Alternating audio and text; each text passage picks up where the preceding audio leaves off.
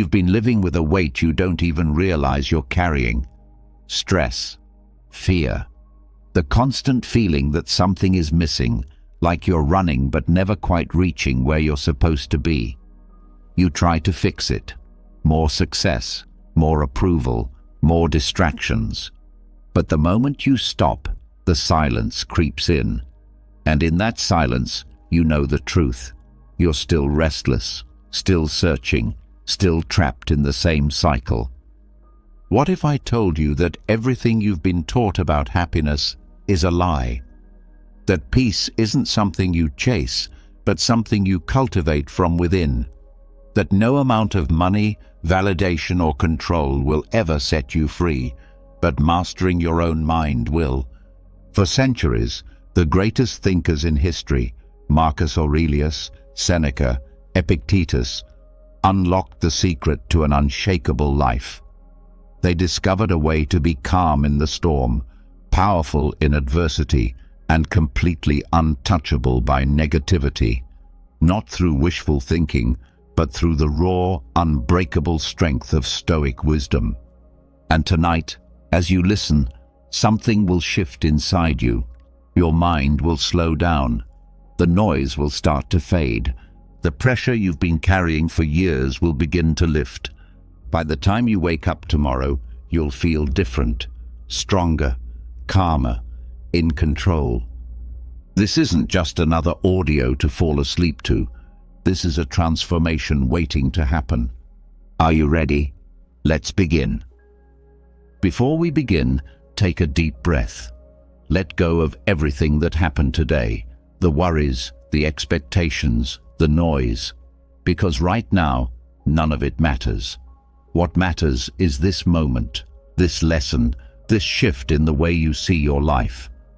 For too long, you've been told that happiness is something you find, that if you just have the right job, the right relationship, the right amount of success, you'll finally feel complete.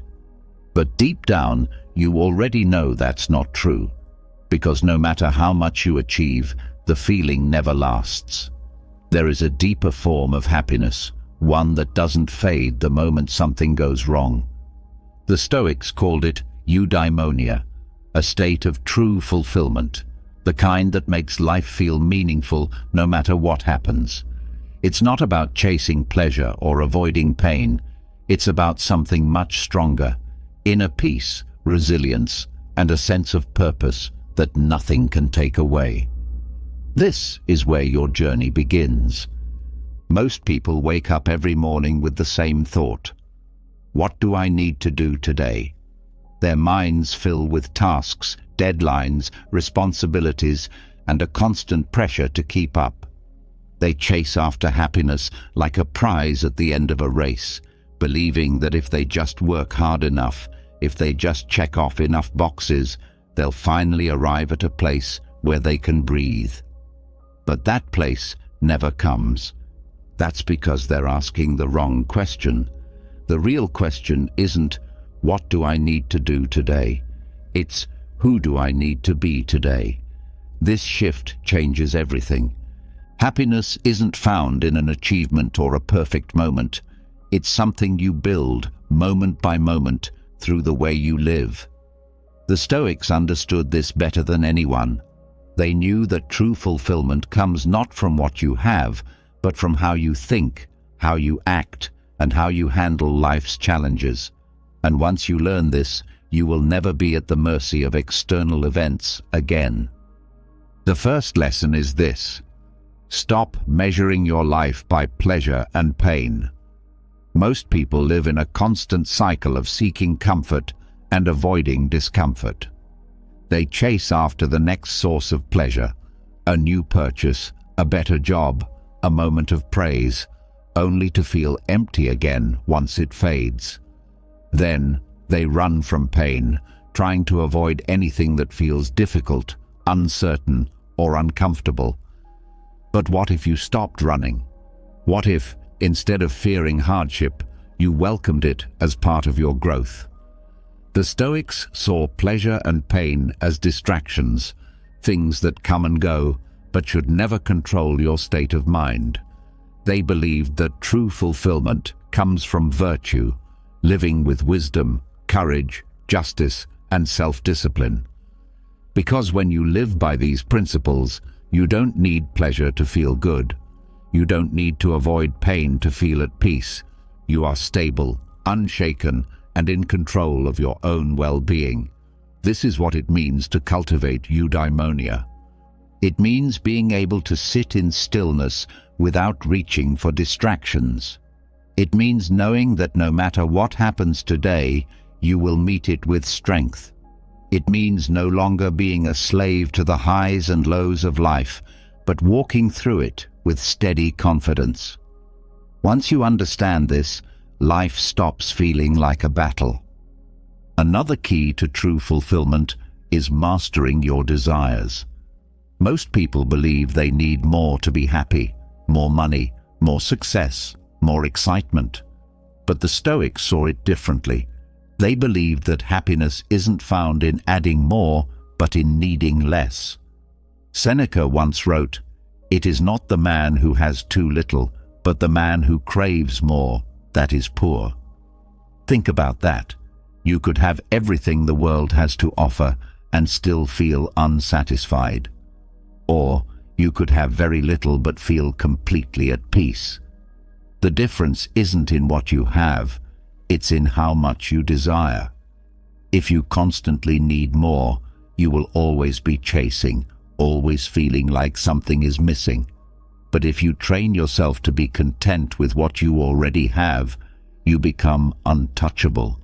You take back your power. That doesn't mean you shouldn't have goals. The Stoics weren't against ambition, but they believed in pursuing things with detachment, working toward your goals without basing your happiness on the outcome. This is the secret to peace. Most people tie their emotions to results. They feel good when they succeed and miserable when they fail. But the Stoic mindset is different. You focus only on what you can control, and you let go of everything else. If you work hard and succeed, great. If you work hard and fail, that's fine too, because your happiness doesn't depend on what happens, it depends on who you are. When you live this way, failure no longer scares you. You stop overthinking every decision. You stop hesitating because you're afraid of things not going your way. You do what needs to be done, and whatever happens, you remain steady. This is true freedom. Eudaimonia also means developing an unshakable inner compass. In today's world, it's easy to lose yourself. People constantly chase trends, opinions, and approval, hoping that if they just do what everyone else is doing, they'll feel good enough. But the Stoics knew better. They knew that real fulfillment comes from living in alignment with your own values, not the expectations of others. When you don't have a clear sense of who you are, you become reactive. Every criticism, every challenge, every bit of bad news shakes you. You constantly wonder, am I good enough? Am I doing the right thing? What if people don't like me? But when you live with integrity, those thoughts disappear. You no longer need validation. You no longer need people to agree with you. You simply act in a way that aligns with your highest self. And when you do that, something incredible happens. You stop feeling lost. You wake up every day knowing exactly what kind of person you want to be. You face problems without fear because you know you will handle them the best you can. You stop seeking happiness in other people's approval because you have something far better: self-respect. This is why Marcus Aurelius wrote, "Waste no more time arguing what a good man should be. Be one." The world doesn't need more people trying to impress others. It needs more people who live with character, who stand firm in their principles, who do what's right even when no one is watching. Because at the end of the day, this is what fulfillment looks like. Not a life of endless pleasure, not a life free from pain, but a life lived fully, honestly, and without regret. Eudaimonia is not something you find. It's something you build. It's in the way you show up every day, whether anyone is watching or not. It's in the way you handle discomfort without running or complaining. It's in the way you live with honor without needing a reward. This is how the Stoics lived. And if you embrace this path, you will no longer be like most people, trapped in the endless chase for happiness, never quite satisfied, never quite free. You will have something far greater. You will have peace. And once you have that, nothing will ever shake you again. You've learned that true fulfillment comes from within. That happiness is not in chasing pleasure, but in cultivating inner peace. That living with integrity and aligning with your values makes you unshakable. But even when you understand this, there is still something that keeps most people trapped: the illusion of control. There is a belief that if you try hard enough, plan well enough, and stay ahead of every possible problem, you can control what happens in life. This belief is not just wrong, it's exhausting. It's the reason so many people live in constant stress, frustration, and anxiety. Because no matter how much effort you put in, things will still go wrong. People will still disappoint you. Unexpected situations will still shake up your plans. You will still feel like you are never fully in control. But what if that was never the goal? What if real power doesn't come from controlling everything, but from letting go? The mind clings to control because it wants certainty. It wants to know what's going to happen, to prepare, to avoid pain and discomfort. It believes that if it just tries hard enough, it can force life to follow its script. But reality doesn't work that way. No matter how carefully you plan, you cannot control the world. And when things don't go as expected, the feeling of failure sets in. People spend their lives fighting reality, resisting what is, and feeling powerless because of it. But the irony is, power does not come from controlling what happens. Power comes from controlling your reaction to what happens. The Stoics understood this deeply.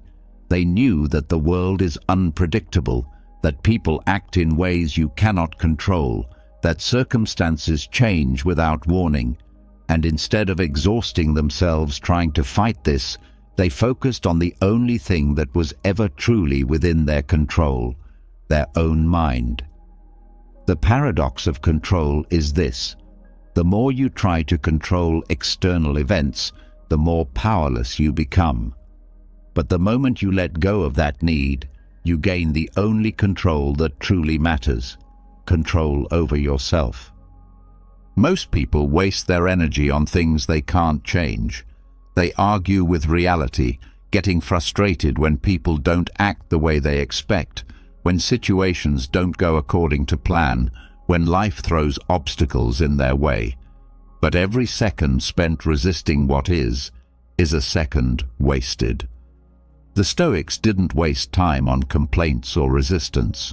They accepted reality for what it was, and in doing so, they moved through life with a sense of freedom most people never experience. This doesn't mean passivity. It doesn't mean giving up or doing nothing.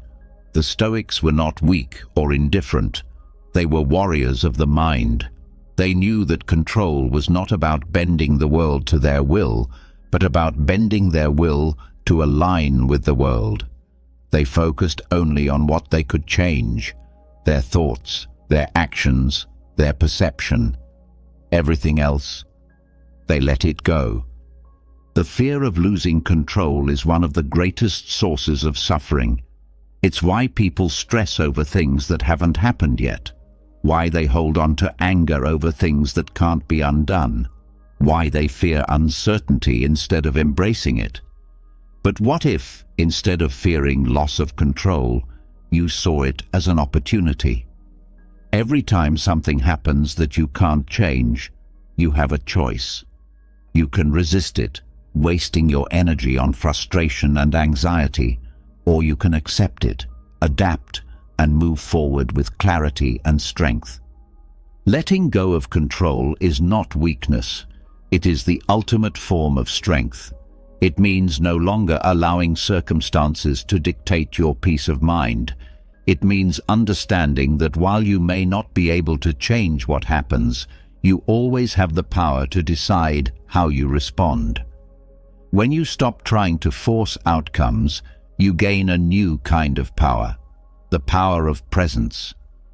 Instead of being stuck in the frustration of how things should be, you move fully into what is.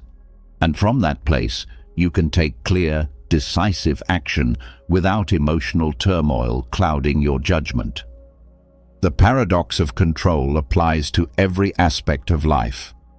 In relationships, people try to control others, how they think, how they act, how they feel.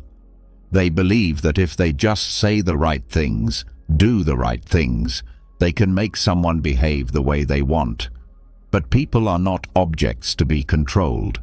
The more you try to force someone to be different, the more resistance you create, and the more tension and frustration follow. But when you let go, when you stop trying to control others and instead focus on being the best version of yourself, something incredible happens. You become magnetic.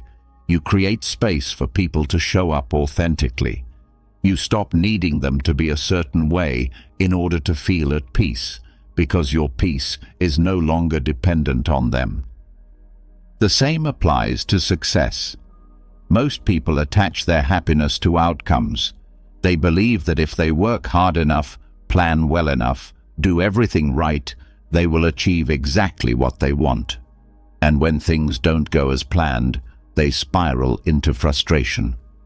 But the Stoics knew better. They understood that effort matters, but results do not belong to you. The only thing you own is the work you put in. Whether it leads to success or failure is not within your control, and once you fully accept this, the stress disappears. You give your best, and then you release the need to control the outcome. Even in the worst situations, this principle holds true. The Stoic philosopher Epictetus was born a slave. He had no control over his circumstances, over the way he was treated, over the limitations placed on him. But instead of allowing that to make him bitter or defeated, he focused on the only thing he could control, his mind. He refused to see himself as a victim. He cultivated strength, resilience, and wisdom. And because of that, he became one of the most respected teachers of Stoic philosophy. His circumstances never defined him. His response to them did. Most people believe that control equals security, that if they can just hold on tight enough, they can prevent bad things from happening. But control is an illusion. No one can predict the future. No one can stop change. The only real security in life comes from adaptability, from the ability to meet whatever comes with clarity and strength. The Stoics trained themselves to be comfortable with uncertainty, to embrace the unknown, because they knew that resisting it only leads to suffering. Think about how much energy is wasted every day on trying to control the uncontrollable. How much stress comes from worrying about what others think, from fearing failure, from replaying the past and dreading the future. Now imagine what would happen if all of that energy was redirected inward, toward mastering the only thing that is ever truly within your power, your own mind. This is the shift that changes everything. You stop worrying about things you can't change. You stop fearing the unknown. You stop being controlled by circumstances, by other people, by things outside of yourself. Instead, you develop a deep inner stability. You meet life as it is, not as you wish it to be. And from that place, you take action, not out of fear, not out of desperation, but out of clarity and strength. Letting go of control doesn't mean life becomes easy. It doesn't mean you won't face challenges. It means that no matter what happens, you will not break. You will not waste time resisting reality. You will accept, adapt, and move forward with unshakable composure. Because true power is not in controlling life. True power is in mastering yourself. Letting go of control does not mean surrendering to weakness. It means no longer allowing external events to dictate your peace of mind. It means shifting focus from what is beyond reach to what has always been within your grasp, your own thoughts. Control is an illusion, but mastery of the mind is real power. And yet, even when people understand this, they remain trapped in cycles of stress, self-doubt, and negativity. It is not the world that makes them suffer, but their own unguarded thoughts. A mind without discipline becomes its own worst enemy, attacking itself with fears, insecurities, and imagined problems. True strength is not just about endurance, but about defense, building a mind that cannot be corrupted by negativity. Thoughts shape perception. Two people can experience the same situation, but one sees it as a disaster, while the other sees it as an opportunity. The difference is not in what happened, but in how the mind interprets it. When left unchecked, the mind turns against itself, distorting reality, magnifying problems, and feeding anxiety. Training cognitive immunity means taking back control, ensuring that negative thoughts do not take root and dictate emotions. The Stoics understood this long before modern psychology. They knew that the greatest battle was not against the world, but against one's own destructive thinking. Every day, the mind absorbs external influences. News, social media, conversations, and past experiences all leave an imprint. Without awareness, these influences shape thinking patterns, often in harmful ways. One careless remark from another person can turn into days of self-doubt. One minor setback can spiral into overwhelming anxiety. Without training, the mind becomes vulnerable to negativity, absorbing and amplifying every fearful or toxic thought. Cognitive immunity is the ability to filter these influences, to decide which thoughts are worth engaging with and which should be dismissed before they take hold. Negativity is contagious. When surrounded by constant complaints, anger, and cynicism, the mind begins to mirror those patterns. People who spend time in toxic environments often find their own thinking becoming pessimistic, their patience thinner, their happiness harder to reach. The brain is wired to adapt to its surroundings, and when the environment is filled with stress, the mind follows. Cognitive immunity requires a conscious effort to protect the mind from these influences, to recognize when negativity is creeping in and stop it before it spreads. This does not mean avoiding all difficulties or ignoring problems, but rather refusing to let external negativity take residence in the mind. Thoughts are habits. Just as the body follows patterns of physical behavior, the mind follows patterns of mental behavior. If negativity becomes the default response, it strengthens over time. Every repeated worry, every moment of self-criticism, every unnecessary stressor carves deeper pathways in the brain, making those thoughts automatic. The longer this pattern continues, the harder it becomes to think in a different way. But just as habits can be broken, thought patterns can be rewired. Every time a negative thought arises, there is a choice: to engage with it, feed it, let it spiral into something worse, or to reject it and replace it with something stronger. Self-doubt is one of the most persistent mental poisons. It convinces people that they are not good enough, that their efforts are meaningless, that they will inevitably fail. It whispers that others are more capable, that success is reserved for someone else. But self-doubt is a lie, one created by the mind itself. No one is born with it. It is learned through repeated exposure to criticism, comparison, and failure. And because it is learned, it can be unlearned. The first step is recognizing that self-doubt is not reality. It is a distortion, a voice that does not deserve attention. The mind thrives on evidence. If self-doubt is constantly fed with proof of failure, it will grow stronger. But if the mind is trained to focus on past victories, on progress, on skills developed, self-doubt weakens. Confidence is not built in a single moment. It is built through countless small acts of proving the mind wrong, through stepping forward even when doubt is loud, through refusing to accept fear as a guide, through choosing action over hesitation. Every time doubt is defied, the brain rewires itself, replacing uncertainty with certainty, hesitation with decisiveness. Stress thrives in the absence of clarity. When problems feel overwhelming, when decisions seem impossible, stress fills the gaps. Most of the time, stress is not caused by the actual situation, but by the mind's inability to see a clear solution. The moment clarity arrives, stress loses its power. Training cognitive immunity means developing the ability to step back, to detach from overwhelming emotions, and to look at problems from a rational perspective.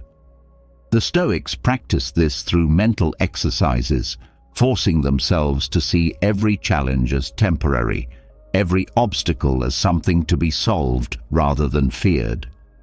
This ability to step outside of immediate emotions and into reason is what separates those who crumble under pressure from those who remain composed. Overthinking is another common way the mind weakens itself. The brain wants certainty, so it analyzes every possibility, every outcome, every detail. But instead of finding clarity, overthinking creates confusion. It turns simple decisions into exhausting battles, fills the mind with doubt, and drains energy on things that do not matter. The key to cognitive immunity is knowing when to stop thinking and start acting. The mind must be trained to recognize when analysis is useful and when it is simply a disguise for fear. Most decisions do not need more thought. They need action. Once a choice is made, overthinking serves no purpose. Letting go of the need for perfect certainty allows the mind to function without unnecessary strain. The strongest minds are not those that avoid hardship, but those that know how to handle it. When negativity, doubt, and stress arise, they do not panic. They do not fight against their own thoughts. Instead, they observe, understand, and redirect. They refuse to be consumed by the moment, always keeping a greater perspective in mind. Instead of allowing small failures to become personal judgments, they see them as part of growth. Instead of internalizing criticism, they extract what is useful and discard the rest. This is the essence of mental strength, not avoidance, not suppression, but conscious choice. A trained mind does not react impulsively. It does not take every negative thought as truth. It questions, it examines, it decides which thoughts are worth keeping and which must be let go. This ability to regulate thought is what determines mental freedom. The person who is a prisoner of their own thoughts will always be at the mercy of emotions, trapped in cycles of worry, fear, and frustration. But the person who builds cognitive immunity, they are untouchable. No insult, no setback, no unexpected event can shake them because their mind does not allow it. The greatest battle is always internal. The strongest people are not those without struggle, but those who have trained their minds to remain strong through it. They know that negativity will always try to creep in, that self-doubt will always try to whisper, that stress will always try to take control, but they do not give in. They do not allow these forces to dictate their thoughts. They stand guard over their minds, filtering what enters, discarding what weakens them, reinforcing what makes them unbreakable. This is what it means to have true cognitive immunity. It is not about never experiencing negativity, but about never allowing it to take hold. It is about recognizing every toxic thought as a choice, one that can be ignored, restructured, or replaced. It is about deciding every single day that the mind will not be ruled by fear, by doubt, by stress. In a world where most people are controlled by their thoughts, where anxiety dictates behavior, where negativity shapes reality, cognitive immunity is the ultimate power. It is the ability to walk through life unaffected by the noise, unshaken by the unexpected, untouchable by the things that once had power over the mind. It is the difference between those who live in a constant battle against themselves and those who have found peace within. Master the mind, and nothing can control you. Train your thoughts, and no negativity can take hold. Build cognitive immunity, and you will move through life with a strength most people will never understand. Most people live as prisoners of their own minds. They are held hostage by their thoughts, consumed by stress, weighed down by self-doubt, and trapped in endless cycles of overthinking. But even deeper than this mental turmoil lies another invisible chain: attachment. Attachment to outcomes, to success, to material possessions, to what others think, to the stories people tell themselves about who they are. This attachment creates suffering, not because life is cruel, but because expectations are fragile. When the world does not match what the mind believes it should be, frustration follows. When possessions are lost, when things do not go as planned, when validation is withheld, suffering appears. But there is a way to free oneself from this invisible burden. Detachment does not mean indifference. It is not about giving up or avoiding responsibility. It is about seeing things as they are, not as the mind wants them to be. It is about breaking the illusion that external events, possessions, and validation define happiness. True detachment is clarity. It is the ability to move through life without being weighed down by expectations. It is the ability to strive for goals while remaining at peace with any result. It is the ability to enjoy what one has without fearing its loss. Psychology and philosophy both confirm this. The more someone clings to something, the more fragile their peace becomes.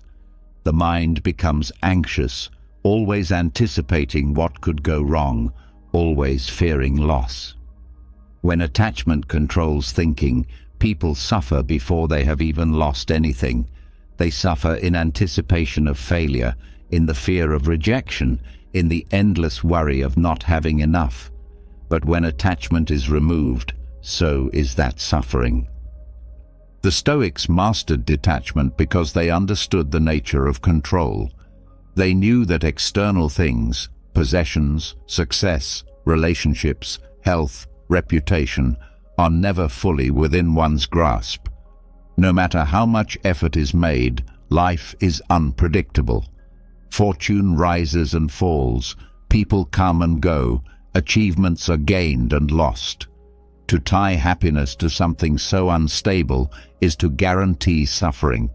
But to cultivate inner stability, independent of circumstances, is to create a peace that cannot be shaken. Modern psychology supports this. Research on attachment theory shows that people who are overly attached to specific outcomes experience higher levels of anxiety and depression. When happiness depends on a job promotion, a perfect relationship, or a specific future, any deviation from that expectation feels like failure. But those who practice detachment are resilient. They set goals without needing a specific outcome. They form relationships without fearing loss. They enjoy success without basing their worth on it. This makes them mentally free. Possessions are another major source of attachment.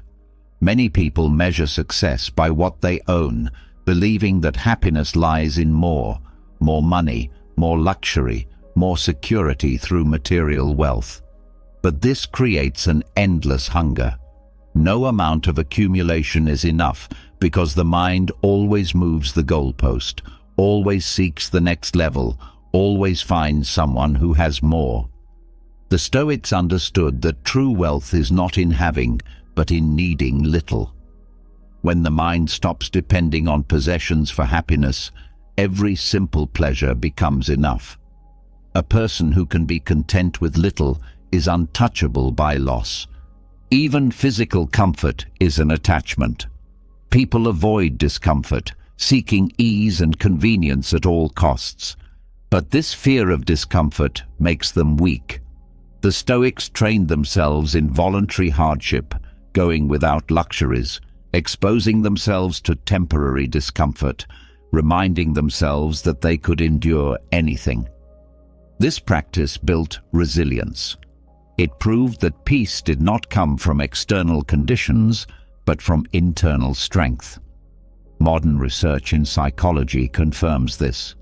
Those who embrace temporary discomfort develop higher stress tolerance and greater emotional stability. Detachment also applies to relationships. People cling to others out of fear of loneliness, fear of rejection, fear of not being enough on their own. But attachment in relationships often leads to control, jealousy, and emotional suffering. The Stoics believed in loving deeply, but without possession. To love someone while accepting that they are free, that they may change, that they may leave, is the highest form of love. It removes fear, neediness, and the anxiety that poisons connection. It allows people to appreciate relationships for what they are, rather than trying to force them into what they want them to be. Another form of attachment is the need for validation. Many people live their lives shaped by what others think, seeking approval, fearing judgment. This makes them prisoners of perception, constantly adjusting themselves to fit expectations, constantly anxious about how they are seen. But the Stoics rejected this. They knew that opinions are unstable, that people judge based on their own biases, that external validation is never consistent. They trained themselves to act based on principle rather than popularity. To detach from opinions is to become truly free, to live with integrity rather than fear. Failure is another illusion of attachment. People fear it, avoid it, see it as a reflection of their worth. But failure is nothing more than an event, a lesson, a moment that passes. The Stoics did not see failure as a loss, but as information, proof of effort, an opportunity to improve. Those who detach from the fear of failure act boldly. They take risks without hesitation. They move forward without dwelling on mistakes. This detachment from outcome makes them unstoppable. The mind itself is a source of attachment. Thoughts, beliefs, identity, all of these are held onto as if they are absolute. But beliefs can be wrong. Identity can evolve. The Stoics practiced self-examination, questioning their own assumptions, remaining open to change. Those who refuse to change, who hold tightly to outdated beliefs, become rigid and fragile. But those who detach from the need to always be right, who embrace learning and growth, become wise. Time is another attachment. People grasp at the past, reliving regrets, wishing they had done things differently. Or they cling to the future, fearing uncertainty, trying to predict what cannot be predicted. But the Stoics knew that only the present moment is real. The past cannot be changed. The future cannot be controlled. To detach from time is to fully live, without regret, without fear, fully engaged in the now. Expectations are the root of suffering. People create stories in their minds about how things should be, and when reality does not match, they feel disappointment. But reality does not care about expectations. It simply is. The Stoics practiced letting go of expectations, accepting whatever came, adapting without resistance.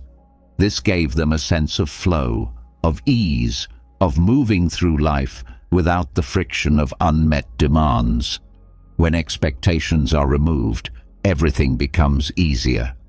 The highest form of detachment is letting go of the illusion of self-importance.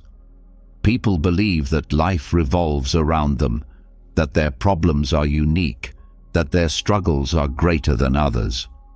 But in the grand scale of existence, each person is a momentary flicker. The Stoics often used the practice of the view from above, imagining themselves from a distance, seeing their problems as small in the vastness of the universe. This perspective shrinks worries, removes ego, and replaces it with humility and peace. Detachment is the path to true power. It removes suffering at the root. It frees the mind from the constant turmoil of wanting, fearing, expecting. It allows people to act without hesitation, to love without possession, to succeed without arrogance, to fail without despair. It creates a life of peace, clarity, and unshakable freedom. Those who practice it become untouchable, not because nothing happens to them, but because nothing owns them. This is the ultimate secret of Stoic detachment: to be fully engaged in life, to act with purpose, to strive for excellence, but to be free from the chains of needing any particular outcome. To walk through the world with open hands, unburdened, unafraid, completely at peace. Detachment creates freedom.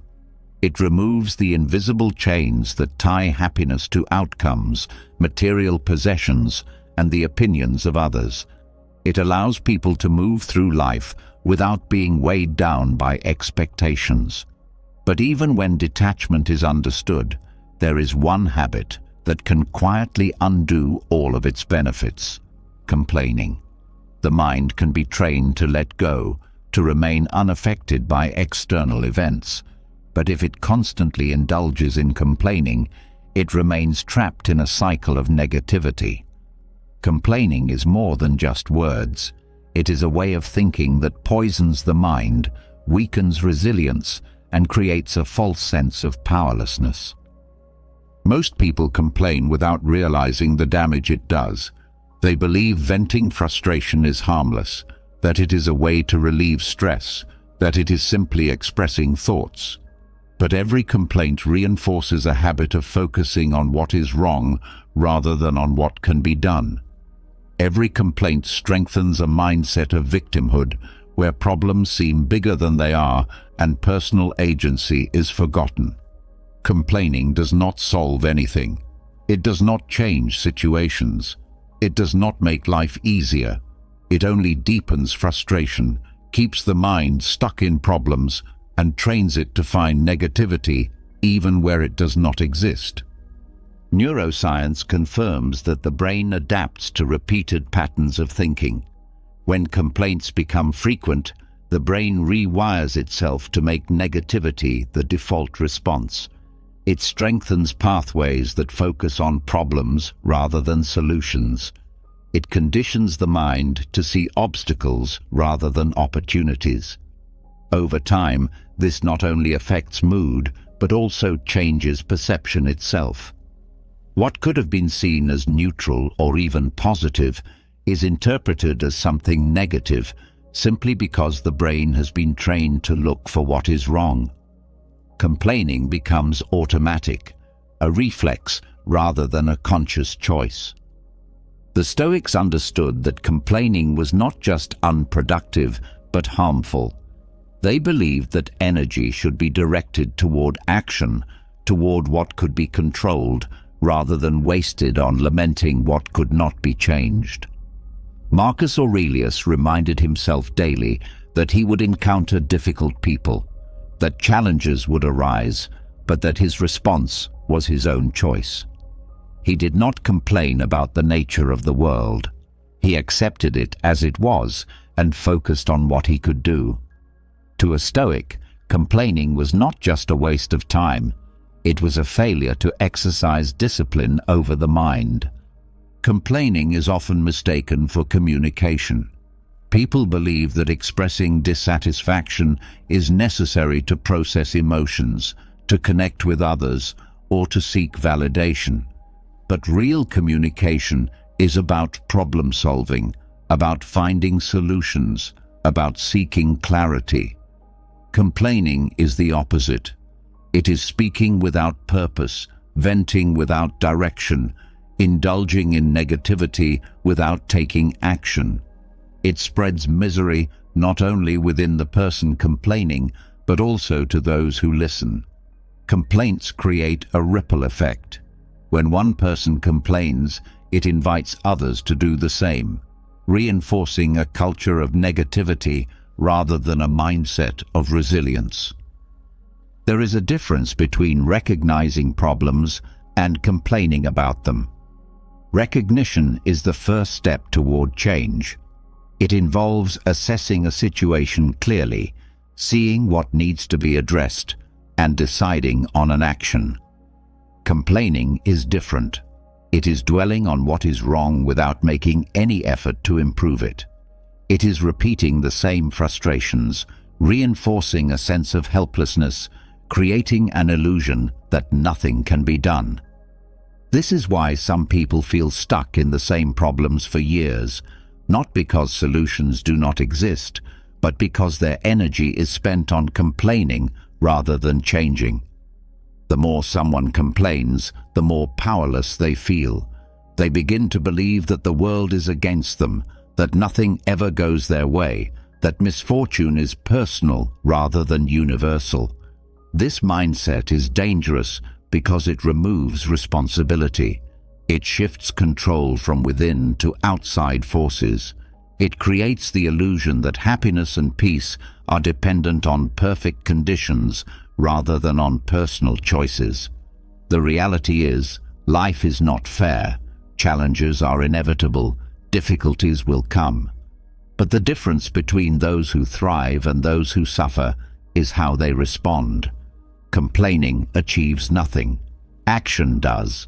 Even small complaints reinforce negativity. Complaining about the weather, about slow traffic, about minor inconveniences, all of these seem harmless, but they train the mind to react with frustration rather than acceptance. They condition the brain to resist reality instead of adapting to it. When minor annoyances are met with constant complaints, the mind loses resilience. It becomes reactive, fragile, unable to handle anything unexpected without irritation. This is why some people remain calm in the face of serious problems, while others become overwhelmed by the smallest inconveniences.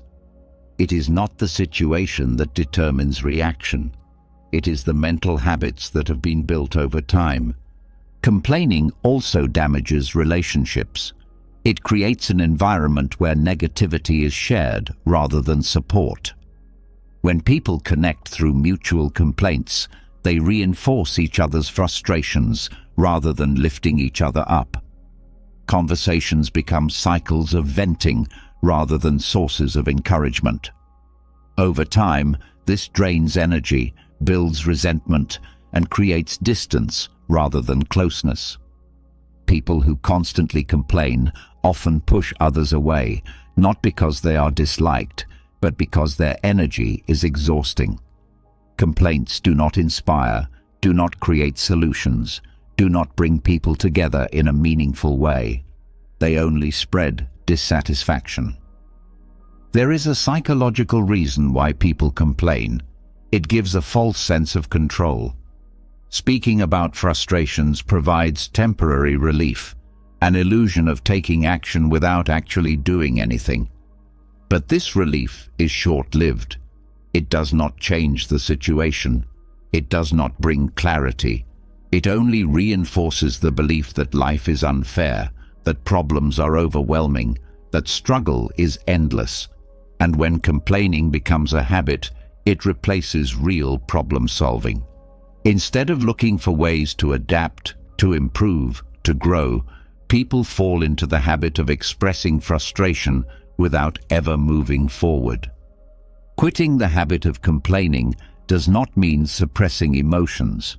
It does not mean pretending that everything is fine or ignoring problems. It means shifting focus from frustration to action. It means recognizing challenges without being consumed by them.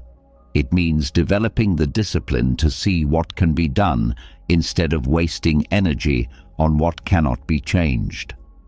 When complaining is replaced with problem solving, everything changes. The mind becomes lighter, stress decreases, resilience grows. Complaints create mental fog, but clarity comes from accepting reality and responding with purpose. Breaking the cycle of complaining requires awareness. The habit is so ingrained in many people that they do not even notice it. The first step is paying attention, catching complaints before they are spoken, recognizing negative thought patterns before they take hold. Once awareness is developed, the next step is replacement. Every time the urge to complain arises, it must be redirected towards something productive. Instead of saying, "This is unfair," ask, "What can I do?" Instead of saying, "I hate this situation," ask, "How can I handle it better?" Instead of saying, "Why does this always happen to me?" ask, "What lesson can I take from this?" Language shapes thought. The words that are spoken reinforce the mindset that is developed. If complaints dominate speech, negativity dominates thinking. Changing language changes perception. Choosing to speak in ways that reflect solutions rather than frustration rewires the brain toward resilience. The difference between a person who complains and a person who adapts is not luck, not circumstance, but perspective. One focuses on problems, the other focuses on progress. There is a power in silence. When frustration arises, when difficulties appear, when situations feel unfair, silence allows space to think before reacting. Complaints are impulsive. They are the immediate emotional response, unfiltered and often exaggerated. But a moment of silence creates an opportunity to pause, to reflect, to choose a response rather than react instinctively. The Stoics practiced this form of restraint, knowing that the first thought is often the least useful. By choosing not to complain, by waiting before speaking, they gained control over their emotions and their perspective. Resilience grows in the absence of complaints. When challenges are met with acceptance rather than resistance, strength develops. When difficulties are faced with calm rather than frustration, clarity emerges. The greatest advantage of quitting complaints is the freedom it brings. No longer being controlled by small annoyances, no longer being affected by every inconvenience, no longer being trapped in cycles of frustration that lead nowhere. A person who does not complain is a person who is not easily disturbed, who moves through life with ease, who carries a lightness that others notice but cannot always explain. Complaining is the language of those who feel powerless, but quitting complaints is an act of reclaiming power. It is choosing to focus on what matters, to direct energy where it can make a difference, to rise above pettiness and negativity. The mind is either a source of suffering or a tool for strength. The choice is always there, to dwell on problems or to seek solutions, to remain stuck or to move forward. A life without complaints is not a life without problems. It is a life where problems do not define mindset, where difficulties do not control emotions, where every situation is met with clarity, composure, and unshakable strength. Complaining weakens the mind. It makes problems seem bigger, strengthens a sense of helplessness, and blinds people to their own ability to change their situation. When complaints are removed, something powerful happens. The mind stops focusing on frustration and starts searching for solutions. But sometimes solutions are not immediate. Sometimes no amount of effort can change a situation. Sometimes suffering is unavoidable. And when pain becomes a reality that cannot be escaped, what happens next determines everything. Pain can break a person, or it can transform them. It can leave them bitter, or it can make them stronger. Those who learn to endure, to adapt, to extract meaning from suffering, do not just survive hardship, they evolve because of it. The Stoics understood this better than anyone. They did not see pain as something to be feared, but as something to be studied. They treated suffering as a teacher, a force that could shape character, build resilience, and refine the mind. Epictetus, one of the greatest Stoic philosophers, was born into slavery. He had no control over his early life, no freedom, no power. He was mistreated, his body permanently injured, his choices taken from him. But instead of seeing himself as a victim, he chose to master the only thing that could never be taken from him, his mind. He did not waste energy on resentment. He did not allow his suffering to define him. He used it to develop a philosophy of strength, one that turned hardship into wisdom and adversity into discipline. Pain is inevitable. No one escapes it. Loss, failure, rejection, injustice, these are all part of life. Some experience more suffering than others, but no one is immune. The difference is in how pain is processed. Most people resist it, try to escape it, seek distractions to numb it. But pain that is ignored does not disappear. It lingers, buried beneath distractions, resurfacing in different forms: anger, anxiety, resentment, self-doubt. Running from suffering only makes it worse. The Stoics knew that to master pain, one must face it directly, study it, understand it. They believed that suffering could be used as a tool, a force that sharpens the mind, strengthens the will, and deepens understanding of life. Hardship strips away illusion. It reveals truth. It exposes weakness. It forces people to confront what they are made of. In comfort, the mind becomes complacent. Assumptions go unchallenged.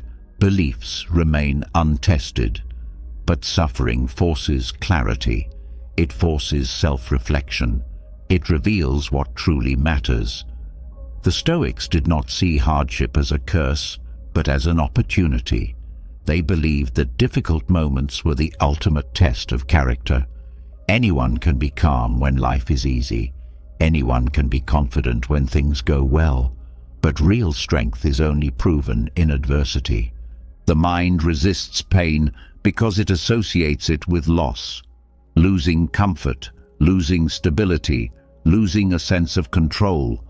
But loss itself is a teacher. It reveals attachment. It shows what has been depended on too heavily. It exposes illusions of permanence. The Stoics practiced voluntary hardship for this reason. They fasted. They slept on the floor. They exposed themselves to discomfort, not because they enjoyed suffering, but because they wanted to train their minds. They wanted to prove to themselves that they could endure, that they did not need as much as they thought, that they could lose and still remain whole. Modern psychology confirms this. Studies on post-traumatic growth show that people who endure great hardship often emerge stronger, more resilient, more focused on what truly matters. Pain forces adaptation. It pushes the mind beyond its limits. It strips away the unnecessary and leaves behind only what is essential. But growth is not automatic. Some become bitter, broken, consumed by anger. The difference lies in perspective. Those who see suffering as unfair, as meaningless, as something to complain about, remain stuck in it. But those who search for meaning, who extract lessons from hardship, who use pain as fuel for transformation, move forward. Pain reveals hidden strength. People are always stronger than they believe, but most never discover this because they have never been tested. They have never been pushed beyond what is comfortable. When hardship comes, the first instinct is to believe it is too much to handle. But survival proves otherwise. People endure more than they think they can. They adapt to conditions they once believed impossible. The mind is flexible. It adjusts. It finds ways to cope. It develops new strategies. What once seemed unbearable becomes normal. And through this process, confidence is built. Not the shallow confidence that comes from external success, but the deep confidence that comes from knowing that no matter what happens, it can be handled. Resilience is not about avoiding pain. It is about meeting it with the right mindset. It is about refusing to let suffering define identity. The strongest people are not those who have never struggled, but those who have faced hardship and refused to be broken by it. They do not waste time asking why they must suffer.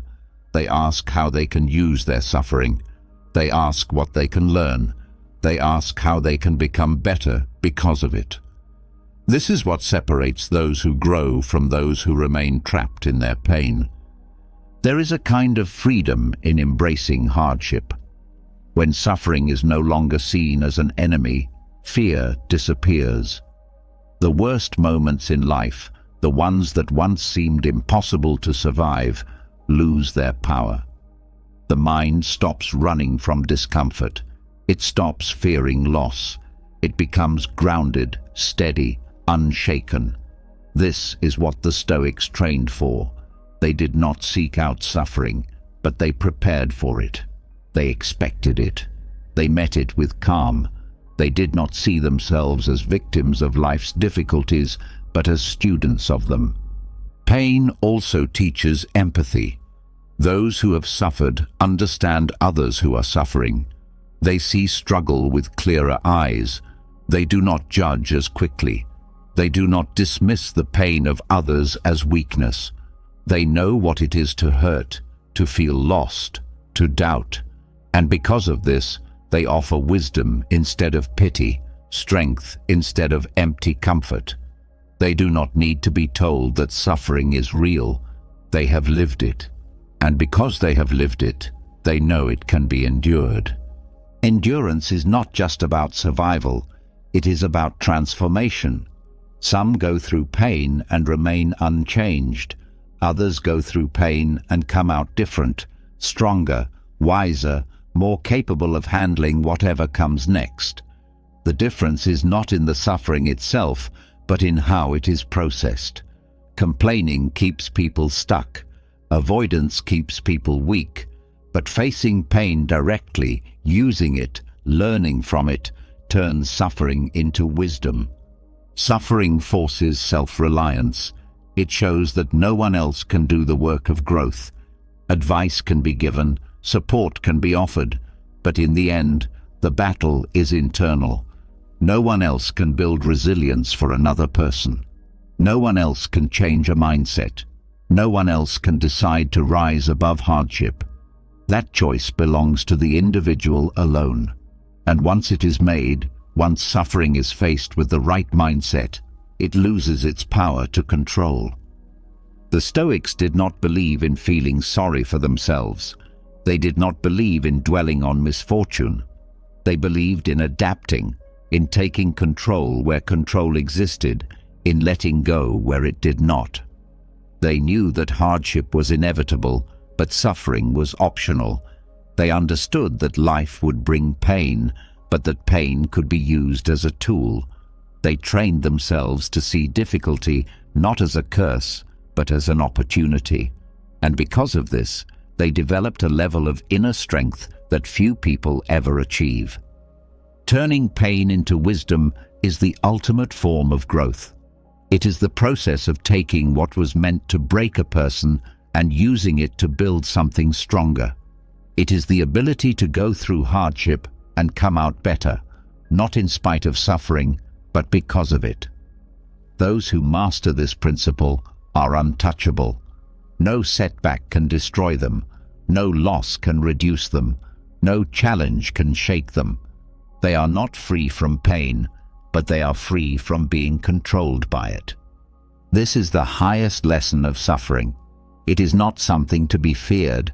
It is not something to be avoided.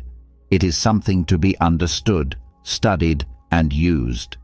Pain does not define a person. How they respond to it does. Those who embrace this truth, who learn to transform suffering into strength, who refuse to be broken, become something rare, unshakable, unafraid, and wiser than those who have never been tested. Pain is the ultimate teacher. It strips away illusion, tests resilience, and forces growth. Those who embrace suffering as part of life rather than resisting it gain a level of wisdom that cannot be taught in comfort. But wisdom alone is not enough. Strength is not just built in reaction to hardship, it is also developed in preparation for it. Most people fear what they do not expect. They are caught off guard by loss, by failure, by betrayal, by sudden misfortune. And when the unexpected arrives, they break, not because they are weak, but because they never prepared their minds for the inevitable. The Stoics knew that suffering is not a possibility, but a certainty. They did not wait for misfortune to strike before learning how to endure it. They trained themselves in advance, hardening their minds long before hardship arrived. This practice, known as premeditatio malorum, is the art of mentally preparing for worst-case scenarios. It is the process of visualizing difficulties before they happen, rehearsing responses, training the mind to remain steady in the face of disaster. Most people avoid thinking about the worst. They convince themselves that if they do not acknowledge misfortune, it will not come. But ignoring potential hardship does not prevent it. It only makes it more destructive when it arrives. The Stoics believed in facing reality head-on. They knew that everything can be lost. Health can decline. Wealth can vanish. Loved ones can be taken away. Reputation can be destroyed. By thinking through these losses in advance, by fully experiencing them in the mind before they happen, they removed the power of shock. When loss eventually came, they were ready. Fear is born from uncertainty. The unknown is terrifying because the mind has no reference point, no blueprint for how to respond. But when worst-case scenarios have already been explored in thought, they lose their edge. The mind is no longer paralyzed by fear. It does not fall into panic. It follows the path it has already walked in preparation. The Stoics practiced this constantly. They would visualize losing everything: poverty, exile, betrayal, sickness, even death. Not as a morbid exercise, but as a way to train their minds to remain calm under any circumstances. Psychology confirms the power of mental rehearsal. Studies show that athletes, soldiers, and high performers who visualize challenges before they occur perform better under pressure. The brain, when exposed to imagined scenarios, does not fully distinguish between thought and reality. It learns. It adapts. It builds resilience before the event even takes place. This is why the Stoics trained their minds through worst-case visualization. They did not wait for suffering to test them. They tested themselves first. Most people resist this idea because they believe thinking about misfortune will bring it into existence. They avoid thoughts of illness, of financial ruin, of personal failure, believing that ignoring these possibilities will protect them. But avoidance is not protection. Reality does not care whether it is ignored, and when hardship arrives, those who never considered it are left defenseless. They crumble, unable to process the weight of what is happening. But those who have practiced premeditatio malorum do not collapse. They recognize the situation. They understand its nature. They know they have already been here before, in thought, in preparation. There is freedom in this mindset. Those who are mentally prepared for loss do not live in fear of it. They do not cling to what they have as if it will last forever. They appreciate it fully, knowing it is temporary. They enjoy relationships without dependency, wealth without attachment, status without arrogance. They are never caught off guard because they have already considered every possibility. They are not surprised by betrayal, by injustice, by hardship. They have rehearsed these outcomes, processed them, accepted them. This makes them immune to the shock that destroys others. Loss is one of the greatest sources of suffering. People suffer not just from what they lose, but from the belief that they were never supposed to lose it. They tell themselves that life should have been different, that certain things should have lasted forever, that misfortune is unfair. But nothing is permanent. Everything changes. Everything is vulnerable to loss. When this reality is deeply understood, suffering decreases. The Stoics did not grieve their expectations because they never allowed themselves to believe that life was predictable. They trained their minds to be flexible, to accept every outcome, to remain steady in any storm. Preparation is not pessimism. It is not dwelling on negativity. It is strengthening the mind to handle reality as it is, not as one wishes it to be. There is no weakness in facing hardship before it arrives. There is only wisdom. The military does not train for battle after war has begun. Athletes do not prepare after the game has started. Those who wait until they are suffering to develop resilience are already too late. The mind must be trained before it is tested. The body must be conditioned before it is pushed to its limits. The Stoics treated life the same way. One of the most powerful aspects of premeditatio malorum is how it changes perspective. When people experience hardship for the first time, they see it as the worst thing that has ever happened. They fall into despair, believing they have lost everything. But those who have already considered misfortune see it differently. They do not see disaster. They see an event. They do not see loss. They see change. They do not see suffering. They see an opportunity to prove their strength. The difference is not in what happens, but in how the mind interprets it. This practice also creates gratitude.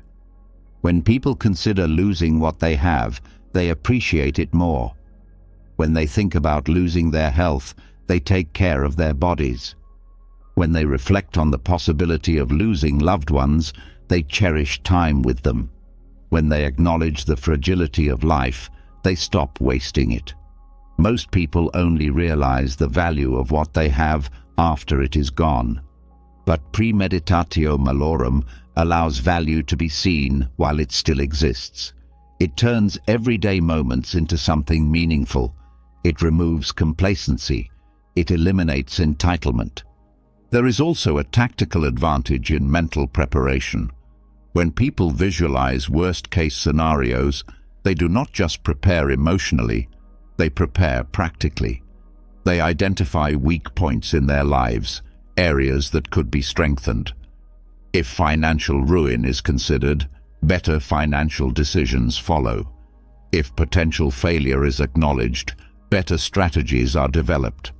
If personal loss is reflected on, stronger emotional stability is built. Those who ignore risks are blindsided by them. Those who prepare, even if misfortune never comes, benefit from the discipline, awareness, and strength that preparation brings. Fear controls those who are unprepared. Fear dictates their decisions, their emotions, their peace of mind. Fear makes them avoid risk, hesitate in action, live cautiously rather than fully. But those who train their minds to accept and prepare for hardship are no longer controlled by fear. They do not hesitate to take action. They do not live in paranoia. They do not avoid challenges because they know they can handle whatever follows. They are free, not because they avoid suffering, but because they have already made peace with it. Strength is not built in easy times. It is built in preparation for difficulty. Those who wait for hardship before developing resilience suffer unnecessarily. Those who expect misfortune, who prepare for it, who rehearse it in thought, do not break when it arrives. They stand firm. They adapt. They act with clarity rather than panic. This is why the Stoics trained themselves not just in philosophy, but in discipline. They did not wait for life to test them. They tested themselves first. The greatest power a person can have is the ability to remain unshaken, not because they are immune to hardship, but because they are ready for it. They do not suffer from the shock of the unexpected. They do not waste time resisting reality. They do not lose themselves in fear. They meet every moment with calm, with strength, with the unbreakable certainty that no matter what happens, they will endure. Premeditatio malorum is not just a practice. It is a way of living. It is the difference between those who crumble under pressure and those who rise above it. It is the difference between those who live in fear of what may happen and those who walk through life with steady, unshakable minds. Those who master this principle gain something most people never find: freedom from fear itself. Preparing for hardship removes fear. It allows the mind to face uncertainty without being overwhelmed by it. Those who expect misfortune, who train themselves mentally to withstand loss, failure, and struggle, do not break when challenges arrive. But preparation alone is not enough. Survival is not the goal. The goal is transformation. The strongest minds do not just endure adversity, they grow stronger because of it. They take hardship and turn it into power. They do not just resist damage, they become better from it. This is what it means to be anti-fragile, to gain strength, wisdom, and resilience, not in spite of challenges, but because of them.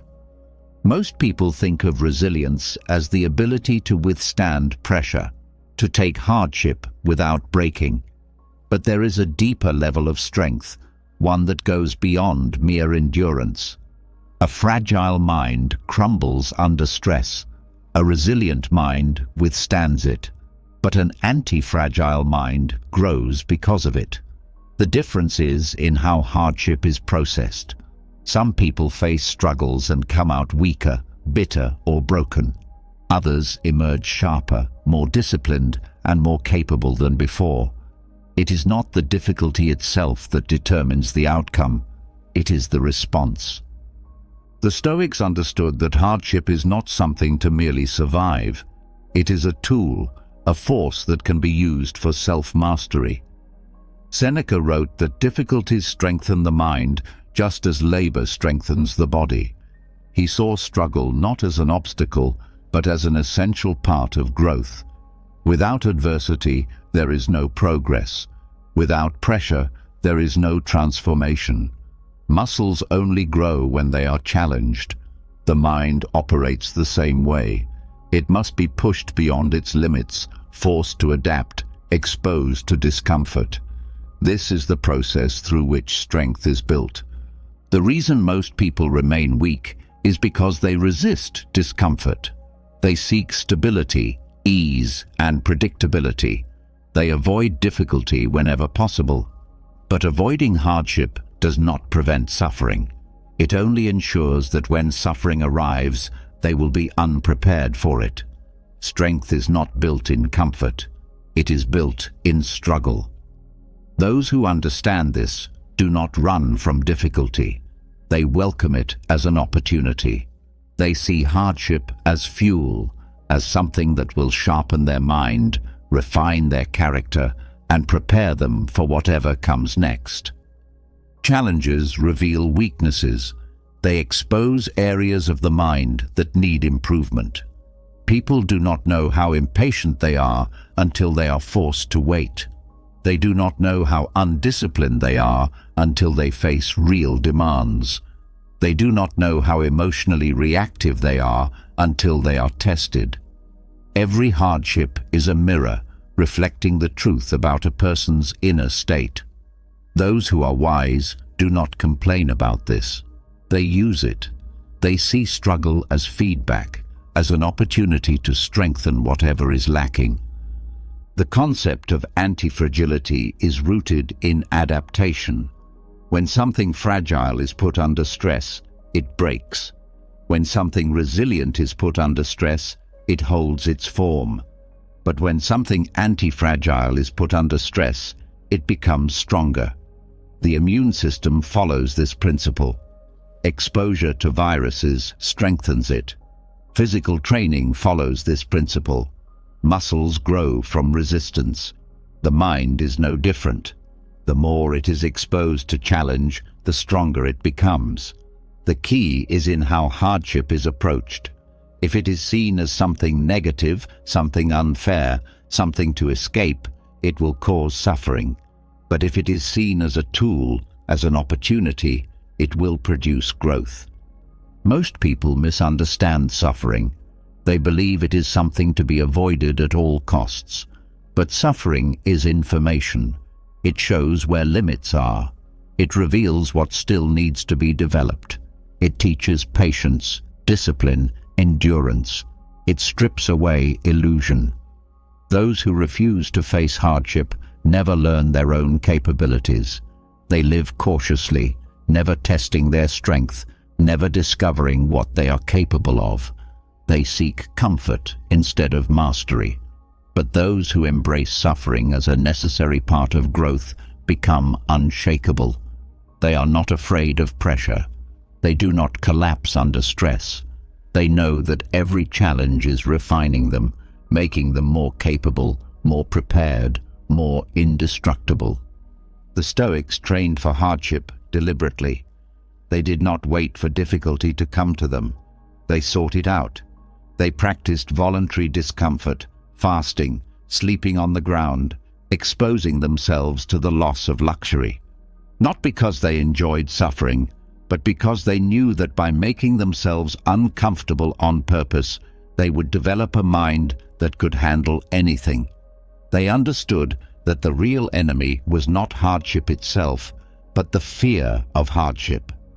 When fear is removed, strength is unlocked. There is a reason why those who go through the greatest struggles often develop the deepest wisdom. Hardship forces introspection. It forces adaptation. It demands a new way of thinking. No one grows when life is easy. No one becomes strong in the absence of challenge.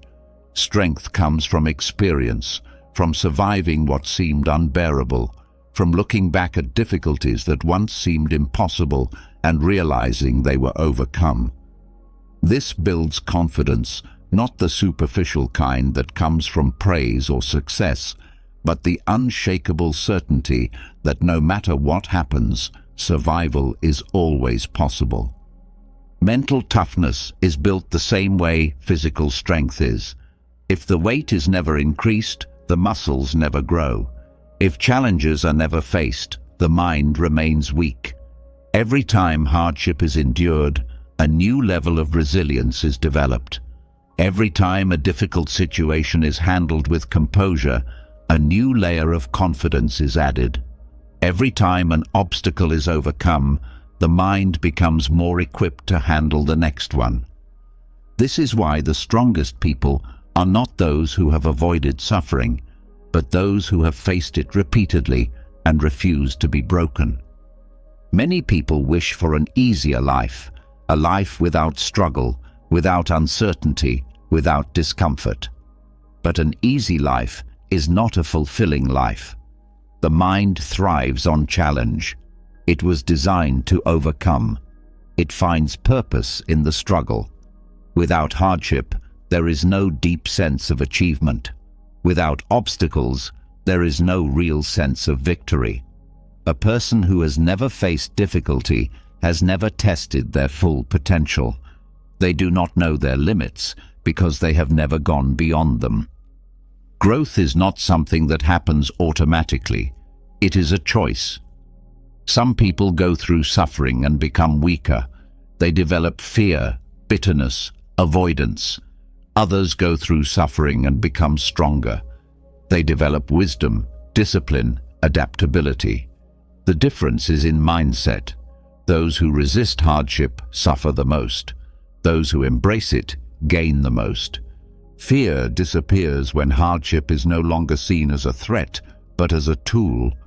The mind stops seeing difficulties as something to escape and starts seeing them as something to learn from.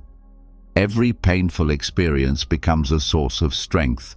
Every setback becomes a lesson. Every failure becomes proof that endurance is possible. The goal is not just to survive, but to thrive.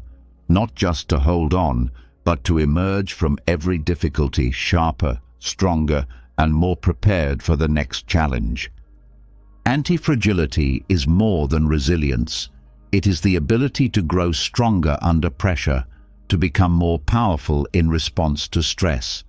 It is the ability to take whatever life brings and turn it into an advantage. Those who master this principle are not afraid of hardship. They do not seek comfort. They seek challenge. They welcome discomfort. They know that the strongest minds are forged in fire, that the deepest wisdom is earned through struggle, that the most unshakable confidence is built through overcoming what once seemed impossible. The greatest transformation comes from the greatest adversity. Strength is not something given, it is something built. And it is built through hardship, through pain, through the repeated choice to face difficulty with courage instead of fear. The mind is either broken by challenge or strengthened by it.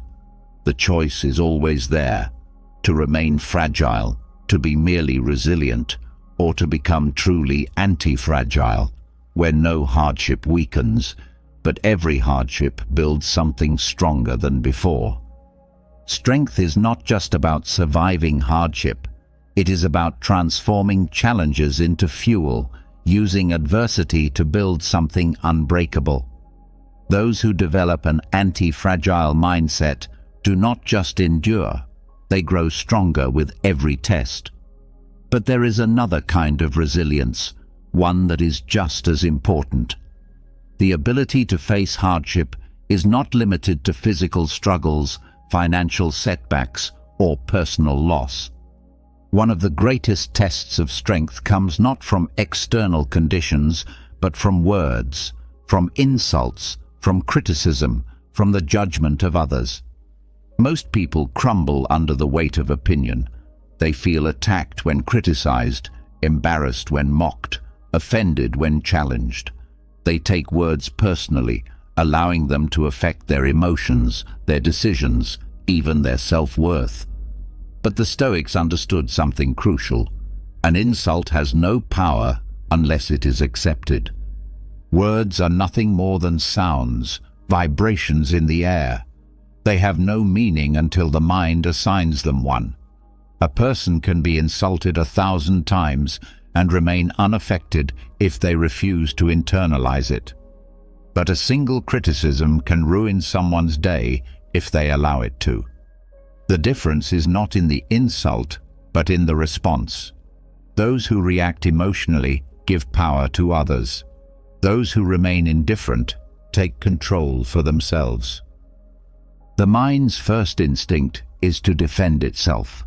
When insulted, the ego rises in protest. It wants to argue, to prove its worth, to retaliate. But this reaction is a sign of weakness, not strength. It means the insult has been taken seriously.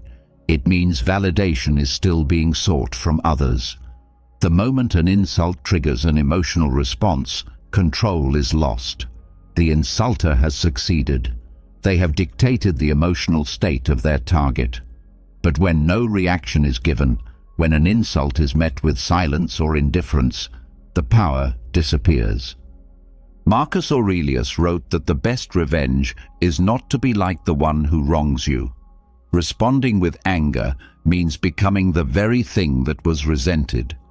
Losing composure means being controlled by the insult rather than controlling the reaction. The Stoics practiced restraint, not out of passivity, but out of mastery. They understood that reacting to an insult is like being pulled by a leash. The person insulting is holding the rope, and every emotional response is a step in the direction they want. But by refusing to react, the leash is dropped. Criticism is another test of resilience. Unlike insults, which are meant to harm, criticism often carries truth. But most people do not know how to separate useful feedback from unnecessary judgment. They see every critique as an attack, every disagreement as a personal rejection. This is why so many remain stuck in their ways, never improving, never learning. The Stoics approached criticism with logic, not emotion. If a statement was true, it was an opportunity to correct a flaw. If it was false, it was irrelevant. Either way, there was no reason to be offended. Seneca advised that a wise person should welcome criticism, not fear it. To reject all critique is to reject growth. To resist feedback is to remain blind to one's own weaknesses. But to accept criticism wisely means using it as a tool, filtering out what is useful and discarding what is not. This requires humility. The ego resists correction. It does not want to be told it is wrong. But ego is the enemy of wisdom. The moment someone believes they are beyond critique, they have stopped growing.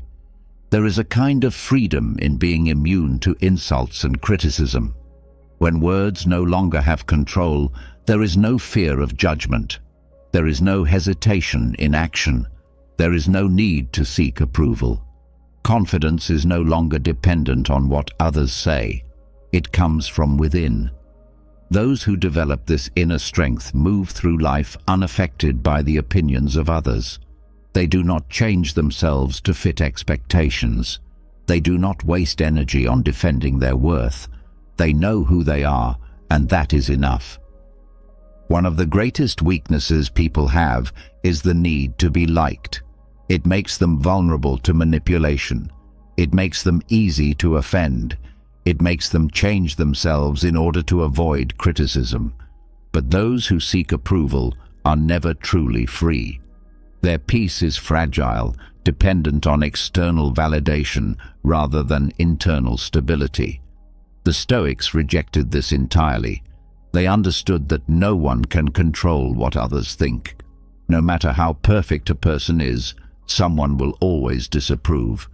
Trying to please everyone is a losing battle. Epictetus taught that people are not disturbed by things, but by their interpretation of those things. This applies to insults and criticism as well. No words have the power to harm unless they are given meaning. Someone can insult a person's intelligence, but if that person knows their own worth, the insult means nothing. Someone can criticize a decision, but if the decision was made with wisdom, the criticism is irrelevant. The key is to remain steady, never allowing external words to shape internal peace. Many people feel the need to respond to every insult, to defend themselves against every criticism. But this is wasted effort. Arguing with those who insult is like fighting the wind. It achieves nothing. Those who insult often seek reaction, not truth. They want control, not discussion. Ignoring them is not weakness. It is wisdom. Silence is a weapon, one that disarms those who seek to provoke. No reaction leaves them powerless. Criticism that carries truth should be examined, not resisted. A person who refuses to accept any critique is a person who remains blind to their own flaws. Growth requires the ability to listen without defensiveness, to take what is useful and discard the rest. It is not about agreeing with every critic, but about recognizing when improvement is possible. The Stoics did not see correction as an insult, but as an opportunity. To be offended by truth is to choose ignorance over wisdom. The mind must be trained to detach from words. Just as physical training strengthens the body, mental training strengthens emotional stability. Exposure to criticism without reacting, hearing insults without responding, practicing self-restraint in the face of provocation. These are exercises in control. Over time, emotional reactions fade. Insults lose their sting. Criticism stops feeling personal. The mind becomes indifferent, no longer disturbed by the noise of others. There is no freedom in being ruled by the opinions of others. Those who are easily offended are controlled by everyone around them. Their peace is at the mercy of every comment, every insult, every judgment. But those who master emotional indifference are untouchable. They do not need approval. They do not fear criticism. They do not waste time on meaningless conflicts. They focus on what matters, on action, on growth, on wisdom. Most people seek control over others, over circumstances, over external events. But real power is control over the self. To remain calm when insulted, to stay composed when criticized, to respond with logic rather than emotion. This is true strength. Those who have mastered this cannot be manipulated. They cannot be provoked. They cannot be shaken. They move through the world with steady confidence, knowing that no words can define them. The greatest weapon against insults and criticism is not anger, not retaliation, not defense. It is indifference. It is knowing that words only have meaning if they are given meaning. It is understanding that opinions are fleeting, judgments are temporary, and self-worth does not come from others. Those who embrace this principle become unshakable. They are no longer controlled by the noise of the world. They are free. Emotional freedom is power. When words no longer control reactions, when insults and criticism lose their ability to disturb, a person gains a kind of strength that few ever achieve. But external opinions are not the only things that weigh on the mind. Many remain trapped by something even more insidious: emotional attachments. These attachments are not always obvious. They exist in relationships, in memories, in desires, in habits that feel comfortable but silently drain energy. They form unseen chains that hold people back, making them dependent on things outside of their control. Breaking free from these chains requires something deeper than discipline. It requires clarity. The Stoics understood that suffering often comes not from what happens, but from what the mind refuses to let go of. People attach themselves to others, to past experiences, to certain outcomes, believing that these attachments bring security. But the very things they cling to often become the sources of their greatest pain. A relationship that once brought joy now feels like a burden. A dream that once inspired now feels like a trap. A past failure still lingers, shaping present fears. The problem is not the thing itself, but the mind's unwillingness to release it. Stoic meditation is the practice of stripping away illusion, of seeing things as they truly are rather than as the mind wants them to be. It is a process of questioning, of examining emotions with ruthless honesty.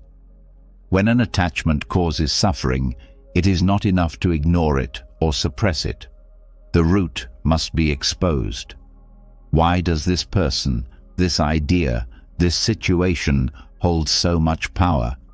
What belief keeps it alive? What fear makes it difficult to let go?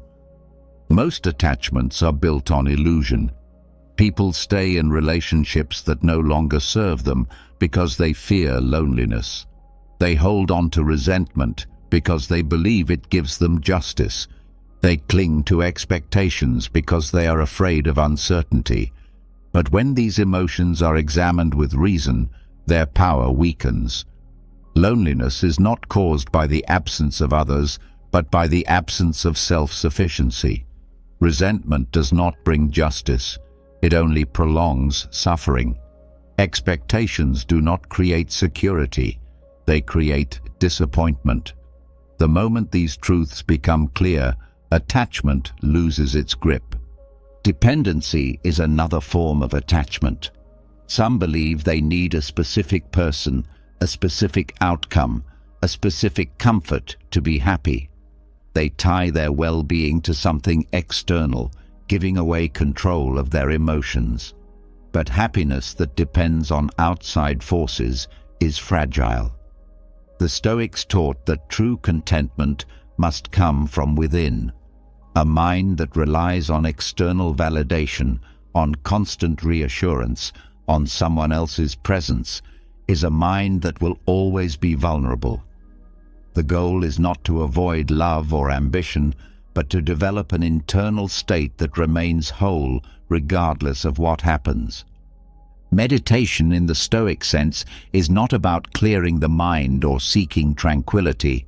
It is about dissecting emotions, challenging beliefs, exposing weaknesses. It is about looking at a fear, an attachment, a dependency, and asking, what if this were gone? Would life end? Would happiness become impossible? Or is it only the mind's resistance to change that makes it seem unbearable? The brain clings to familiarity because it confuses it with safety. But growth is impossible without change, and change is impossible without letting go. There is nothing wrong with love, with ambition, with connection. But when these things become a necessity rather than a choice, they create chains. When people believe they cannot function without someone, when they cannot accept an outcome different from the one they imagined, when they tie their identity to something external, they lose their own power. They make themselves slaves to circumstances. The Stoics sought to break these illusions by constantly reflecting on impermanence. Everything changes. People leave, plans fail, comforts disappear. But none of these losses define a person unless they are allowed to. Seneca advised practicing loss in the mind before it happens, reflecting on what it would be like to live without certain relationships, without certain privileges, without certain comforts. Not as a way to create suffering, but as a way to prove that survival is possible. Those who have prepared their minds for loss are never destroyed by it. Those who accept that nothing is guaranteed appreciate what they have without fear. The ability to love fully without attachment, to enjoy success without dependency, to experience connection without ownership, this is true freedom. Toxic relationships thrive on dependency. One person feels they need the other to be complete, to be validated, to be worthy. But no external relationship can create internal wholeness.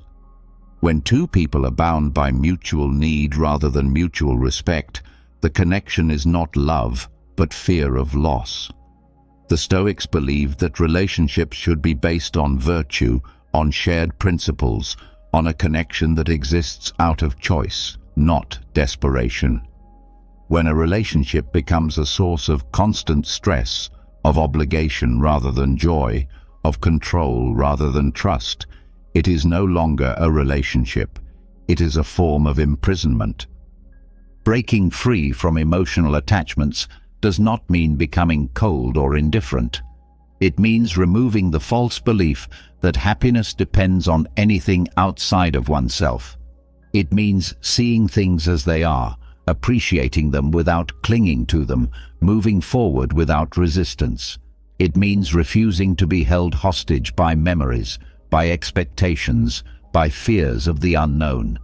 The mind is only trapped by what it refuses to question. The moment an attachment is examined and understood, its power begins to fade. Attachment to the past is another silent chain. Many live in regret, in guilt, in nostalgia, in stories of what should have been. But the past does not exist except as a memory. It cannot be changed. It cannot be relived.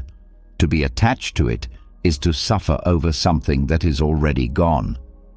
The Stoics meditated on the present moment, training themselves to focus only on what could be acted upon. They did not dwell on old wounds. They did not hold on to pain that no longer served them. They faced forward, always choosing to use the present rather than mourn the past. Fear of the future is another form of attachment. People hold on to expectations because they fear what will happen if things do not go their way. They seek control, trying to predict outcomes, trying to ensure certainty. But control is an illusion.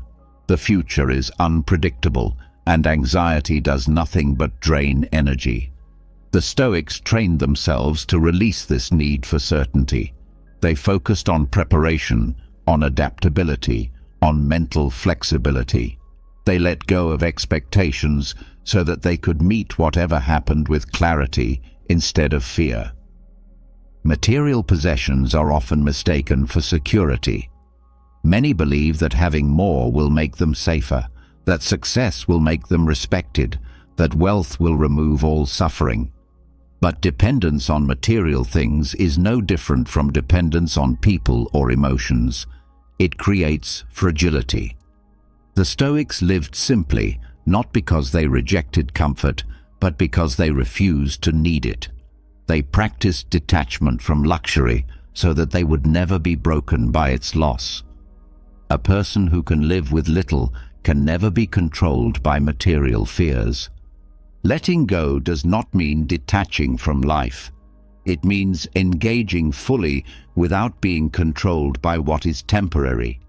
It means loving without fear, pursuing goals without desperation, enjoying the present without clinging to it. Those who master this mindset do not fear change. They do not hesitate in uncertainty. They do not suffer over what cannot be controlled. They move through life with a lightness, an ease, a confidence that comes not from what they have, but from what they have released. Meditation is not escape. It is confrontation. It is the willingness to look at the mind's attachments and dismantle them piece by piece. It is the discipline to ask the hard questions. What am I afraid to lose, and why? What do I believe I need, and is it really true? What suffering am I creating by refusing to let go? Those who face these questions honestly begin to see how much of their pain is self-created. There is no peace in clinging, no freedom in dependency, no strength in needing anything outside of oneself to feel complete. The Stoic approach is not to abandon love, success, or connection, but to remove the illusion that these things define happiness. Once that illusion is broken, everything is lighter. Nothing owns the mind anymore. Nothing holds it back. Every relationship is stronger because it is chosen, not needed. Every success is appreciated because it is not required for self-worth. Every moment is lived fully because there is no fear of its passing. This is the highest form of mental freedom, to walk through life unattached, unburdened, unafraid, to care deeply but never desperately, to love fully but never possessively, to live with purpose but never with anxiety, to hold everything but cling to nothing. Those who achieve this level of clarity are truly free. Letting go of attachment is not just about freeing the mind from unhealthy dependencies. It is about taking full ownership of one's own actions, emotions, and decisions. When external things no longer dictate inner peace, something shifts. Responsibility returns to where it has always belonged, within. But freedom without discipline leads to chaos. A mind unburdened by attachment still requires guidance, structure, and control over itself. Otherwise, it will be pulled in every direction by desires, impulses, and distractions. To be truly free is not to do whatever one feels like in the moment, but to have the strength to act according to reason rather than impulse. Self-discipline is the foundation of Stoicism. It is not a restriction, but a tool for liberation. Those who master it are no longer controlled by their urges, their cravings, or their passing emotions. They do not need external rules to keep them in check, because they have built an internal mechanism, a governor of the mind, that regulates behavior without force. This governor is not something imposed from the outside. It is cultivated, strengthened, and refined through daily practice. Most people fail at self-discipline because they rely on motivation, on willpower that fluctuates, on temporary bursts of effort. But true discipline does not depend on feeling inspired. It does not require external reminders. It functions automatically, like an internal compass that always points in the right direction. The Stoics did not believe in waiting for the right mood to take action. They believed in doing what must be done, regardless of how they felt in the moment. The mind is full of conflicting desires. It wants comfort, but it also wants growth. It craves pleasure, but it also seeks meaning. It avoids difficulty, yet it longs for accomplishment. These contradictions are why self-discipline is difficult, because without control, the mind is divided against itself. One moment it decides to act, the next it looks for excuses. This is why an internal governor must be developed, something stronger than fleeting emotion, something that ensures consistency rather than short bursts of effort. One of the most effective ways to cultivate this internal control is to reduce reliance on external forces. Many people structure their discipline around external rewards and punishments. They need deadlines to stay productive, social pressure to stay accountable, strict schedules to force consistency. But these forms of discipline are fragile because they depend on outside factors. The Stoics trained themselves to develop discipline from within, so that their actions were not dictated by outside pressures, but by their own standards. Building an internal governor starts with restructuring the mind's relationship with desire. The average person is controlled by cravings, food, entertainment, pleasure, validation, ease. They seek gratification without questioning whether it truly benefits them. The Stoics approached desire differently. They did not suppress it, but they examined it. They asked, does this serve my higher self, or is it simply a distraction? Does this action move me forward, or does it weaken me? When desire is left unchecked, it takes control. When it is analyzed and filtered, only what is necessary remains. Discipline also requires understanding the cost of indulgence. Every moment spent in distraction, in meaningless comfort, In giving in to impulse is time stolen from something greater. The Stoics understood that pleasure is not evil, but dependence on pleasure is weakness. They trained themselves to see indulgence not as a reward, but as a potential trap. What feels good in the moment often leads to regret later. What is difficult now often leads to long-term growth. By keeping this awareness present, self-discipline becomes easier, not through force, but through wisdom. Another key element is reducing unnecessary choices.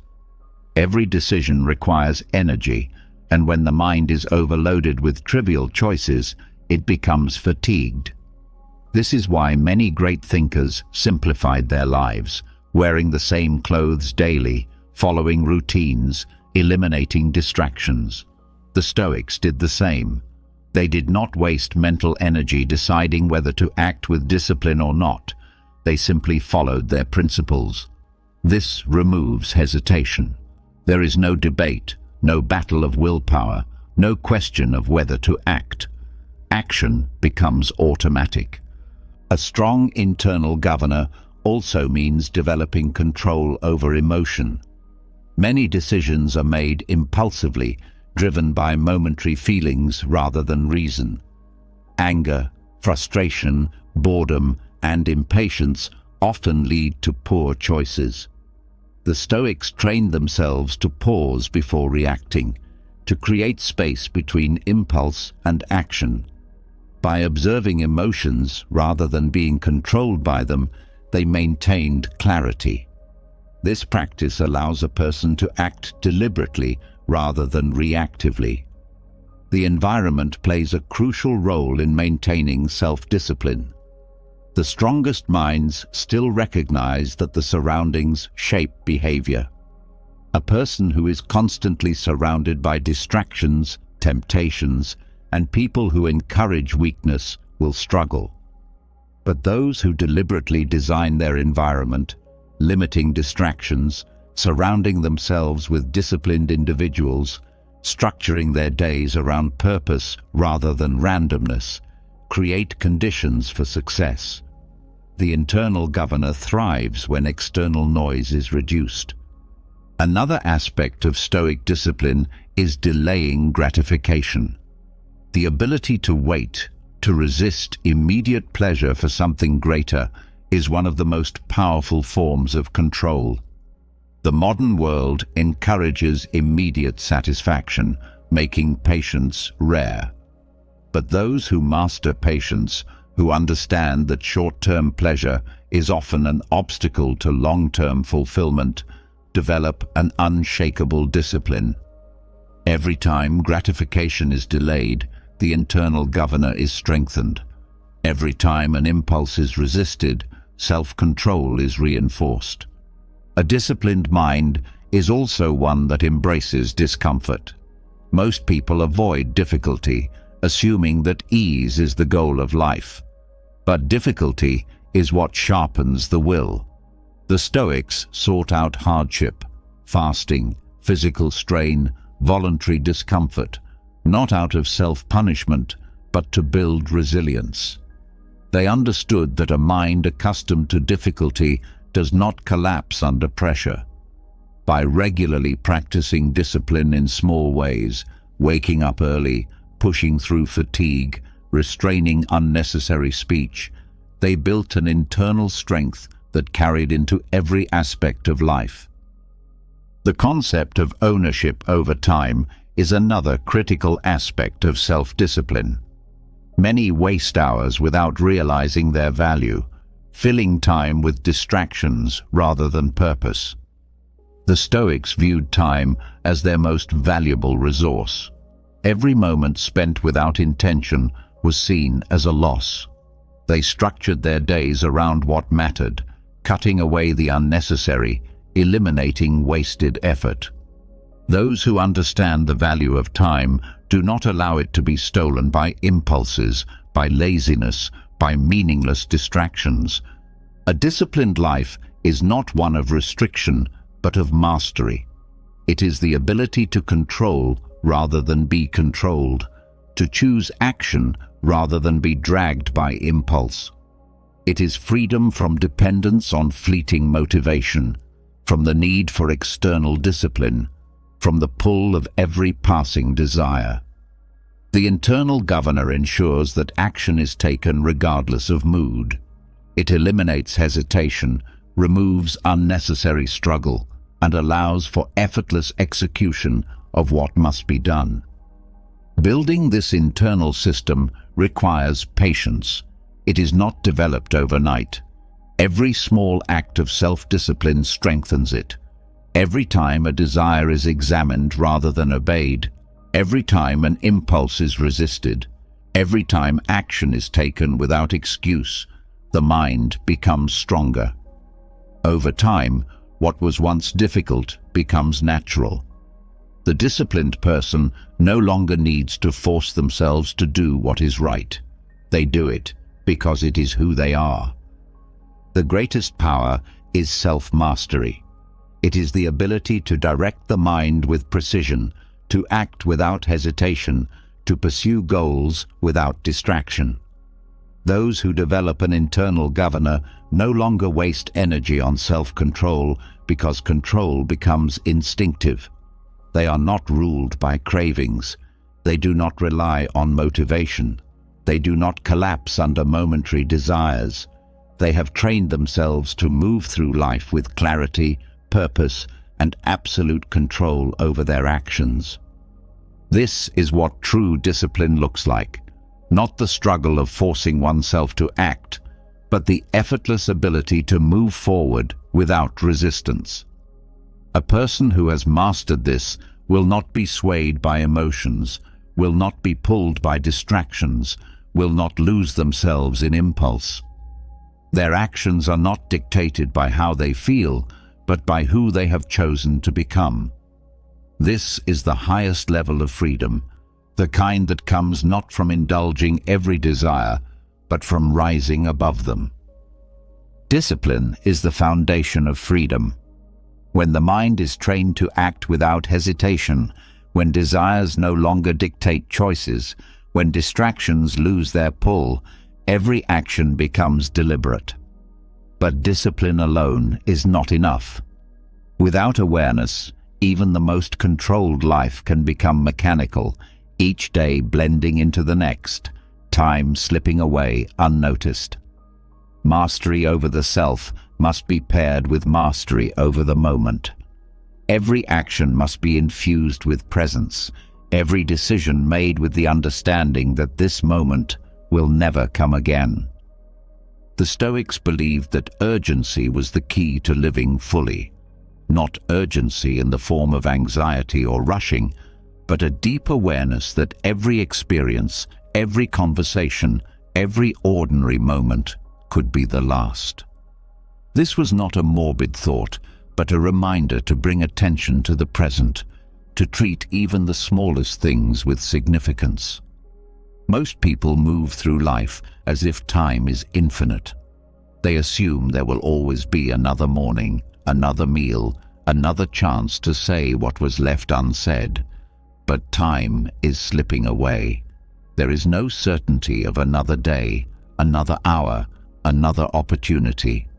The last time exercise is a Stoic practice designed to break the illusion of endless time. It is the act of viewing every experience as if it were happening for the final time. Drinking water, stepping outside, seeing a loved one, hearing a familiar song. All of these are taken for granted until they are gone. But when the mind pauses and considers that this moment may never repeat, everything changes. Ordinary actions gain weight, conversations become more meaningful, gratitude deepens. Many people drift through their days, numbed by repetition. They do things without thinking, assuming there will always be another chance to do them again. But those who embrace this exercise do not let moments slip by unnoticed. They eat as if it were their last meal, not in indulgence, but in appreciation. They speak to loved ones as if it were the final conversation, not in fear, but in sincerity. They walk as if it were the last time their feet would touch the ground, not in sorrow, but in awareness. There is a sharpness to life when seen through this lens. The mind stops postponing what matters. It stops tolerating what drains energy.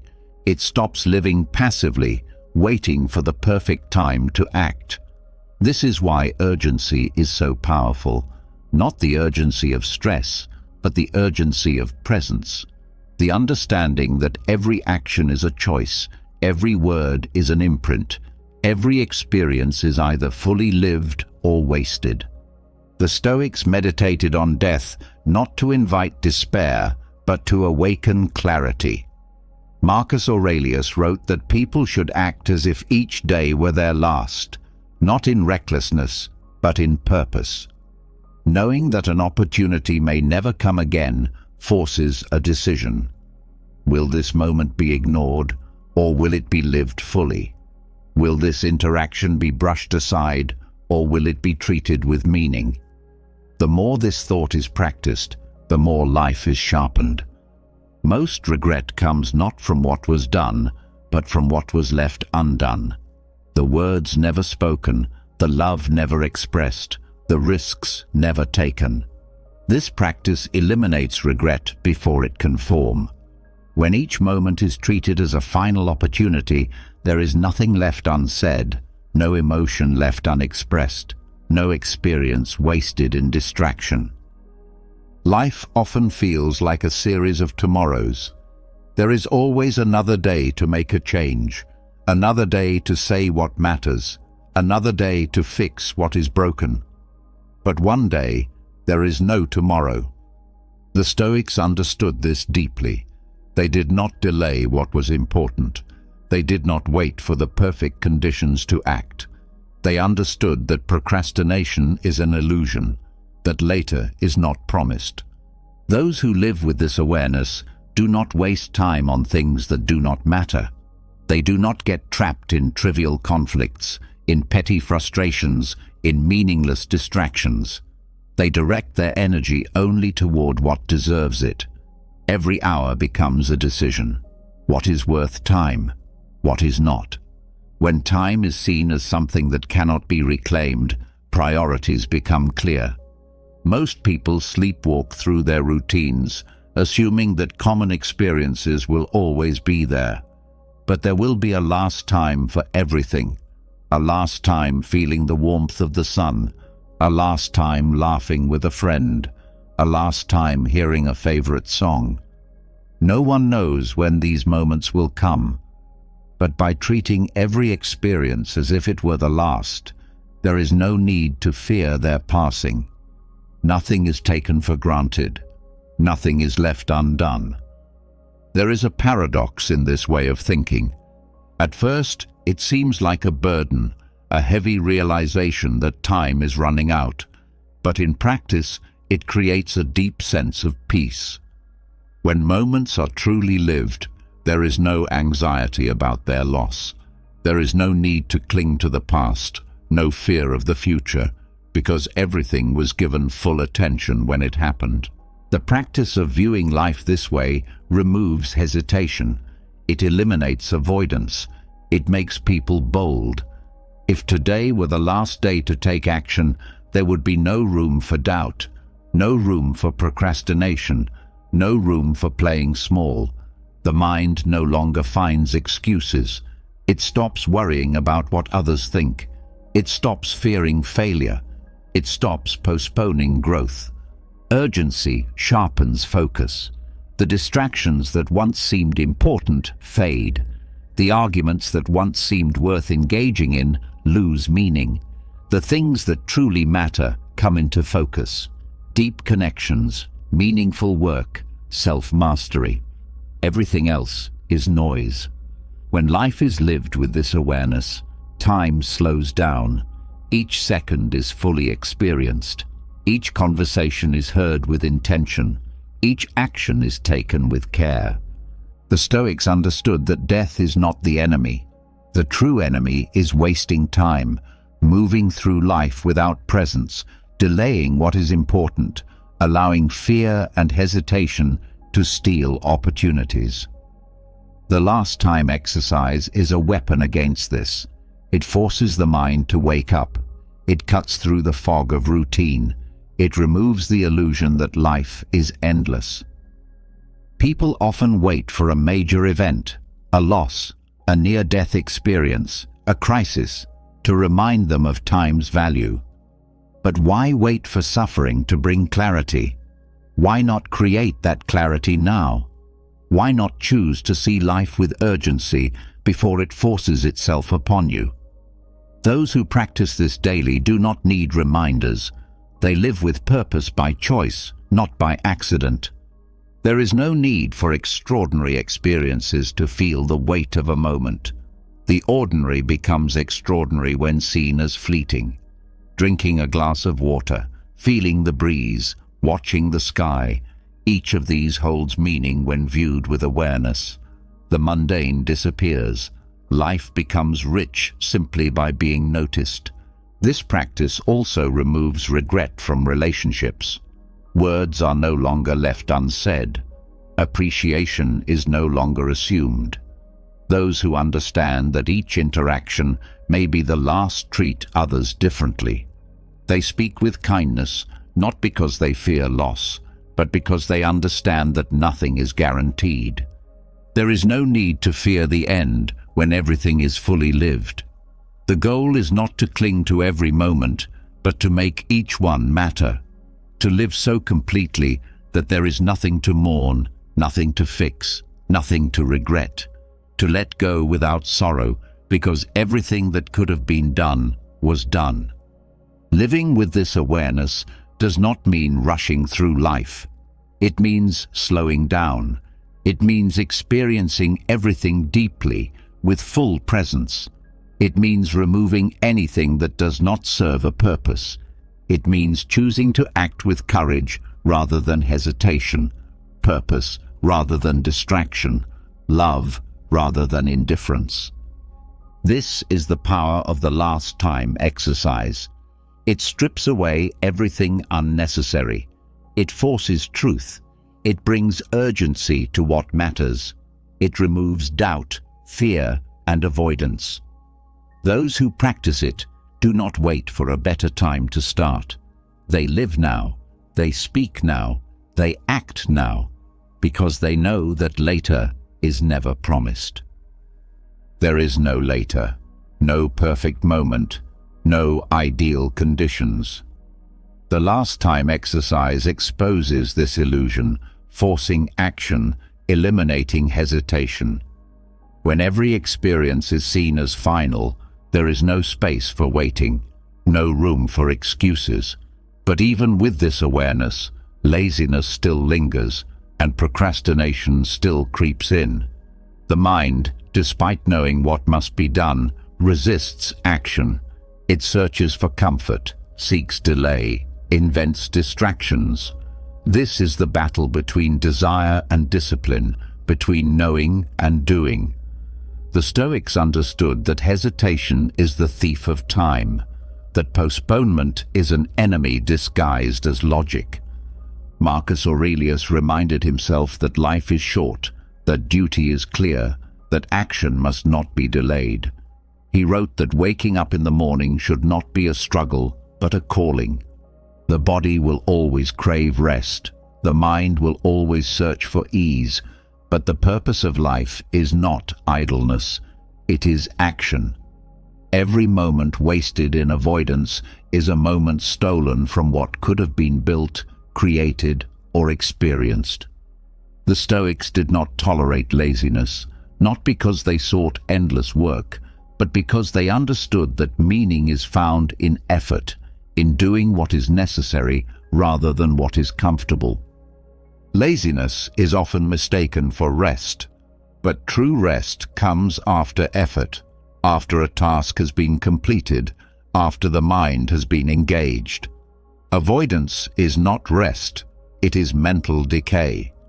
Procrastination does not refresh, it drains energy. Every delay makes the next step harder. Every avoided responsibility increases resistance. The weight of undone tasks grows heavier, turning a simple action into an unbearable burden. The Stoics knew this well. They did not see work as suffering, but as a discipline that keeps the mind sharp, the spirit strong, the will unbreakable. The first strategy for overcoming laziness is removing choice. The mind wastes energy debating whether to act. Should I start now or later? Should I do this or that? Every decision becomes an opportunity for avoidance. The Stoics eliminated this by making action a habit, by removing unnecessary thought from necessary work. When something must be done, it is done, not questioned, not postponed, not negotiated with. The mind functions best when it follows principles rather than mood. Another powerful Stoic technique is focusing only on the next step. Many become overwhelmed because they see the entire journey ahead and hesitate. The mind magnifies the difficulty, exaggerates the effort, turns simple work into an impossible mountain. The Stoics trained themselves to focus only on what was immediately in front of them. One action, one step, one small effort. No one conquers a challenge in a single moment. The battle is won by refusing to stop, by consistently moving forward, by focusing only on what can be done right now. Marcus Aurelius warned against waiting for motivation. He knew that inspiration is unreliable, that energy fluctuates, that desire alone does not create movement.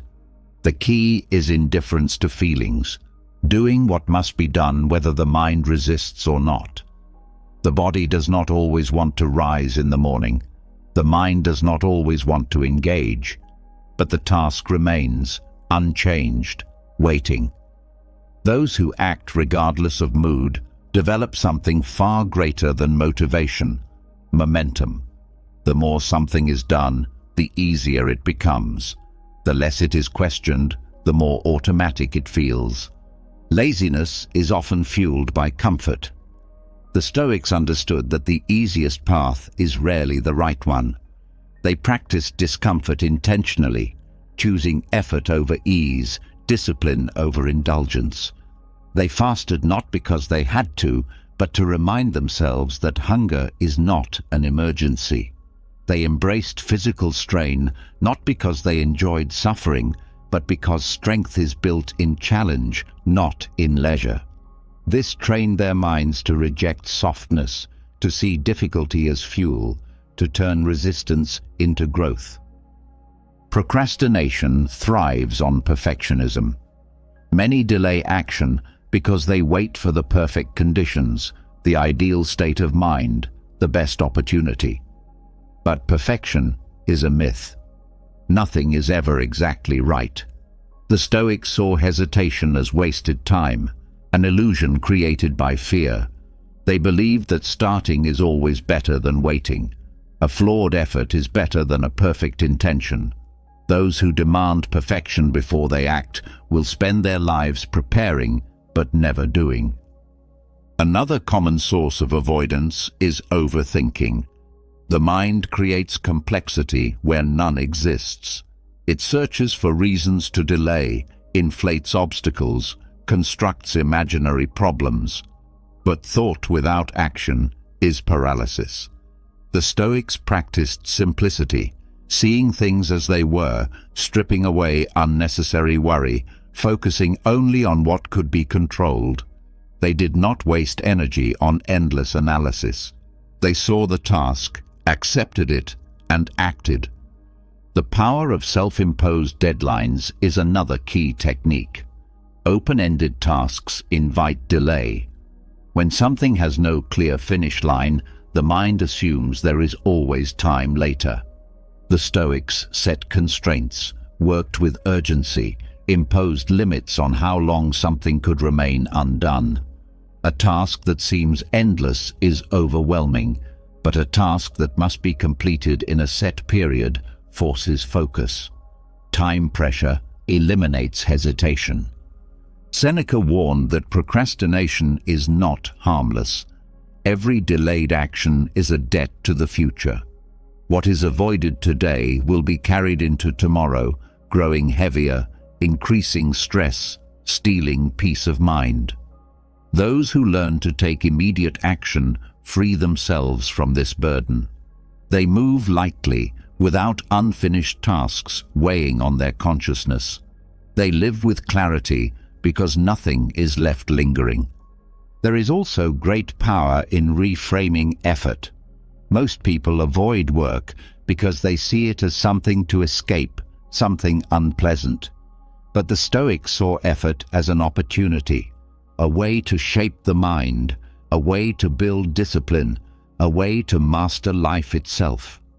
Every task, no matter how small, was treated as training, as a chance to refine self-control. By changing perspective, even the most mundane duties became meaningful. Laziness is fueled by distraction. In a world full of noise, focus is rare. The Stoics guarded their attention, limiting unnecessary stimulation, refusing to be pulled in 1,000 directions. They believed that deep work was sacred, that the ability to concentrate was a form of power. They eliminated what was trivial so they could direct their energy toward what mattered. Breaking free from procrastination also requires accountability. The mind resists responsibility when there is no one to answer to. The Stoics surrounded themselves with those who upheld discipline, those who did not tolerate excuses. They knew that commitment grows stronger when it is witnessed, that action becomes consistent when there are others who hold a standard.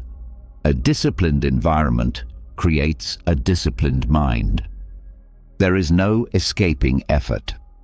Everything meaningful requires persistence. The Stoics did not see work as suffering, but as the very thing that made life worthwhile. They knew that avoiding responsibility only led to regret, that the pain of inaction was far worse than the discomfort of action. They refused to let laziness steal their time, their potential, their ability to shape their own destiny. One of the most effective ways to eliminate procrastination is to associate identity with discipline. Instead of seeing action as a struggle, it must become a natural extension of character. A disciplined person does not negotiate with laziness. They do not question whether to act. They move forward because that is who they are. The more action is aligned with identity, the easier it becomes. A person does what they believe they are. The final realization is that time is not infinite. There is no later, no tomorrow guaranteed. Every moment wasted in avoidance is a moment that cannot be reclaimed. The Stoics did not fear death, but they feared living without purpose. They knew that hesitation was a form of decay, that waiting for the right time was the same as surrendering life itself. Overcoming laziness is not about working endlessly. It is about eliminating hesitation, removing the mental barriers that delay what must be done.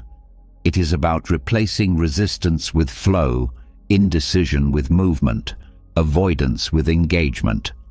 It is about training the mind to act without waiting, to move forward without excuse, to treat every task as a necessary step toward something greater. Those who live by these principles do not waste time. They do not fight against action. They become action itself. Action eliminates hesitation. Discipline removes doubt. The mind, when trained to move without delay, becomes unstoppable. But even with discipline, something is still missing. Strength is not just about doing what must be done. It is about enduring what must be endured. The Stoics knew that avoiding hardship weakens the will, that comfort is a trap, that true resilience is built not by escaping discomfort, but by embracing it. Most people seek ease. They structure their lives around comfort, convenience, and security. They avoid pain, resist struggle, and retreat from difficulty. But a life without hardship does not make a person stronger. It makes them fragile. When even the smallest inconvenience disrupts peace, when every discomfort feels unbearable, when struggle is seen as an enemy rather than a teacher, weakness grows. The mind loses its edge. The will softens. The ability to handle adversity fades. The Stoics saw hardship as a tool, not a punishment. They did not wait for misfortune to strike before preparing for it. They trained themselves to withstand difficulty by exposing themselves to it willingly. They fasted when food was plentiful. They slept on the ground when comfort was available. They went without luxuries, not because they had to, but because they refused to need them. This practice, known as voluntary discomfort, was not about suffering for the sake of suffering. It was about building immunity to hardship, strengthening the mind before it was tested, eliminating the fear of loss. Comfort creates dependency. When the mind becomes accustomed to luxury, it begins to believe it cannot function without it. A soft bed, warm meals, a controlled environment, these things, when taken for granted, create fragility. The Stoics knew that by voluntarily stepping away from comfort, they were proving to themselves that their happiness did not depend on external conditions. A person who can endure discomfort is a person who cannot be broken by its arrival. Small difficulties act as training for greater ones. When the body is used to hunger, missing a meal is no longer a crisis. When the mind has practiced patience, waiting is no longer frustrating. When discomfort has been embraced repeatedly, hardship loses its ability to create panic. The Stoics sought out these moments not because they enjoyed suffering, but because they refused to be controlled by it. Modern psychology confirms this. Studies on stress tolerance show that those who expose themselves to controlled hardship develop greater emotional stability. Athletes, soldiers, and those who consistently engage in challenging experiences build higher thresholds for difficulty. Their nervous systems do not overreact to discomfort. Their ability to remain composed under pressure increases. This is not because they are born stronger, but because they have trained themselves to be. The body adapts to resistance. Muscles grow when they are pushed beyond their limits. The mind works the same way. Without struggle, there is no growth. Without challenge, there is no progress. A person who has never faced adversity does not know their own strength. A person who has never tested their limits remains unaware of how far they can go. The Stoics understood this deeply. They did not see pain as an obstacle, but as a necessary part of self-mastery. Voluntary discomfort is not about seeking misery. It is about proving that misery does not control you. Those who fear hardship suffer more than those who face it. The person who avoids the cold at all costs will panic when they have no choice but to endure it. The person who always indulges in comfort will break when comfort is taken away. The Stoics trained themselves to welcome small struggles so that larger ones would not shake them. Modern life has removed many natural challenges. Food is available on demand. Entertainment is endless. Physical effort is optional. This has created an era of convenience, but also an era of weakness. The average person is so detached from discomfort that even minor difficulties feel unbearable. They complain about waiting in lines, about small inconveniences, about the slightest disruption to comfort. The Stoics would see this as a warning sign of mental decline. A mind that cannot handle small struggles will not survive great ones. This is why voluntary hardship is essential. It does not just prepare the body, it prepares the mind. It removes fear, builds confidence, strengthens endurance. It eliminates hesitation, turning struggle into something familiar rather than something to be feared. The goal is not to suffer unnecessarily, but to develop a kind of self-reliance that cannot be shaken by external circumstances. One of the most powerful effects of this practice is detachment from material dependency. Many believe they need certain comforts to be happy, a specific routine, a particular lifestyle, a controlled environment. But the Stoics knew that dependency on anything outside of oneself is a weakness. They stripped their lives of unnecessary luxury, not because they rejected pleasure, but because they refused to be enslaved by it. A person who has tested their ability to live with little is a person who will never be owned by material loss.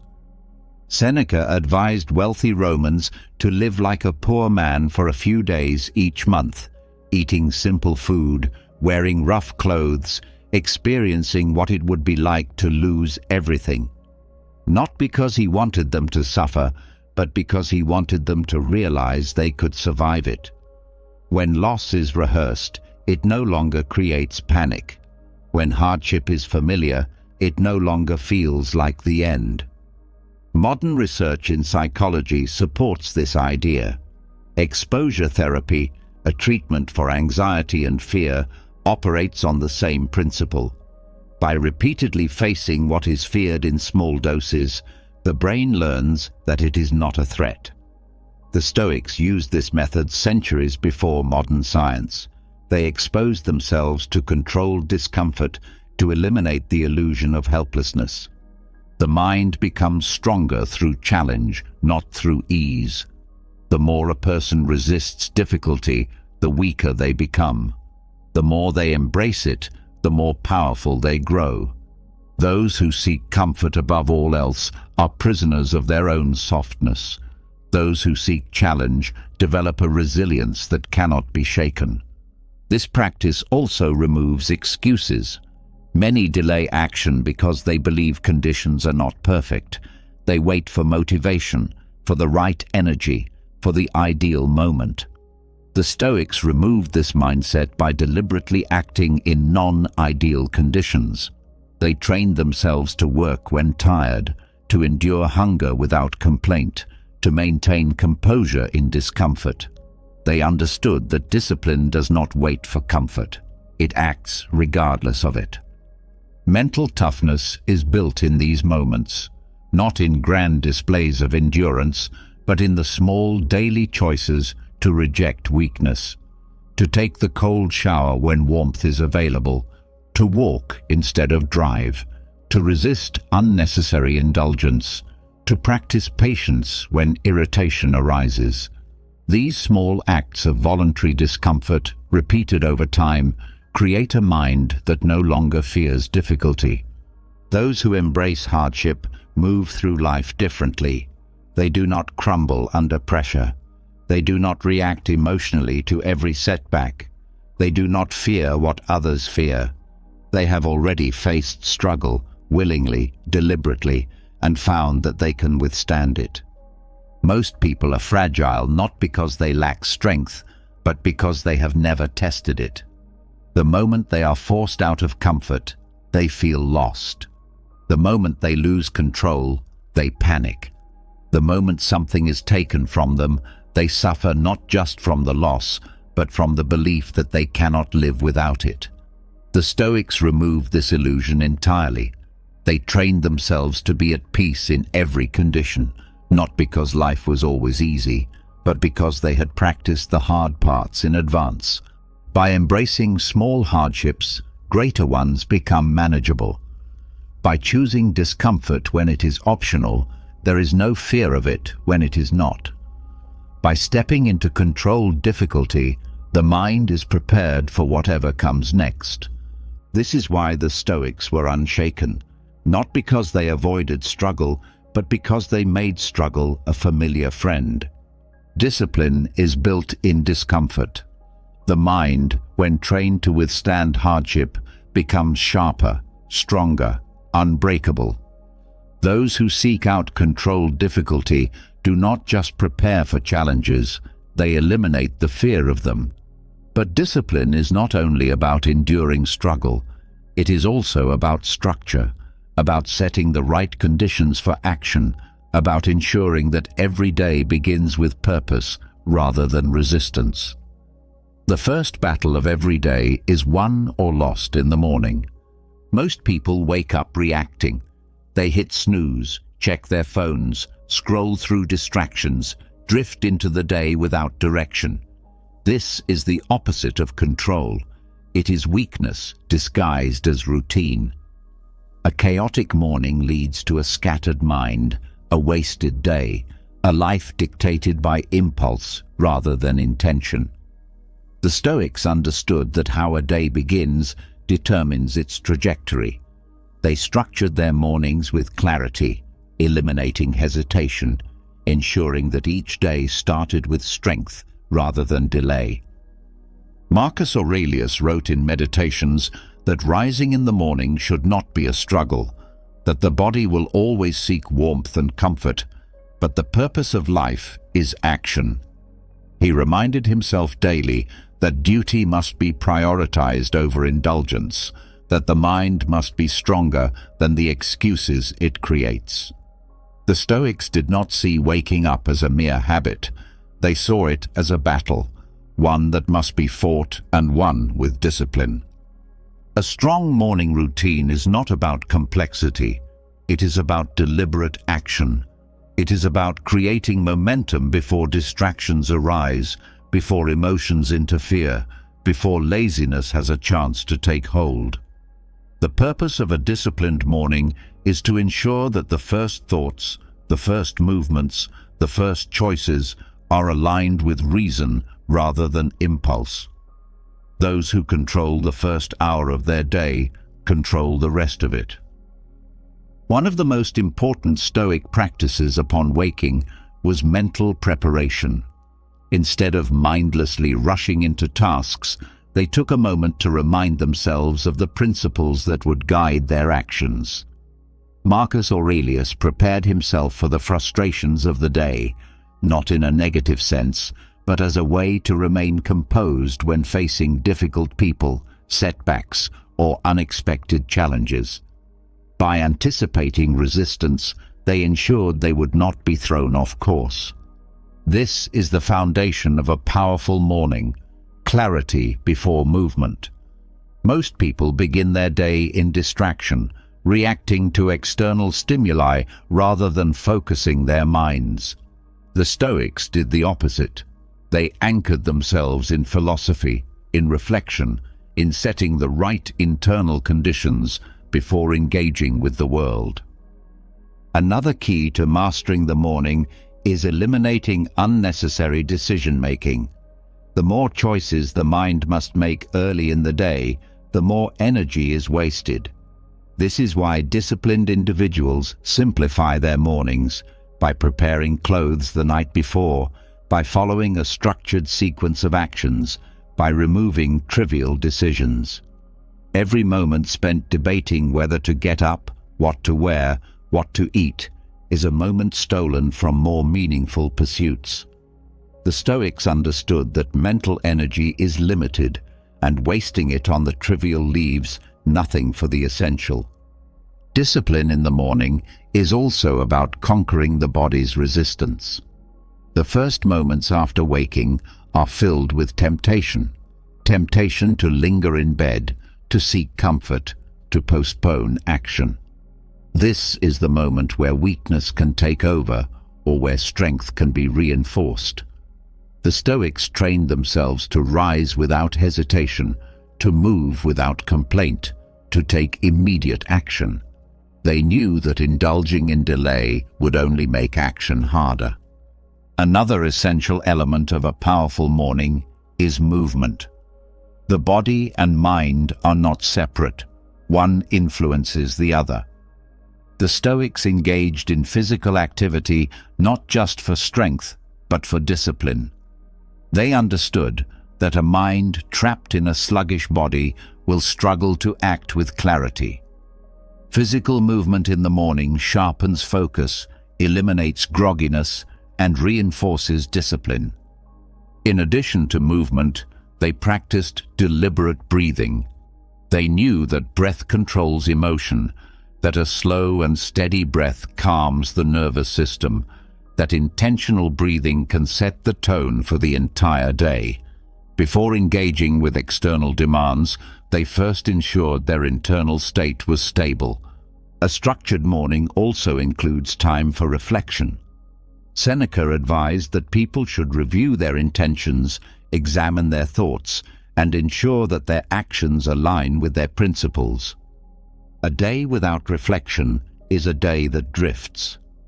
The Stoics took time to remind themselves of what mattered, to focus on virtue, to let go of trivial worries, to approach the day with clarity rather than distraction. Another powerful technique used by the Stoics was negative visualization. Instead of assuming the day would go smoothly, they mentally prepared for difficulty. They reminded themselves that things would not go as planned, that obstacles would arise, that emotions would attempt to pull them off course. By anticipating difficulty, they ensured that they were never surprised by it. Stoic mornings were not rushed. They were deliberate, structured, and designed to cultivate presence. They did not allow themselves to be consumed by external distractions before grounding themselves in what was essential. They set priorities early, ensuring that their time was spent on what truly mattered rather than being stolen by trivialities. Another critical aspect of their routine was setting an intention for the day. Instead of allowing randomness to dictate how they spent their hours, they deliberately chose their focus. What is the most important task today? What must be done regardless of feeling? What is the highest priority? This clarity prevented wasted effort. Avoiding distractions early in the day was also key. The Stoics would not have begun their mornings by absorbing endless streams of information, by checking messages, by filling their minds with noise. They understood that the first input of the day shapes thought. They ensured that what entered their minds was deliberate, controlled, and meaningful. They also practiced moderation in consumption. They did not overeat in the morning, understanding that indulgence in food leads to sluggishness in thought. They prioritized nourishment that sustained energy rather than drained it. They saw food as fuel, not as entertainment. A disciplined morning requires eliminating distractions before they arise. This means setting up the environment in a way that removes temptation. The phone should not be the first thing touched. Social media should not be the first input. The mind should be given space before being filled with external influences. A strong morning routine does not have to be complex. The Stoics focused on a few core principles: clarity, discipline, movement, and reflection. These were not rituals for their own sake, but essential habits that ensured each day was approached with strength rather than hesitation. Momentum is built in the first hour. Those who delay action, who fill the morning with distractions, who move without purpose, spend the rest of the day trying to catch up. Those who start strong, who act with precision, who eliminate hesitation, move through the day with ease. The mind craves structure. Without it, energy is scattered. Without it, attention is wasted. Without it, the day is dictated by impulse rather than choice. The Stoics structured their mornings with purpose because they understood that discipline in the morning creates discipline in life. Winning the morning means eliminating excuses. It means rising without delay, acting without hesitation, focusing without distraction. It means setting the tone for the day, ensuring that every moment is spent with intention rather than reaction. Those who master the morning master themselves. Those who control the first moments of the day control the direction of their lives. There is no battle more important than the one fought in the first hour. There is no discipline more powerful than the one that eliminates hesitation before the day even begins. This is how the Stoics approached the morning. This is how they approached life. Control over the morning creates control over the day. Every choice made in the first moments after waking determines the trajectory of thought, action, and focus. Those who rise with discipline, who move with purpose, who eliminate hesitation, build momentum that carries them forward. But discipline alone is not enough. Structure is necessary, but without the right mindset, even the most efficient routine can be undone by stress, frustration, and distraction. The mind must be trained not just to act, but to perceive correctly. Most people move through life assigning meaning to everything they encounter. A rude comment becomes an insult. A delay becomes a problem. A mistake becomes a failure. But these meanings are not inherent in the events themselves. They are created by perception.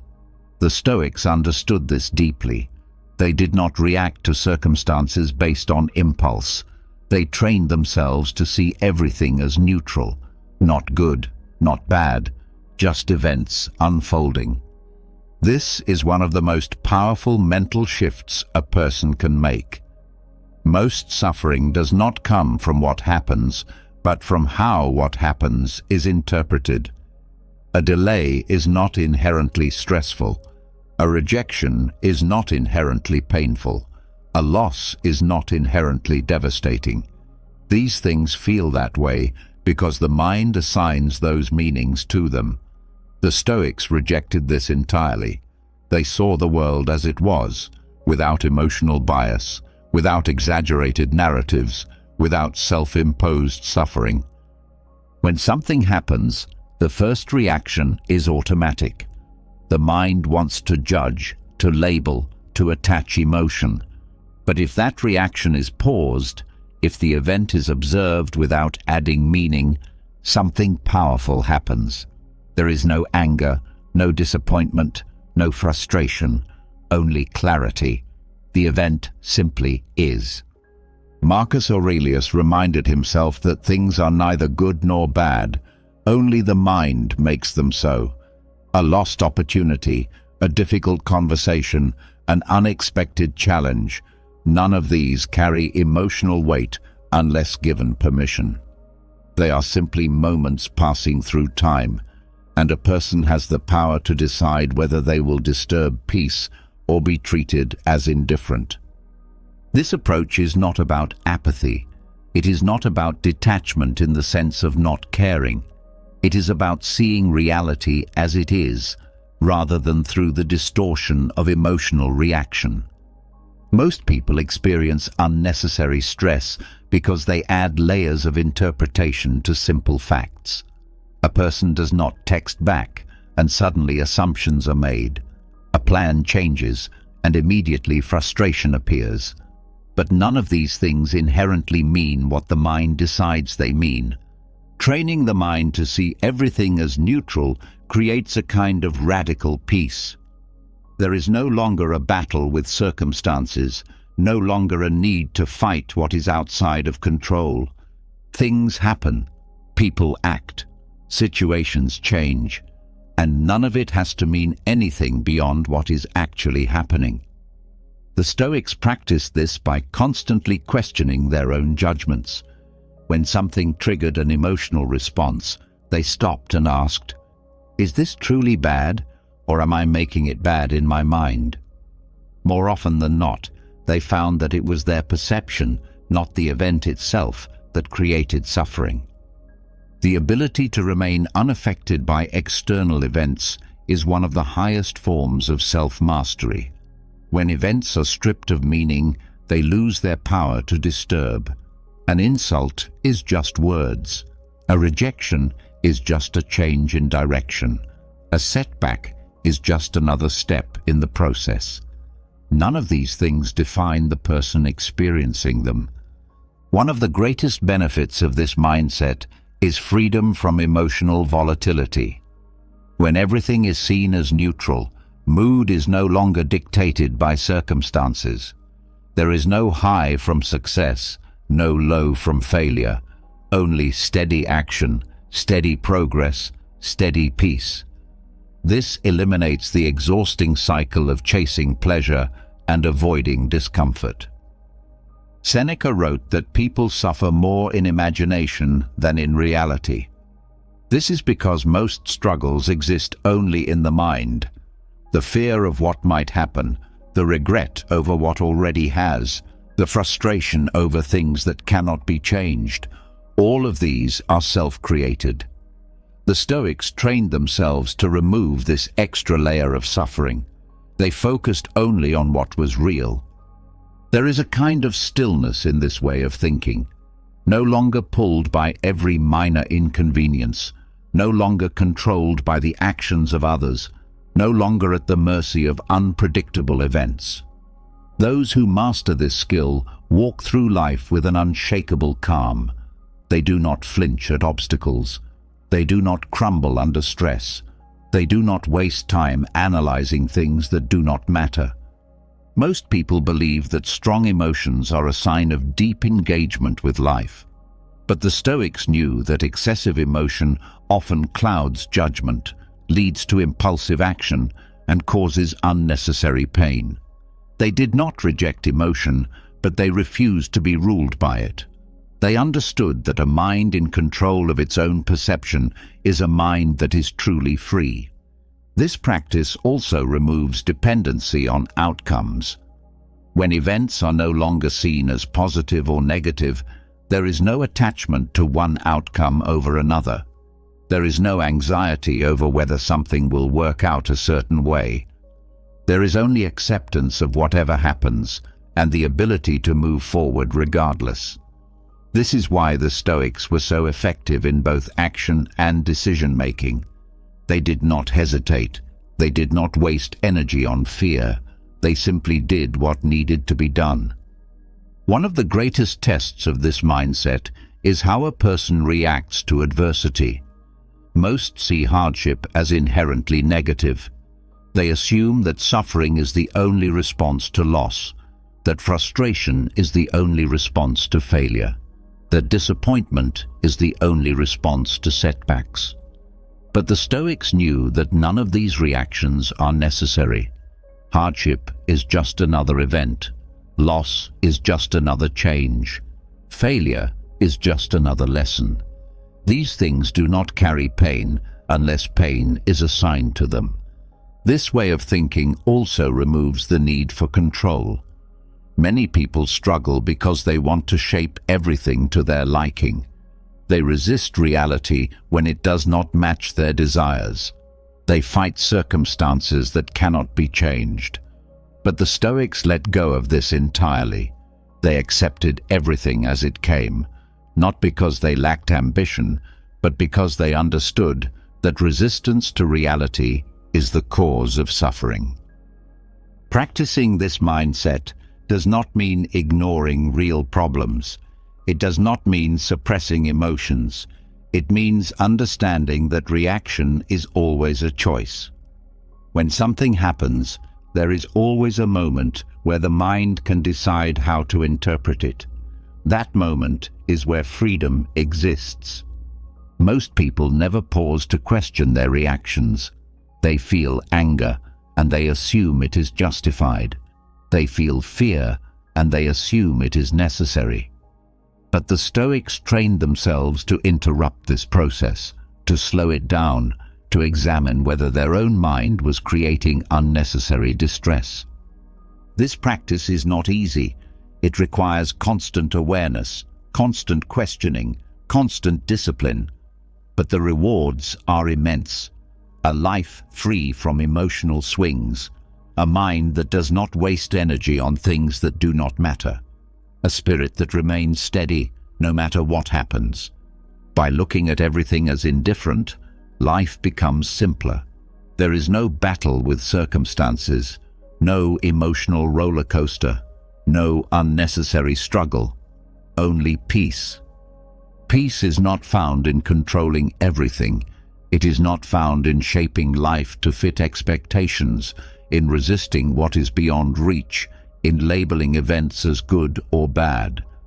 The Stoics understood that suffering is not caused by circumstances, but by the refusal to accept them. Those who master the art of neutrality, who see everything as indifferent, take the first step toward real freedom. But neutrality alone is not the highest form of wisdom. To truly transcend suffering, acceptance is not enough. One must learn to love what happens. Amor fati, the love of fate, is the Stoic mindset that eliminates resistance entirely. It is not passive acceptance. It is not tolerating reality with reluctance. It is an active embrace, a way of seeing everything that happens as something chosen, something necessary, something that belongs. To love fate is to see no misfortune, no loss, no injustice, only what is, and to find power in that. Most people resist life. They wish things were different. They replay the past with regret. They struggle against what they cannot change. But this resistance does not alter reality. It only creates suffering. The Stoics trained themselves to see no division between what they wanted and what was given. They refused to say, "This should not have happened," because that thought itself is an illusion. Nothing else could have happened. The past is fixed. The present is unfolding as it must. To argue with reality is to argue with what already exists.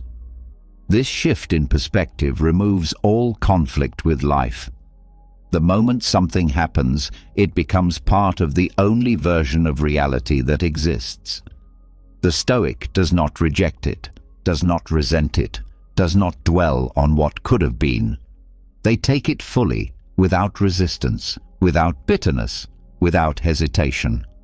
This is where true power begins, not in fighting life, but in aligning with it completely. The mind's natural instinct is to divide experiences into wanted and unwanted. It accepts what is pleasant and rejects what is painful. But this division is false. Everything that happens is part of the same flow. The loss, the setback, the difficulty, these are not intrusions. They are essential. To love fate is to see the necessity in everything. Every experience has a place. Every event has value. The mind does not need to approve of what happens. It only needs to see that it belongs. Resistance is exhausting. It turns every problem into suffering. It creates endless internal battles, replaying what went wrong, imagining different outcomes, wishing things were not as they are. This is wasted effort. The Stoics freed themselves from this by practicing complete surrender, not in the sense of giving up, but in the sense of moving with life rather than against it. They flowed with reality instead of trying to redirect it. Loving fate does not mean being passive. It does not mean accepting injustice or avoiding action. It means recognizing that every moment is exactly as it should be, even the painful ones. The challenge that appears is the challenge needed. The loss that happens is the loss necessary for growth. The delay, the obstacle, the unexpected turn, these are not mistakes. They are part of the design. This mindset removes regret. If everything happens as it must, then nothing is wasted. No failure is truly a failure. No missed opportunity is truly a loss. Everything contributes to the path, even when it seems unclear. The Stoics understood that the mind is limited. It sees only fragments of the larger picture. What looks like misfortune in one moment may be the foundation of something greater in the future. To love fate is to trust that nothing is meaningless, nothing is in vain. It also eliminates fear. Most anxiety comes from trying to control what cannot be controlled, from worrying about how things will unfold. But those who embrace fate have nothing to fear. Whatever happens is exactly what should happen. They do not need certainty. They do not need guarantees. They know that whatever comes, they will meet it with strength. This is why the Stoics remained unshaken in adversity. When hardship arrived, they did not resist. They welcomed it. They saw it as training, as preparation, as something meant for them. Marcus Aurelius wrote that fire turns everything thrown into it into fuel. This is the essence of amor fati, not just to withstand hardship, but to use it. Many people suffer because they believe things are happening to them. They see themselves as victims of circumstance, as powerless against what life brings. But the Stoic never sees themselves this way. They believe everything is happening for them. They do not curse fate. They work with it. They do not wish for different conditions. They find strength in what they are given. This approach transforms every experience. The delay that would have caused frustration now becomes an opportunity for patience. The failure that once seemed unbearable now becomes a lesson. The difficulty that once felt like a burden now becomes a challenge to be met. Nothing is against them. Everything is for their growth. The practice of amor fati is not theoretical. It must be lived. Every day presents moments where resistance arises, where the mind wants to fight what is happening. These are the moments to train. Instead of rejecting the event, embrace it. Instead of wishing for something else, take what is given fully. Instead of seeing misfortune, see only what is necessary. One way to strengthen this mindset is through reframing. When something unpleasant happens, stop and ask, what if this were happening exactly as it should?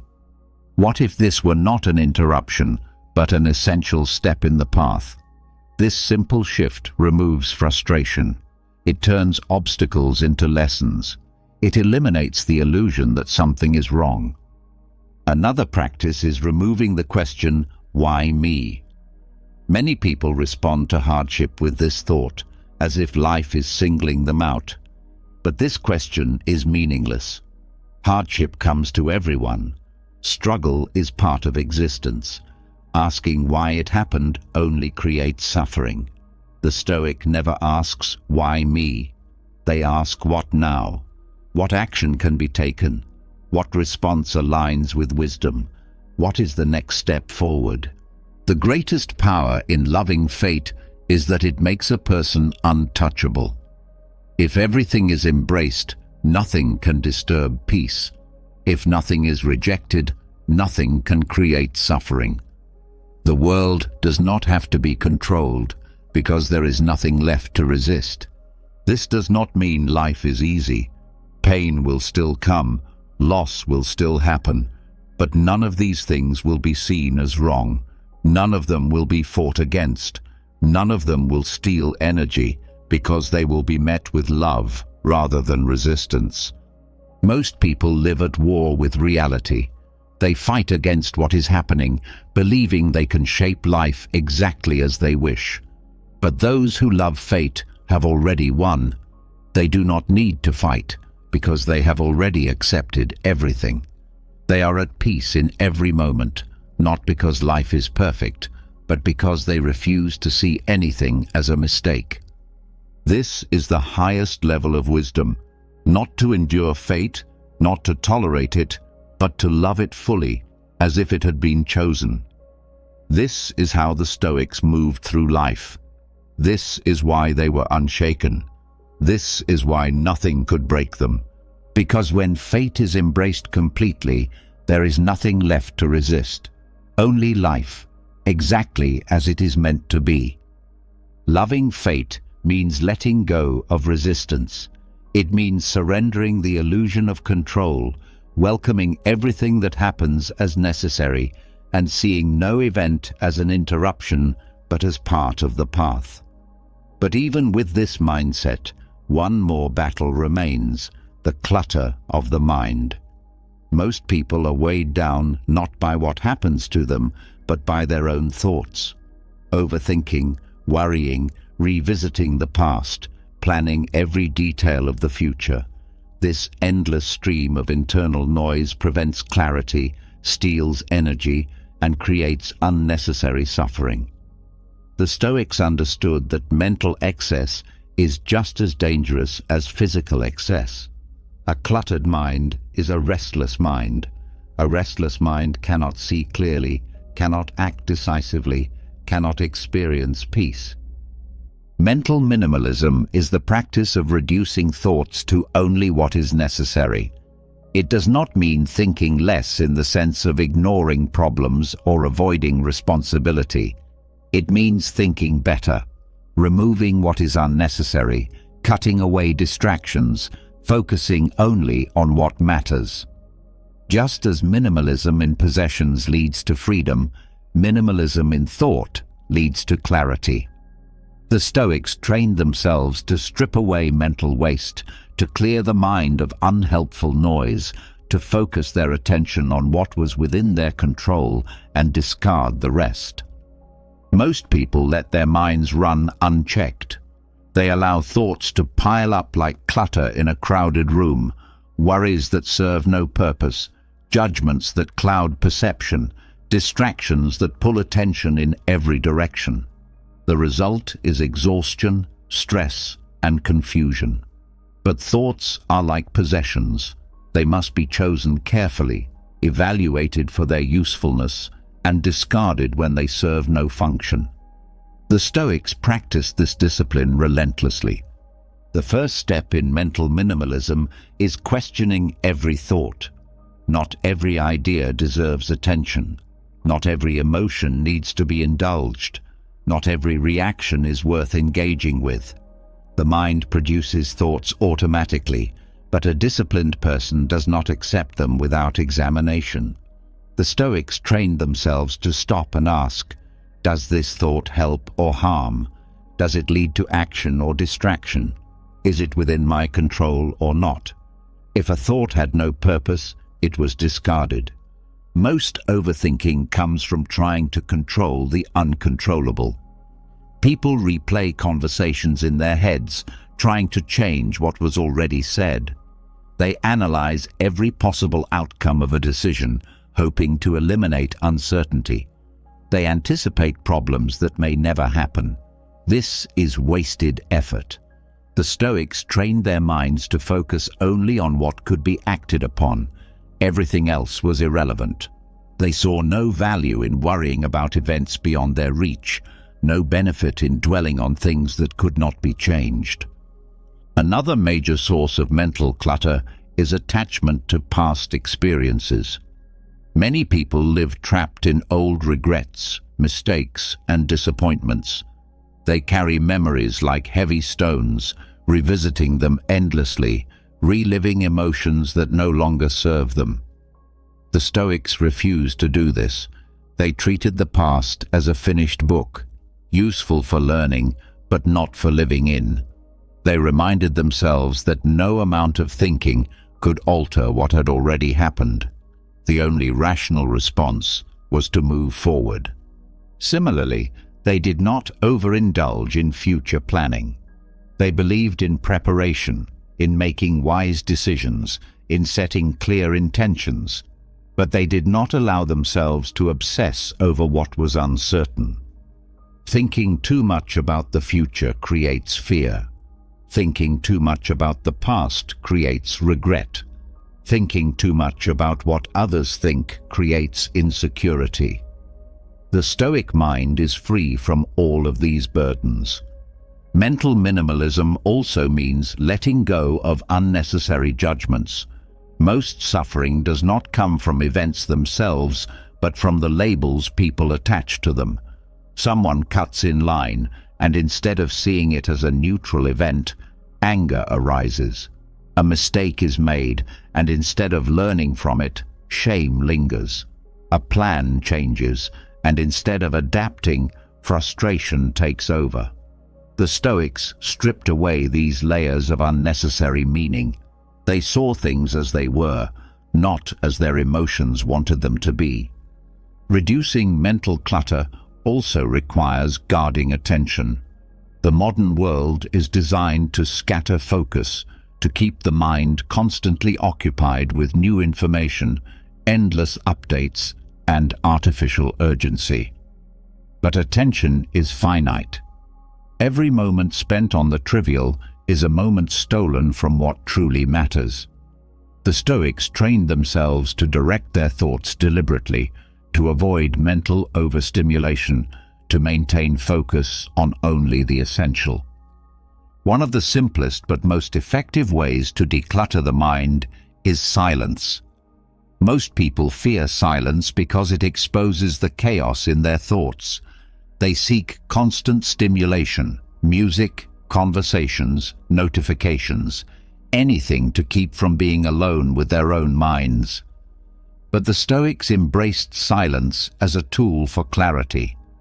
A quiet mind is a strong mind.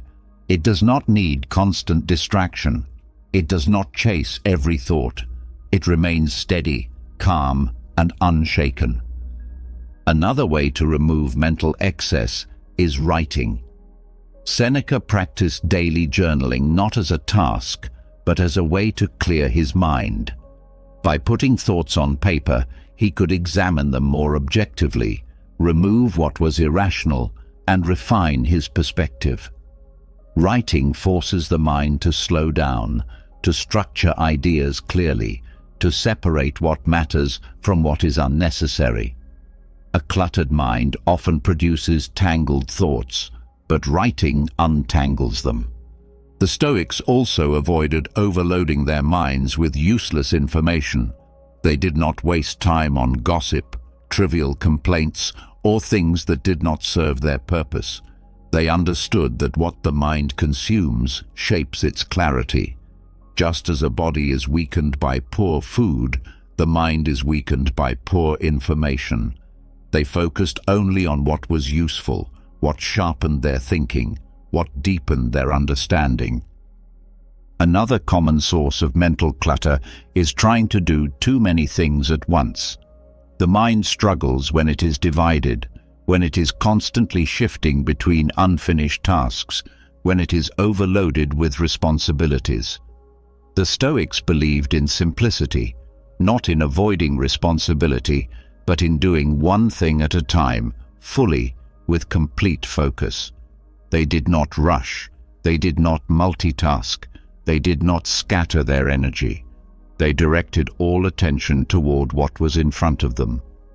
Mental minimalism also requires eliminating unnecessary conflict. Many people waste energy on arguments that do not matter, on proving themselves right, on being offended by things that deserve no reaction. The Stoics did not see value in engaging with every disagreement. They understood that most debates are driven by ego, not truth. They saved their energy for things that actually required their effort. Another practice they used was conserving emotional energy. They did not allow themselves to be drained by every minor frustration, every fleeting annoyance, every moment of discomfort. They did not give their emotions full control over their actions. They allowed feelings to arise, but they did not indulge them unnecessarily. A mind ruled by emotion is a mind without clarity. Decluttering the mind is not about emptying it. It is about refining it, removing the thoughts that serve no purpose, keeping only what is necessary, thinking deeply but not excessively, acting deliberately but not anxiously, seeing clearly but not over-analyzing. The reward for this practice is mental freedom. A person who has removed unnecessary thoughts no longer carries mental weight. They are not burdened by endless worries. They do not suffer over things beyond their control. They do not drown in details that do not matter. Their mind is light, agile, precise. They move through life with clarity, knowing exactly what to focus on and what to ignore. The goal is not to stop thinking.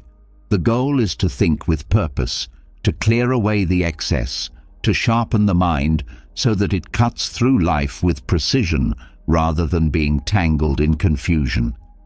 This is the power of mental minimalism. This is why the Stoics were unshaken. Their minds were not weighed down by what was unnecessary. Their thoughts were few, but their wisdom was deep. Clarity begins when the unnecessary is removed. A mind free from excess no longer wastes energy on distractions, doubts, or pointless worries. It moves through life with precision, seeing only what matters, thinking only when thinking is useful. But even with a disciplined mind, one weakness still remains: the tendency to take life for granted. Most suffering comes not from lack, but from failing to appreciate what is already present. The Stoics knew that contentment is not found in having more, but in truly valuing what is already there. The way to achieve this is not through forced gratitude, but through the practice of loss. Negative visualization is the art of mentally subtracting things before they are gone. It is not about dwelling on misfortune, but about awakening awareness. Most people assume they will always have their comforts, their relationships, their opportunities. This assumption dulls appreciation. The mind only truly values something when it is aware that it can be lost.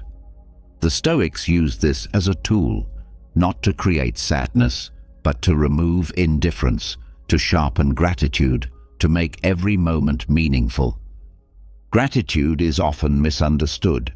Many see it as a passive feeling, something that comes when life is going well. But the Stoics saw it as an active discipline. They knew that without practice, the mind adapts to comfort and appreciation fades. A person wakes up with good health but does not acknowledge it until sickness arrives. A loved one is present every day, yet their absence is the only thing that reveals their true value.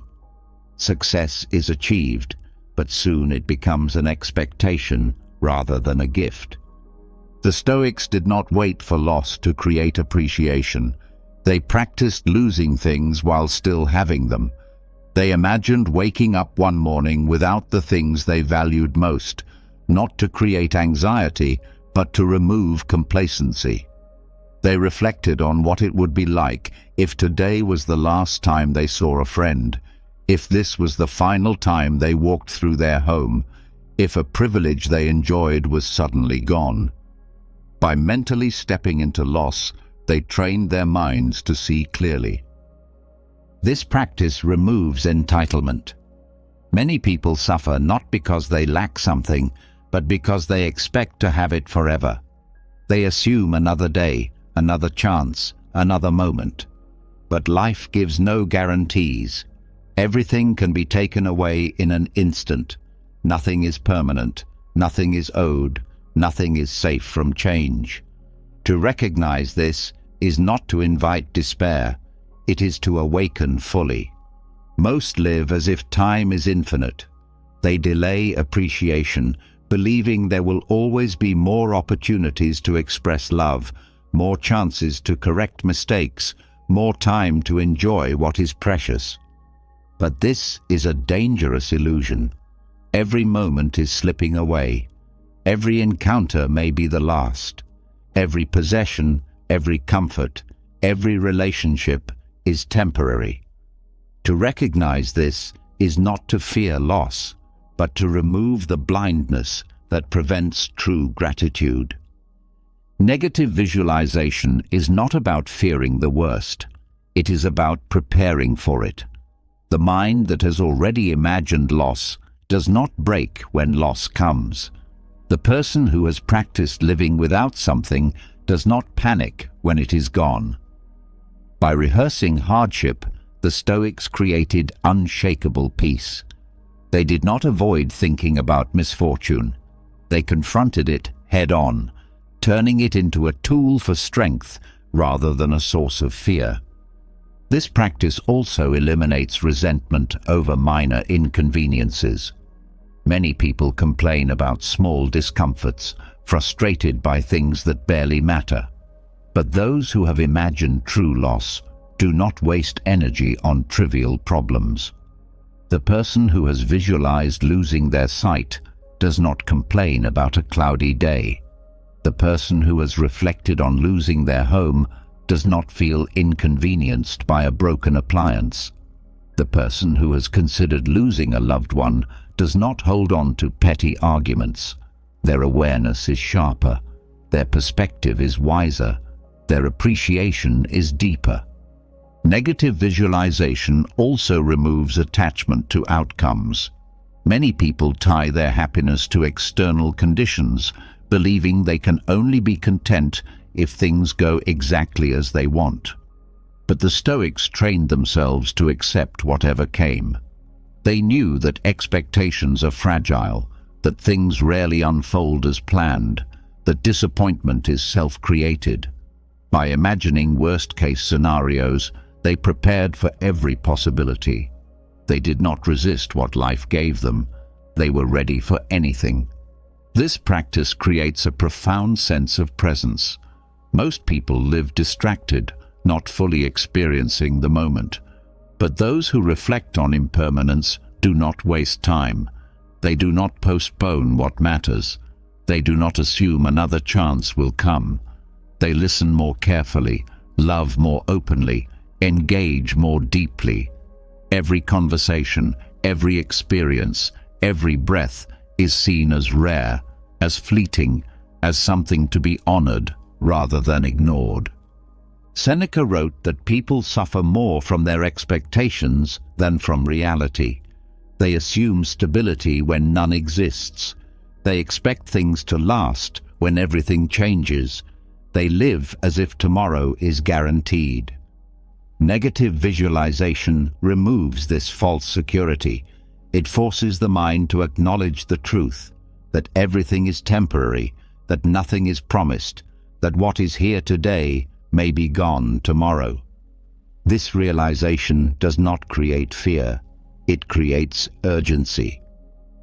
Gratitude becomes automatic when loss is understood. There is no need to remind oneself to be thankful, no need for forced affirmations. Appreciation happens naturally. The breath taken without pain, the food eaten without hunger, the ordinary moments shared with others, they all become sacred. The mundane transforms into the extraordinary because the mind finally sees clearly. This practice is also an antidote to materialism. Many chase after more, believing that happiness is found in acquiring things. But when the possibility of losing everything is considered, priorities shift. The fancy car, the expensive clothes, the pursuit of status, all of it fades in significance. What remains is what truly matters: the ability to breathe, to think, to experience, to love. The person who has considered losing everything does not waste time desiring what they do not have. They are too busy appreciating what they do. It also strengthens resilience. Those who have prepared their minds for misfortune do not collapse when it arrives. They have already seen themselves without their comforts, already envisioned living with less, already accepted that nothing is permanent. When hardship comes, they do not fight it. They step into it with readiness because they have rehearsed this moment before. Negative visualization is not a one-time exercise. It is a daily practice, a way of seeing the world, a way of stripping away blindness. It is a reminder, a recalibration, a return to reality. It does not create suffering, it removes it. It does not lead to pessimism, it leads to freedom. By practicing loss, a person does not become sad. They become alive. They see what they have always had, but never fully valued. They experience the richness of the present, unfiltered by expectations, undistorted by assumptions. They love deeper, because they know that nothing lasts. They act boldly because they know that time is running out. They appreciate fully because they no longer wait for something to be taken before realizing its worth. This is how the Stoics mastered gratitude, not through force, but through wisdom. They did not need reminders to be thankful. They saw life clearly, and that was enough. Gratitude sharpens when the illusion of permanence is broken. By meditating on loss, the mind wakes up to the value of what is already present. The breath taken freely, the time spent with loved ones, the ordinary moments that would otherwise be ignored, all of them become vivid, irreplaceable, meaningful. But even deeper than gratitude lies an awareness more urgent, more inescapable, more defining than any other realization. Time is running out. Nothing is more limited, nothing is more fragile, nothing is more easily wasted. The Stoics did not fear death, but they feared something worse, squandering the time they had. A person who loses money can earn more. A person who loses status can rebuild it. A person who loses an object can replace it. But time, once spent, never returns. Every moment that slips away is a moment lost forever. Seneca warned that people guard their wealth carefully, yet they squander their time as if they had an endless supply. They protect possessions, demand respect for their property, act with caution when making financial decisions, yet they let the most valuable resource of all disappear without thought. Time is not just passing, it is being taken. Every second is stolen by distraction, by hesitation, by meaningless pursuits. To waste time is not just foolish, it is a form of slow self-destruction. Most live as if they are preparing for life rather than living it. They tell themselves that real living will begin later, after the next goal, after the next milestone, after the next problem is solved. But there is no later. Time is not waiting. Every delay, every moment spent in idleness, every postponement is a step closer to the end. To recognize this is not to invite panic, but to awaken urgency. Many people measure life in years, in decades, in numbers too large to grasp. But the Stoics measured life differently. They did not ask how much time was left. They asked how much of it had been truly lived. A person may exist for decades, but have only truly lived for a handful of moments. Those who move through life in distraction, who chase things that do not matter, who waste hours in triviality, who let the days blend into each other without purpose, they are not truly alive. Life is not about duration, but depth. A short life lived with intensity, with clarity, with purpose, is far greater than a long life spent in distraction. Seneca wrote that people fear death, yet they act as if they have infinite time to waste. They delay what matters, ignore the present, assume they will have more chances. But the only guarantee is this moment, right now. Everything else is uncertain. Wasting time does not always look like idleness. It often disguises itself as busyness, as constant motion, as endless distractions that create the illusion of productivity. Many fill their days with tasks, with obligations, with activities that exhaust them, yet none of it truly matters. To be busy is not the same as to be alive. The Stoics focused not on how much they did, but on whether what they did was meaningful. The greatest theft of time comes not from external forces, but from within. The mind wastes hours in worry, in doubt, in replaying past mistakes, in fearing what has not yet happened. It drifts between regrets and anxieties, rarely settling in the only place where life exists, the present. The Stoics trained themselves to break free from this trap. They refuse to let their minds steal their own time. Time is not waiting for perfect conditions. Many people delay action because they believe they are not ready, because they are waiting for inspiration, because they think they will start tomorrow. But tomorrow is not guaranteed. The Stoics acted immediately, without hesitation, without excuse. If something mattered, it was done. If something was possible, it was pursued. They did not entertain the illusion of endless opportunities. There is no greater tragedy than reaching the end of life and realizing that most of it was wasted. Regret is not born from failure, but from inaction, from knowing that time was available yet left unused. The Stoics lived with this awareness constantly, not in fear, but in motivation. Every day was treated as a complete life in itself. Mastering time begins with eliminating what does not serve a purpose. The Stoics were ruthless in cutting out distractions, in saying no to obligations that drained energy, in removing anything that did not align with their values. They saw time as sacred, as something too precious to be wasted on trivialities. The key is not to do more, but to do less, better.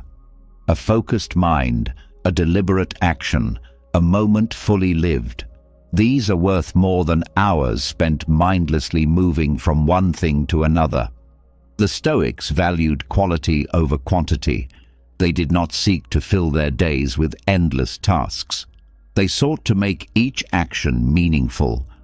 Living fully does not require extreme measures. It does not mean chasing thrills, taking reckless risks, or seeking constant stimulation. It means being present, being engaged, being aware of the value of every second. It means treating even ordinary moments as significant. Drinking water, walking outside, having a conversation. Each of these is an opportunity to be alive rather than to simply exist. Procrastination is the greatest enemy of time. Those who delay action do not realize that they are not postponing tasks. They are postponing life itself. Every time something is put off, a piece of existence is thrown away. The Stoics did not tolerate delay.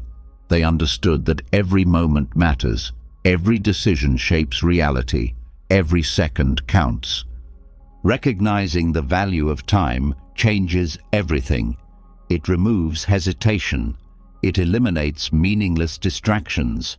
It forces the mind to focus on what is truly important.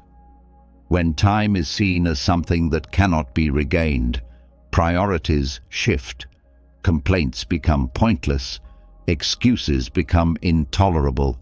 Waiting becomes unthinkable. Many waste time not because they lack awareness, but because they fear failure. They tell themselves they will start later, when they are better prepared, when they feel more confident. But the Stoics rejected this entirely. There is no preparation greater than action. Every delay is a step further from achievement. Every excuse is a step closer to regret. To master time is to master life. A person who controls their time controls their destiny. They are not dragged by distractions, not ruled by trivialities, not lost in meaningless motion. They move with purpose, with precision, with an understanding that nothing is more valuable than the present moment. The final realization is this: time is life. To waste time is to waste existence. To treat time carelessly is to treat life itself as disposable. The Stoics knew this.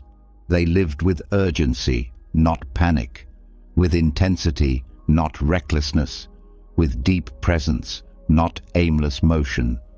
There is no later. There is no perfect moment. There is only now. Those who understand this live without regret, without hesitation, without fear of what is to come, because they know that every second, once gone, is gone forever. Time is life. Those who waste it are not just losing minutes, they are losing existence itself. Every second lost to distraction, to meaningless conflict, to hesitation, is a piece of life that can never be reclaimed. The Stoics understood this better than anyone. They moved with urgency, not because they were in a rush, but because they knew the present moment was all they ever truly had. But time is not just wasted in inactivity. It is stolen by chaos, by noise, by the endless distractions of a world that thrives on confusion. To protect time, one must also protect the mind. Most people do not lose their peace because of their own actions. They lose it because they allow external forces to control their emotions. A single comment, a piece of bad news, an unexpected inconvenience, any of these can trigger anger, anxiety, or frustration. The world is loud. It demands attention, drags people into meaningless debates, floods the mind with noise. Those who lack control over their thoughts are pulled into this storm, reacting to every disturbance, losing themselves in emotions that serve no purpose. The Stoics did not allow this. They trained themselves to remain composed no matter what happened around them. Calmness is not about suppressing emotion. It is about not being controlled by it. Most suffering comes not from events themselves, but from reacting without thought. A situation arises, and the mind immediately labels it as good or bad, fair or unfair. These labels create emotional turbulence. The Stoics removed them entirely. They saw things as they were, not as their emotions wanted them to be. A rude remark was just words. A delay was just a shift in time. A difficult person was just another human being acting according to their nature. By refusing to be disturbed, they remained in control. Modern life is filled with distractions designed to provoke reaction. Social media thrives on outrage. News is crafted to stir fear.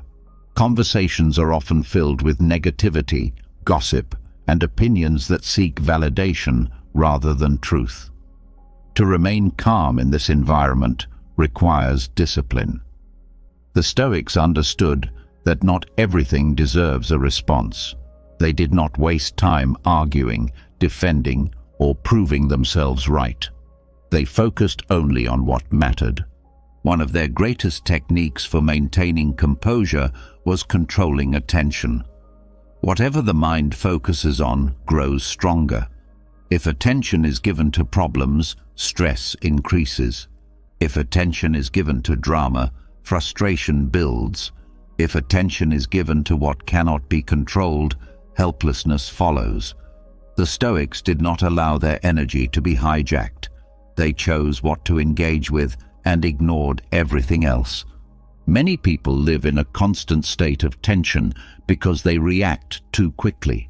They hear an opinion they dislike and feel the need to correct it. They experience a small inconvenience and allow it to ruin their mood. They get caught in the endless cycle of defending, explaining, or trying to change others. The Stoics rejected this entirely. They saw no value in reacting to everything.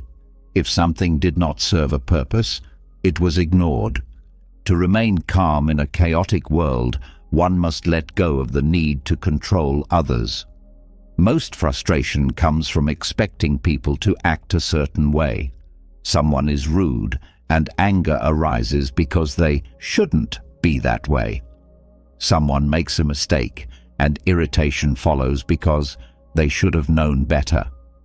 But the Stoics understood that people act according to their nature, not according to expectations.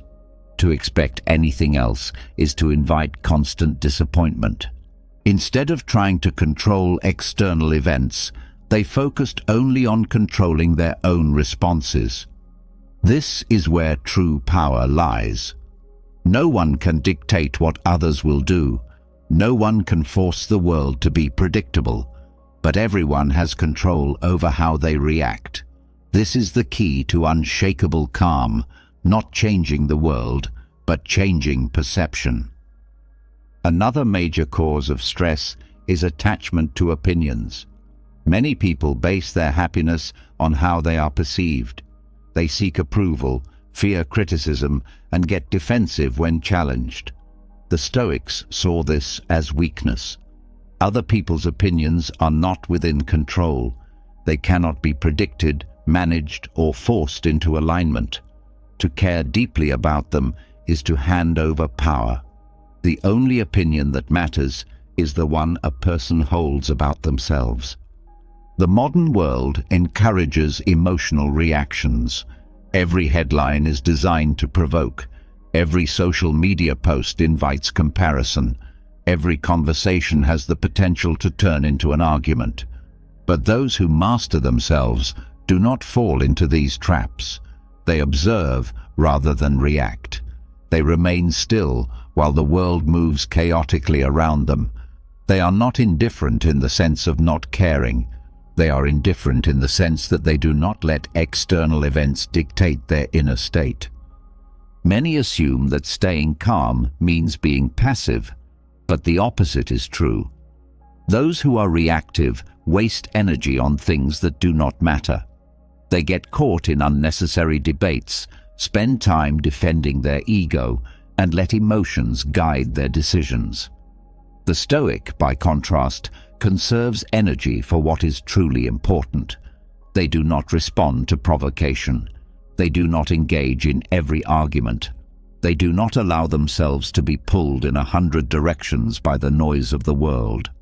This level of control is not achieved by suppressing emotions, but by understanding them. The Stoics did not pretend they felt nothing. They acknowledged emotions but refused to be ruled by them.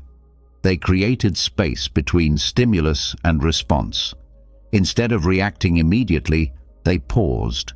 They questioned whether a response was necessary, whether the situation truly deserved attention, whether their energy was better used elsewhere.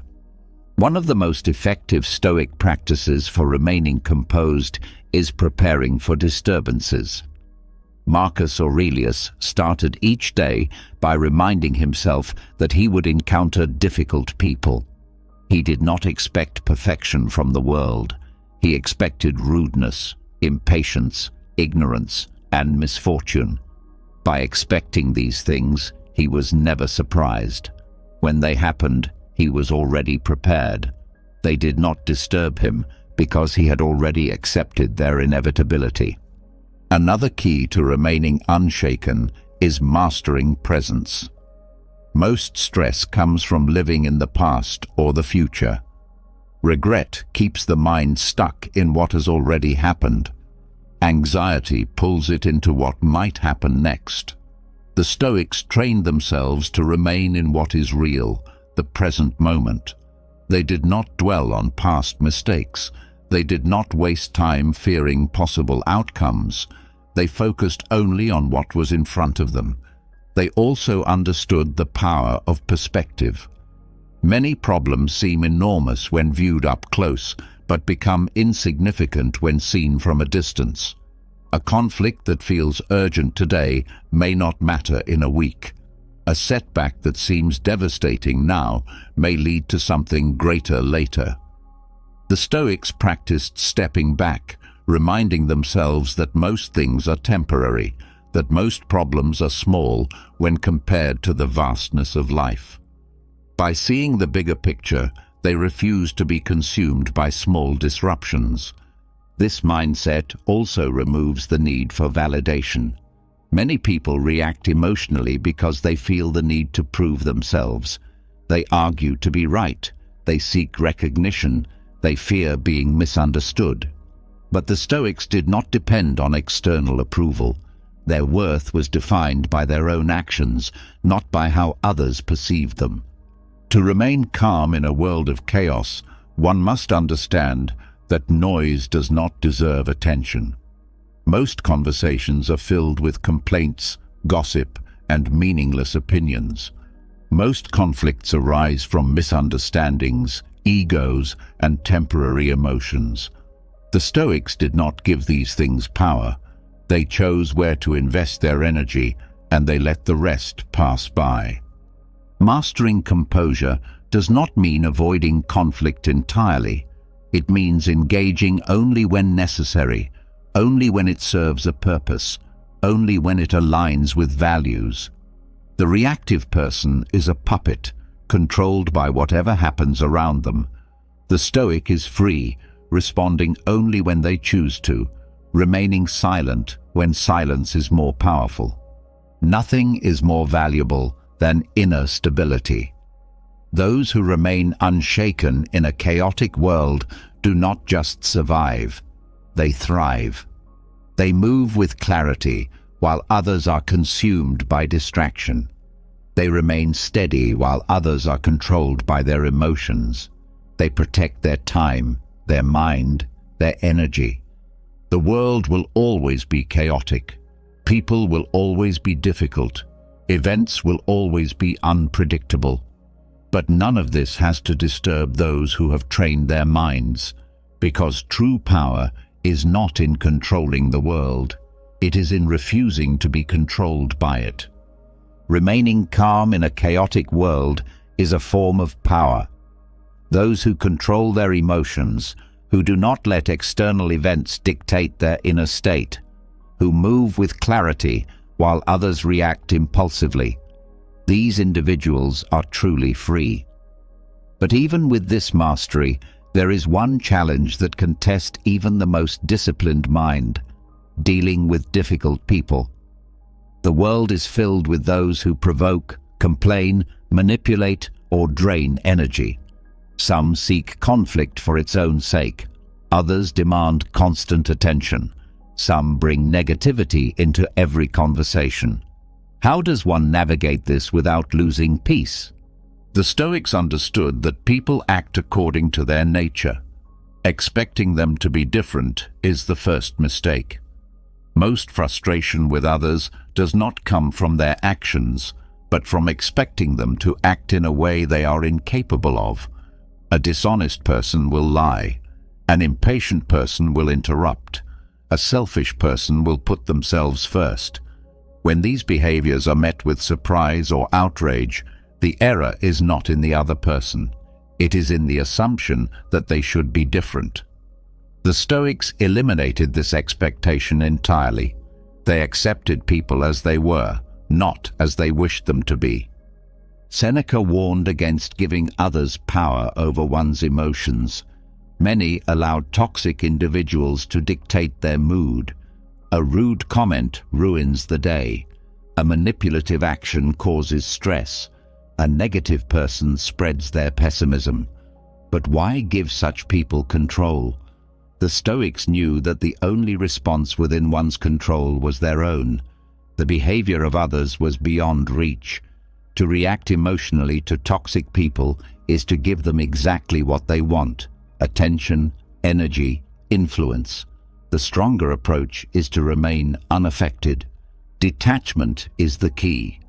Many believe they must engage with every difficult person, that they must argue, prove a point, or correct their behavior.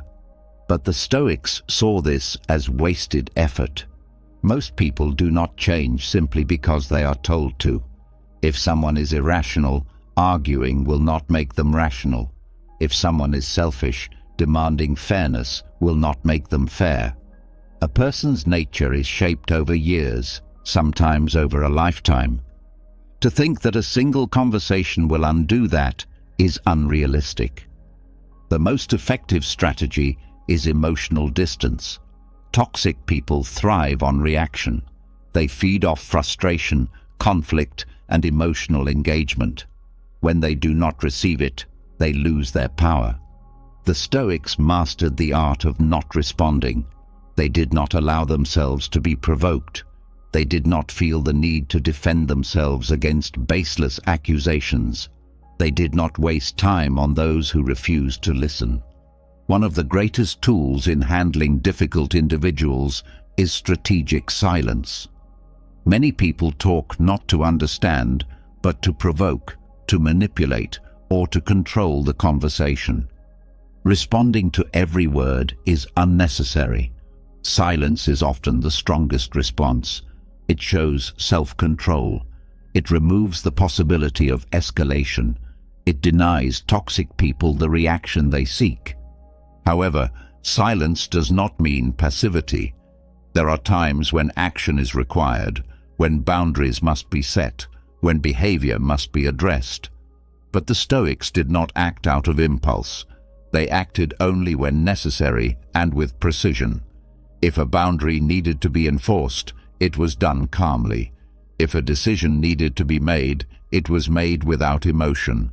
They removed personal feelings from the equation, acting only from reason. Another powerful technique is choosing where to invest energy. Not every conflict deserves attention. Not every insult deserves a response. Not every difficult person deserves engagement. Time and energy are too valuable to be spent on those who drain them. The Stoics evaluated every interaction. Was this worth engaging in, or was it better to walk away? They did not waste time arguing with those who could not be reasoned with. The ability to remain calm in the presence of toxic people is a sign of true strength. Most react without thinking, allowing frustration to take over. But those who can observe without being affected, who can respond without emotion, who can walk away without resentment, these are the ones who hold real power. They are not controlled by the behavior of others. They are controlled only by their own principles. Another essential Stoic practice is not taking things personally. Many conflicts arise because people assume that the actions of others are directed at them, that disrespect is intentional, that every offense is a personal attack. But most toxic behavior has nothing to do with the person experiencing it. It is a reflection of the other person's nature, their struggles, their lack of awareness. The Stoics trained themselves to separate their identity from the actions of others. An insult did not define them. A betrayal did not diminish them. They remained secure in their own sense of worth. One of the greatest causes of suffering is trying to change those who refuse to change. Many waste energy attempting to fix toxic relationships, trying to make someone see reason, hoping that the difficult person will suddenly act differently. But the Stoics did not attempt to control what could not be controlled. They accepted that some people would remain as they were. Instead of trying to force change, they focused on what they could control, their own reactions, their own choices, their own ability to walk away when necessary. Boundaries were another key aspect of the Stoic approach. They did not tolerate repeated harm. They understood that while it is wise to remain calm, it is also necessary to protect one's peace. They did not allow toxic people unlimited access to their time, their thoughts, or their emotions. They created distance when needed, not out of anger, but out of wisdom. Another important realization is that not every battle must be won. Many people engage in conflict simply to be right, to prove a point, to satisfy their ego. The Stoics saw this as pointless. They valued peace over victory. If winning an argument meant losing time, energy, and inner stability, they would rather let it go. They understood that not engaging was often the greatest form of strength. A powerful mental exercise the Stoics used was viewing difficult people as teachers. Instead of seeing toxic individuals as problems, they saw them as opportunities to practice patience, resilience, and self-control. Every encounter was a test. Could they remain calm in the face of disrespect? Could they hold their ground without anger? Could they walk away without resentment? These moments were not just challenges, they were training. Seneca reminded himself that expecting the world to be fair, expecting people to always act with kindness, expecting reason from the unreasonable, these were illusions that led to disappointment. The sooner one accepted that difficulty was part of life, that toxic individuals would always exist, that conflict was unavoidable, the sooner they could move through it without suffering. The final realization is this: no one has the power to steal peace unless that power is given to them. Difficult people exist. They will always exist. Their actions cannot always be avoided, but their influence can be. By mastering the ability to remain calm, by refusing to be pulled into negativity, by setting clear boundaries, by choosing when and how to engage, one becomes untouchable. The Stoics did not seek to change others. They sought only to master themselves, and in doing so, they remained composed while others were consumed by conflict. They walked through the fire of difficult people without being burned, because they knew that true power is not in controlling others, it is in refusing to be controlled by them. Difficult people test patience, drain energy, and create unnecessary conflict. But their power is an illusion. The Stoics understood that no one could take peace unless it was handed to them. By refusing to engage in pointless arguments, by setting clear boundaries, by remaining unaffected by the words and actions of others, they maintained control. Yet even for those who master this discipline, another challenge remains: the need for approval. Many are not just disturbed by difficult individuals, they are ruled by the opinions of everyone. The craving for validation is a hidden form of slavery. It dictates decisions, influences emotions, and forces people to shape themselves according to external expectations. Some measure their worth by the approval they receive. Some hold back their true thoughts to avoid criticism. Some spend their lives trying to be liked, fearing rejection, adapting themselves to fit the standards of others. The Stoics rejected this completely. They were indifferent to external validation, free from the need for approval, untouchable by opinions that did not serve them. The desire for recognition creates dependence.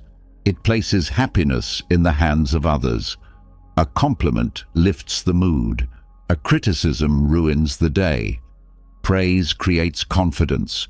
Disapproval leads to doubt. Those who live this way are not in control of themselves. They are at the mercy of shifting opinions, of unpredictable judgments, of expectations they can never fully satisfy. The Stoics saw this as a trap. No one should have that much control over the mind. Seneca warned that the pursuit of approval is endless. Even those who gain status, who receive applause, who win admiration, soon find that it is never enough. More is always needed. There is always another person to impress, another opinion to seek, another fear of losing what has been gained. Freedom comes not from receiving validation, but from no longer needing it. To be truly indifferent to social approval is not to reject people. It is not to be rude, cold, or dismissive. It is to recognize that external validation has no effect on inner worth. It is to act based on reason, not based on what will gain the most approval. It is to live by personal values, not by shifting societal expectations. Most people seek approval because they fear rejection. They avoid criticism, stay silent to prevent disagreement, conform to avoid standing out. But the Stoics saw rejection as meaningless.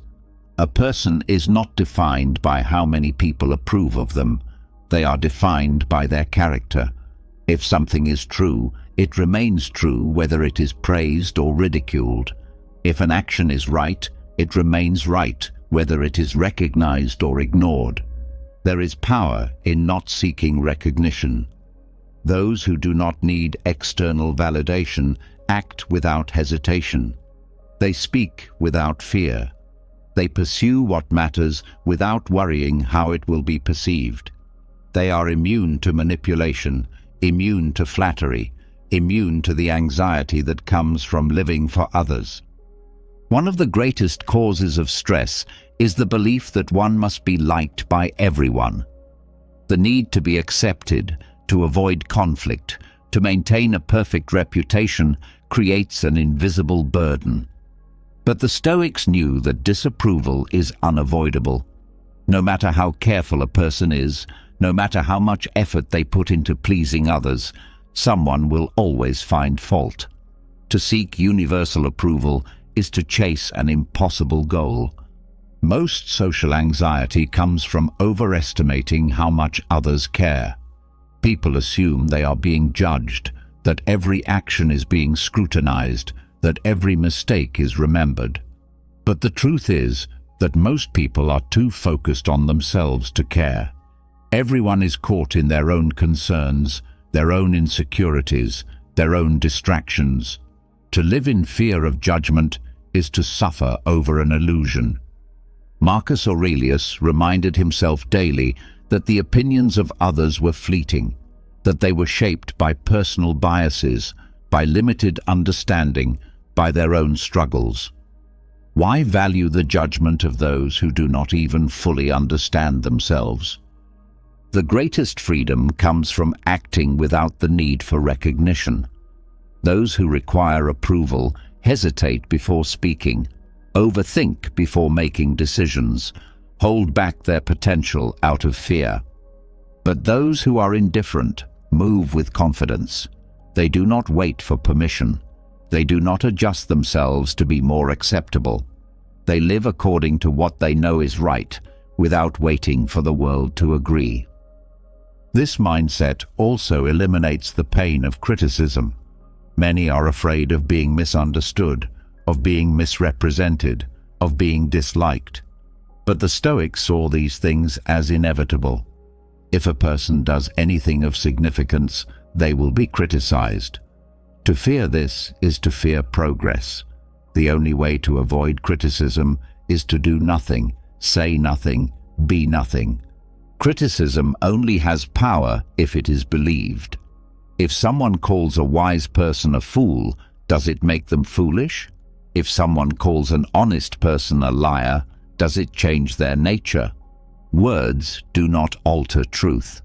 The Stoics trained themselves to hear insults without being affected. If the criticism was valid, they used it for growth. If it was baseless, they ignored it. Either way, it had no power over them. Another cause of the need for approval is comparison. Many measure their worth by how they rank against others. They seek validation through status, wealth, appearance, or success. But the Stoics rejected this mindset entirely. There is no wisdom in comparing one's life to another. Every person follows their own path, shaped by different experiences, opportunities, and choices.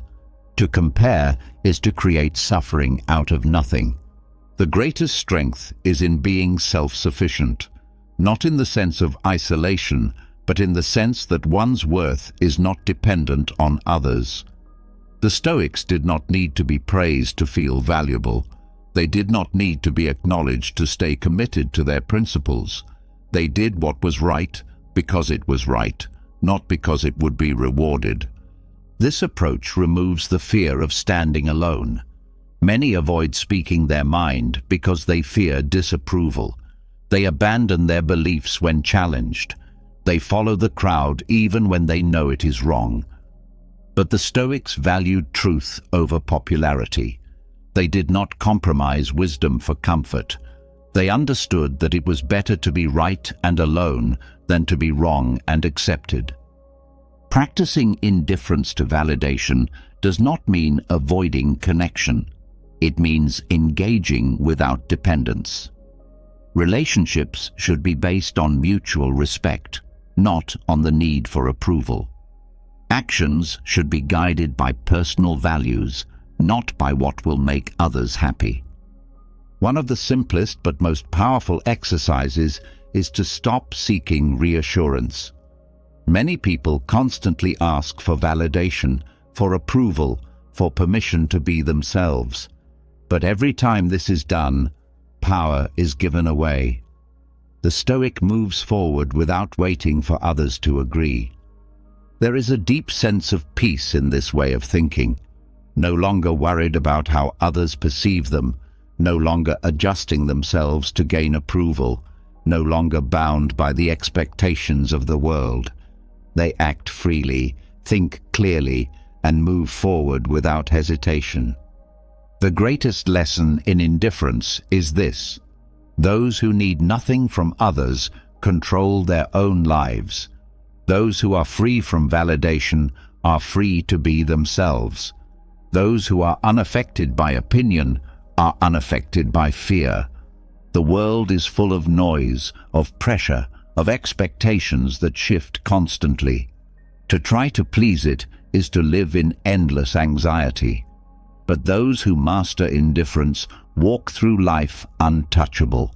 They do not seek recognition. They do not fear rejection. They do not hesitate before speaking, before acting, before making choices that align with their principles. This is not arrogance. It is freedom. Not needing approval means never being controlled by it. The Stoics did not just accept this truth, they lived by it. And because of that, they remained steady while others were lost in the need to be liked. They were free. Freedom from validation is freedom from control. Those who no longer seek approval, who act based on principle rather than popularity, who remain unmoved by praise or criticism, live on their own terms. They do not waste energy proving themselves. They do not adjust their actions to please others. They do not fear standing alone when necessary. But even in this independence, another challenge remains: how to engage with others effectively. Mastering conversation is not about impressing people. It is not about speaking more, appearing knowledgeable, or dominating discussions. The Stoics approached communication with purpose, using both casual exchanges and deep discussions as tools for clarity, learning, and connection. Every word had weight. Every interaction had meaning. They did not speak to be heard. They spoke to add value. They did not listen to respond. They listened to understand. Most conversations today are filled with noise. People talk without thinking, fill silence with meaningless words, speak only to validate their own opinions. The Stoics rejected this entirely. They valued silence more than pointless speech. If words did not serve a purpose, they remained quiet. If a conversation was driven by ego rather than wisdom, they did not engage. The key to mastering small talk is understanding its function. Many see it as empty chatter, as something to endure rather than to use. But the Stoics knew that even brief interactions could serve a purpose. A simple exchange could build trust, set the tone for deeper discussions, or reveal useful insights. Small talk is not meaningless when approached with awareness. It is a gateway to connection. The mistake most people make in casual conversation is speaking too much. They believe they must fill every gap, prove their intelligence, or entertain the other person. But the Stoics mastered the art of restraint. They spoke less, listened more, and observed everything. They did not rush to share their thoughts. They allowed silence to exist. They let others reveal themselves first. This restraint gave them an advantage. By listening carefully, they learned what truly mattered to people. They understood motivations, fears, and values without needing to ask directly. They knew that people reveal more in what they say casually than in what they say intentionally. A single careless remark can expose more truth than a long speech. But listening was not passive. The Stoics listened with purpose. They were fully present, absorbing details, analyzing the deeper meaning behind words. They did not simply wait for their turn to speak. They did not interrupt to shift focus back to themselves. They used silence as a tool. A well-placed pause made others open up. A lack of immediate reaction forced deeper thought. Another powerful technique was asking the right questions. Instead of focusing on surface-level topics, they directed conversations toward meaningful discussions. They did not force deep conversations, but they guided them naturally. They asked questions that made people reflect rather than just respond. They avoided gossip, trivial complaints, or discussions that led nowhere. The ability to steer conversations requires control over emotions. Many people engage in discussions with the sole intent of winning. They feel the need to correct, to argue, to defend.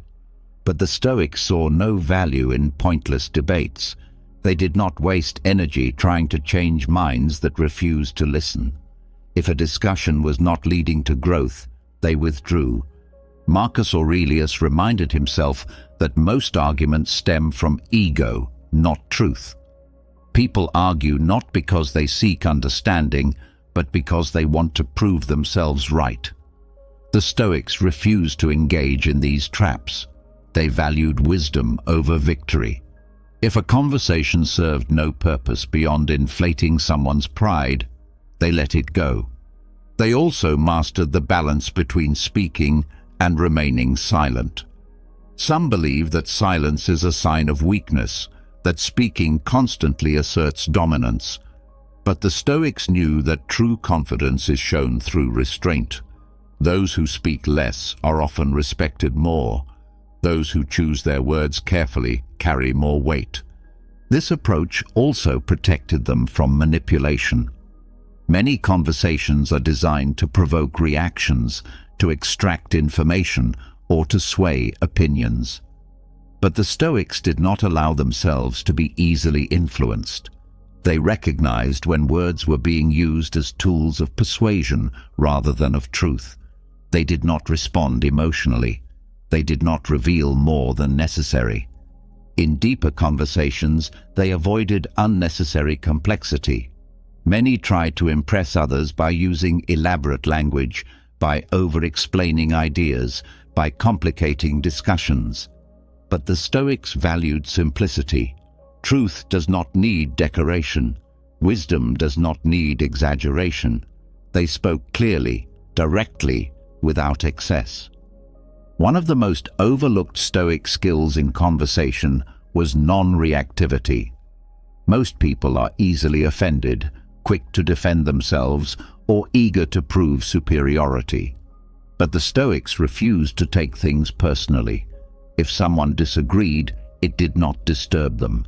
If someone insulted them, they did not react.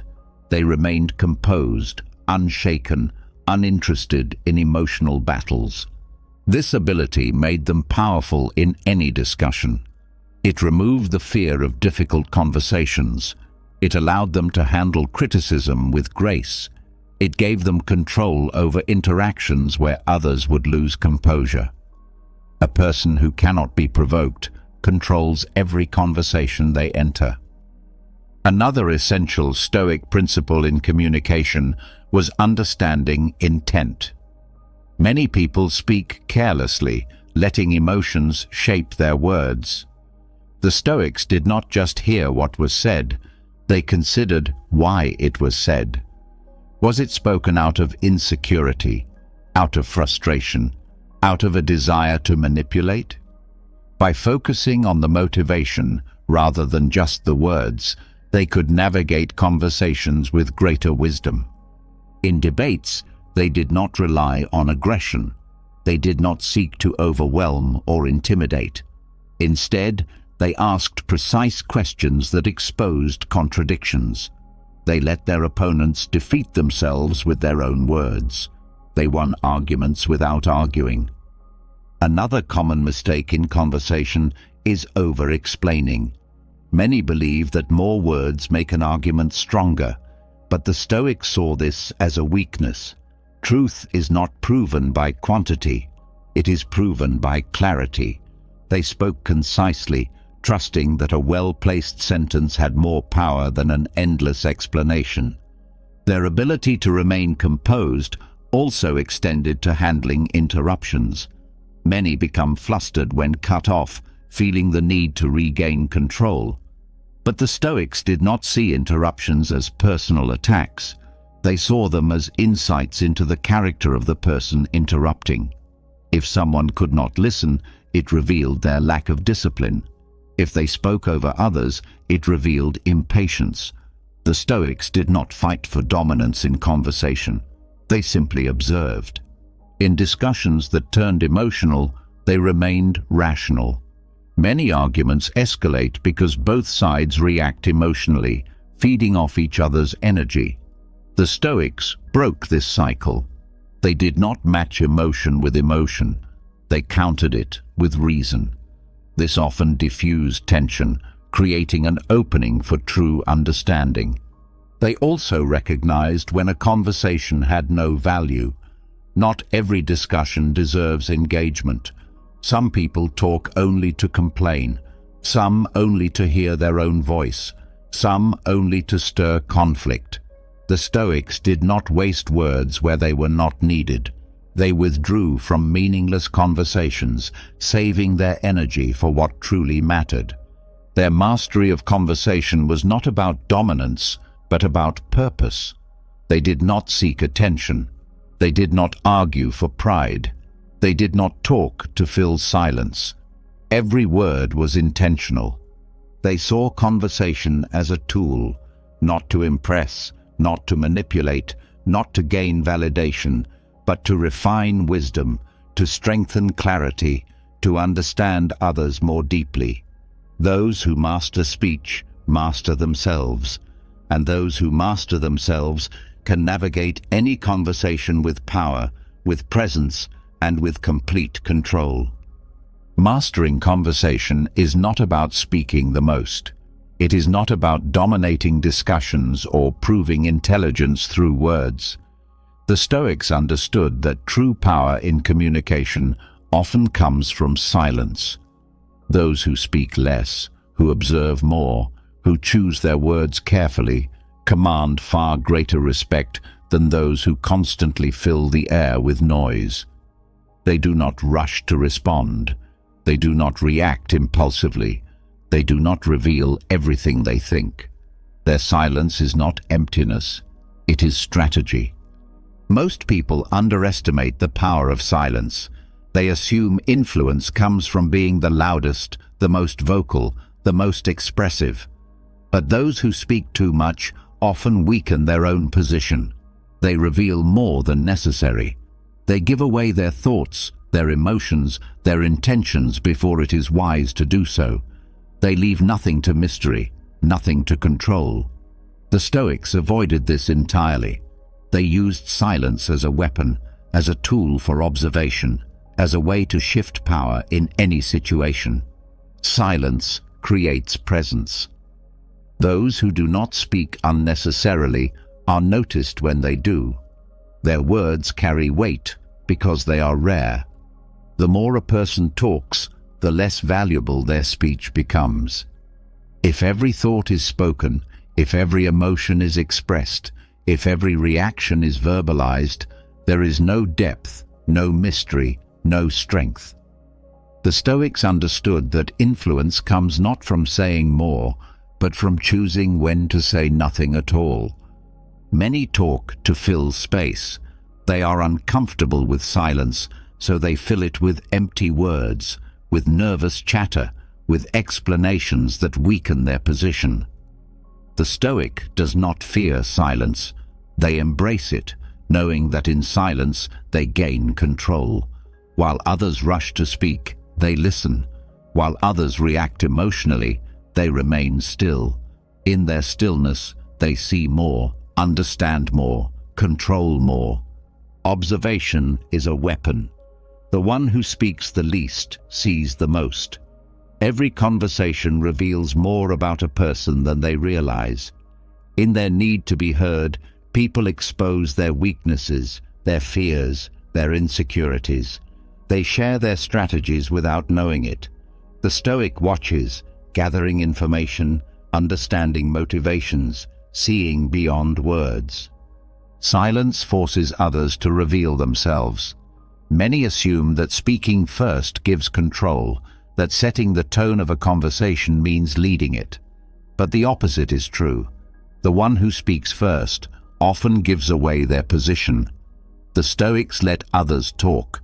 They let them explain, justify, react. In their silence, they force others to fill the void. And in that void, people expose what they are trying to hide. A well-placed pause is often more powerful than an argument. In negotiation, silence is pressure. Most people are uncomfortable when there is no response. They rush to fill the gap, often revealing more than they intended. The Stoics understood this deeply. They did not interrupt. They did not rush to disagree.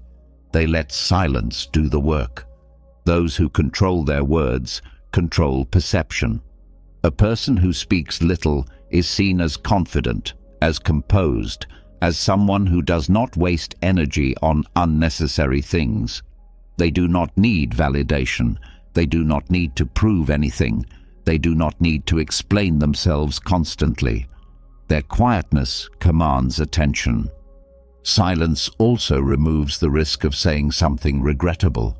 Many destroy their own credibility by speaking without thinking.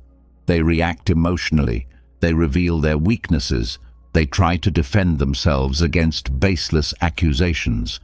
The Stoics knew that most words are wasted, that most responses are unnecessary, that many problems solve themselves if given time. They did not feel the need to respond to everything. Many misunderstand silence as passivity, but the opposite is true.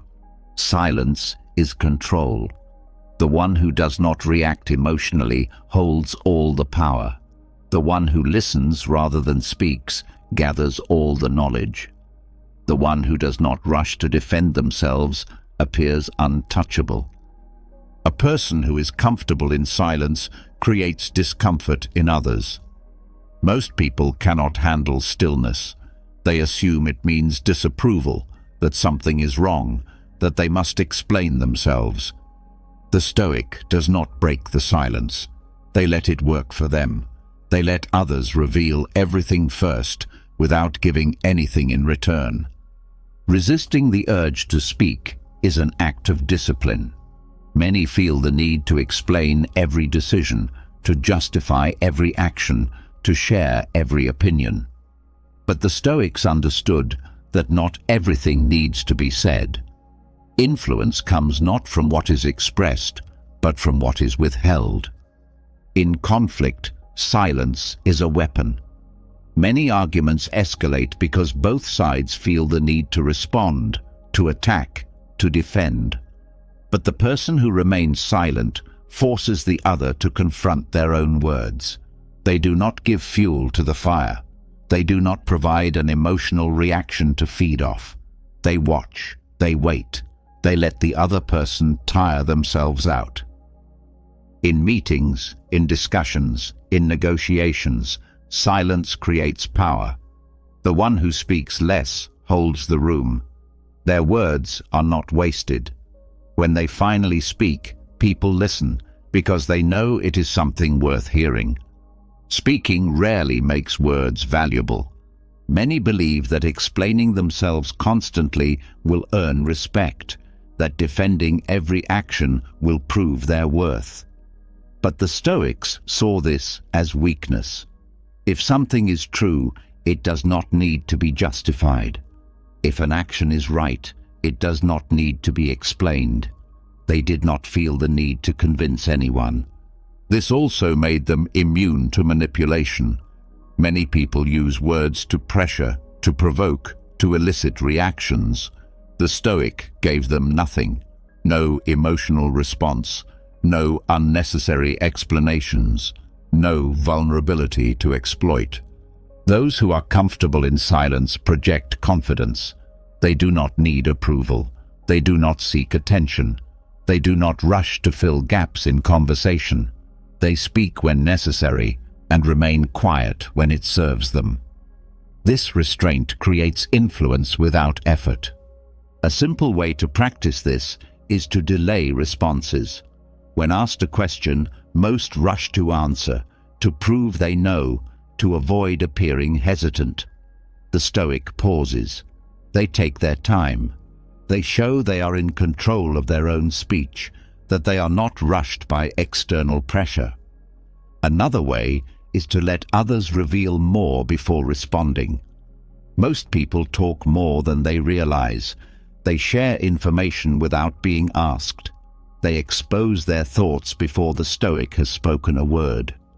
By waiting, by remaining still, by giving no reaction, the Stoic learns everything without revealing anything. Powerful people do not speak constantly. They do not explain every move. They do not react to every word spoken to them. They master silence, and in doing so, they master the art of influence. This ability is rare, which is why it is so effective. In a world where people constantly speak without thinking, those who are silent stand out. Those who do not rush to respond are seen as composed. Those who do not react emotionally are seen as wise. Many believe they must speak to be noticed, but the opposite is true. Those who say little, who choose their words carefully, who do not waste their breath on the unnecessary, these are the people others listen to when they finally speak. Silence is not weakness. It is strategy. It is the discipline of knowing that most words are unnecessary. It is the wisdom of letting others reveal themselves first. It is the confidence of not needing to explain, to defend, to prove anything. The Stoics did not use silence to avoid people. They used it to control interactions. They used it to see more, to understand more, to hold power in every situation. To speak less is to influence more. To listen more is to understand deeply. To control words is to control perception. And those who master silence master every room they walk into. Silence is power. Those who master it gain influence without force, understanding without effort, and control without conflict. They see more by speaking less, hold respect by not seeking it, and navigate every situation with clarity while others are distracted by their own words. But even those who are skilled in restraint, in withholding unnecessary speech, in remaining composed when others lose control, even they must confront the final test of all human existence, the fear of death. Nothing grips the mind tighter than the thought of its own end. Some ignore it, pretending it will never come. Others drown in anxiety, fearing the unknown, avoiding any reminder of mortality. But the Stoic does neither. They do not hide from death, nor do they fear it. They face it directly, strip it of its power, and live more fully because of it. Most fear death, not because of what it is, but because of what they project onto it. The mind resists what it cannot control, what it does not understand, what it cannot avoid. Death is the great unknown, the event that no preparation can prevent, the certainty that comes without warning. But the Stoics understood that fear is never about an event itself. It is about perception, and perception can be reshaped. The first step to eliminating fear of death is removing mystery. People fear what they do not understand. They fill the unknown with imagined suffering, with worst-case scenarios, with exaggerated horrors. But death is not mysterious. It is the natural conclusion to life, no different from the setting of the sun, the falling of a leaf, the cycle of all things. The fear of death comes from treating it as an exception rather than as the rule. Nothing in nature resists its own end. The river does not fear drying up. The tree does not resist decay. The stars themselves burn out without complaint. Only humans attempt to deny the inevitable, and in that denial, suffering is created. Seneca wrote that death is not something that happens at the end of life, but something that happens every day. Time is not lost all at once. It disappears moment by moment. Every hour that passes is a small death. Every wasted moment is a piece of existence that will never return. To fear death while wasting life is the greatest contradiction. The Stoic does not see death as something separate from life. They see it as part of the same process, the natural endpoint of what has already begun. By accepting death as unavoidable, they free themselves from the anxiety of resisting it.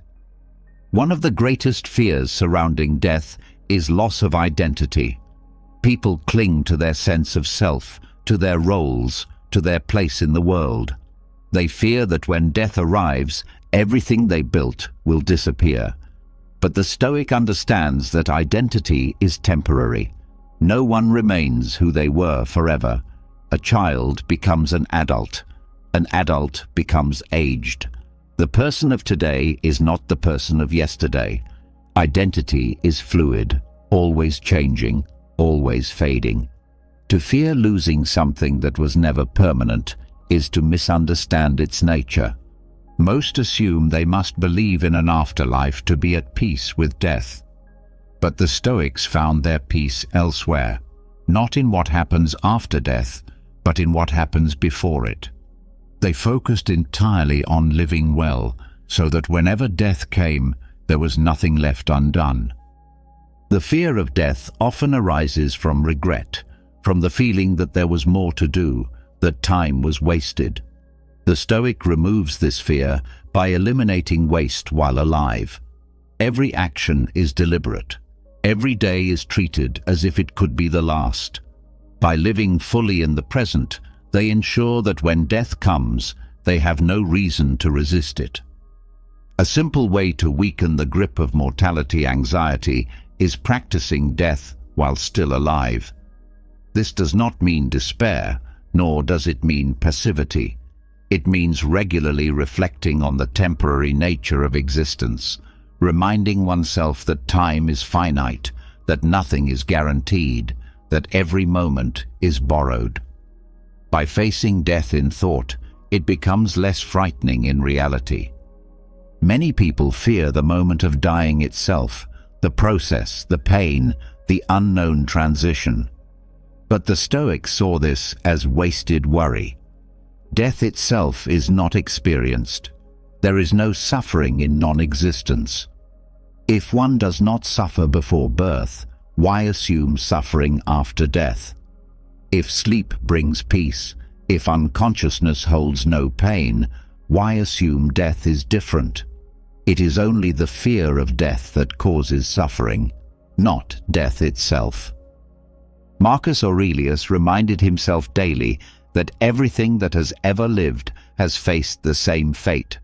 Kings, warriors, poets, philosophers, none were spared. Every civilization that once ruled is now dust. The world continues. Time moves forward. To think oneself unique in fearing death is to forget that all of history has already passed through it. A powerful way to conquer mortality anxiety is shifting focus from lifespan to impact. Many fear death because they equate it with erasure, with being forgotten. But the Stoics understood that life is measured not in years, but in the effect it has. A short life lived wisely is far greater than a long life wasted. A single act of virtue outlives the person who performed it. Fearing death does not prevent it. Avoiding thoughts of mortality does not change reality. The Stoic embraces the truth fully, knowing that acceptance is the key to peace. They do not pray for more time. They use the time they have. They do not curse the limits of life. They work within them. They do not fear the end because they have made full use of the beginning. Some believe that making peace with death means giving up on life, but the opposite is true. Those who accept death most deeply live with the greatest intensity. They do not postpone what matters. They do not waste time in triviality. They do not live as if time is endless. They live urgently because they understand that every moment is irreplaceable. Another technique the Stoics practiced was viewing life as borrowed rather than owned. People assume life is theirs, that they are entitled to a certain number of years. But this assumption creates suffering. Life is not a possession, it is a temporary gift. To be angry at death is like being angry that a loan must be repaid. The Stoic is not resentful when their time is up. They are grateful that they were given any time at all. Releasing the fear of death does not mean ignoring the importance of health, of longevity, of taking care of the body. But it does mean removing the desperation, the panic, the obsessive grasping at youth. The Stoic treats health as valuable, but they do not cling to life as if it can be extended beyond its natural limits. They prepare their minds so that when the time comes, they are ready. In the end, to fear death is to fear nature itself. It is to deny what every living thing has faced. The sun sets, the tides recede, the seasons change. The Stoic does not resist this. They align with it. They understand that just as birth was outside their control, so is death. And in that surrender, they find peace. Those who fear death never truly live. They hesitate, they delay, they avoid risk, they waste time worrying about an end they cannot prevent. But those who conquer this fear move through life freely.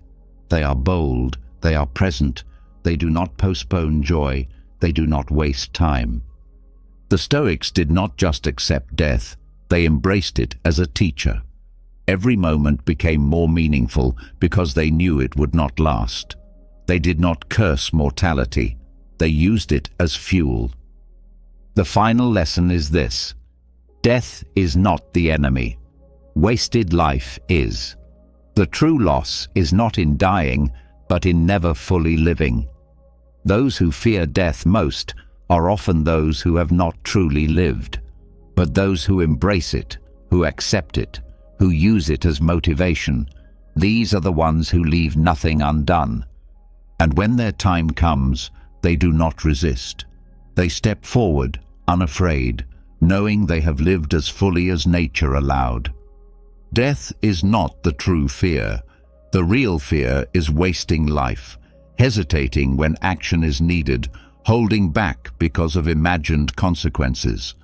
Those who accept mortality live fully, without delay, without avoidance. They do not waste time fearing the inevitable, nor do they let failure or rejection prevent them from taking the next step. But even for those who have accepted death, another challenge remains: the fear of failure, the fear of rejection, the fear of not being enough. Most people are trapped not by external limitations, but by the walls they build in their own minds. They do not take action because they fear what might happen if they fail. They do not express themselves fully because they fear how others might judge them. They do not pursue what matters most because they fear rejection, criticism, or falling short of expectations. The Stoics rejected this completely. They understood that failure is not the problem, the fear of it is. Fear of failure is an illusion. It is built on imagined outcomes, on assumptions that failure is final, on the belief that mistakes define worth. But the Stoics saw failure for what it truly was: a lesson, a process, a necessary step toward mastery. No one succeeds without failing. No one grows without making mistakes. No one reaches their potential without first falling short. Seneca reminded himself that what often seems like failure is simply part of the journey. A person learning to walk will fall many times before they take their first step. A person learning a craft will make countless errors before creating something of value. A person building strength will fail many times before gaining power. Failure is not the opposite of success. It is the foundation of it.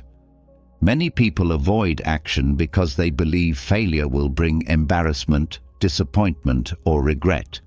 But the Stoics knew that avoiding failure means avoiding life itself. To never fail is to never try. To never try is to never grow. To never grow is to live in stagnation, in comfort, in the illusion of safety. The cost of avoiding failure is far greater than the cost of experiencing it. Rejection is another fear that keeps people from moving forward. Many hold back their true thoughts, their real desires, their ambitions, because they fear being dismissed, ignored, or judged. They assume rejection is a reflection of their worth. But the Stoics saw rejection differently. It is not a failure, it is a redirection. It is not an end, it is guidance. It does not mean a person is unworthy, it simply means they are meant for something else. Most rejection is not personal. It is the result of timing, circumstances, or the perspective of others. A rejection does not change ability, value, or potential. It is simply one path closing so that another can be found. The Stoics never saw rejection as an obstacle. They saw it as information. The reason failure and rejection cause so much suffering is because people attach their identity to outcomes. They believe that failing means they are failures. They believe that rejection means they are unworthy. But the Stoics understood that identity is not tied to success. A person is not defined by a single moment. They are defined by how they respond to it. Failure and rejection only have power if they are given power. A setback is painful only if it is seen as a dead end rather than as part of the process. A rejection only stings if it is taken personally rather than as feedback. The Stoics trained their minds to remove emotional attachment to results. They did not seek validation through success, nor did they take failure as a judgment of their worth. One of the most powerful ways to unlearn fear of failure is to redefine what success means.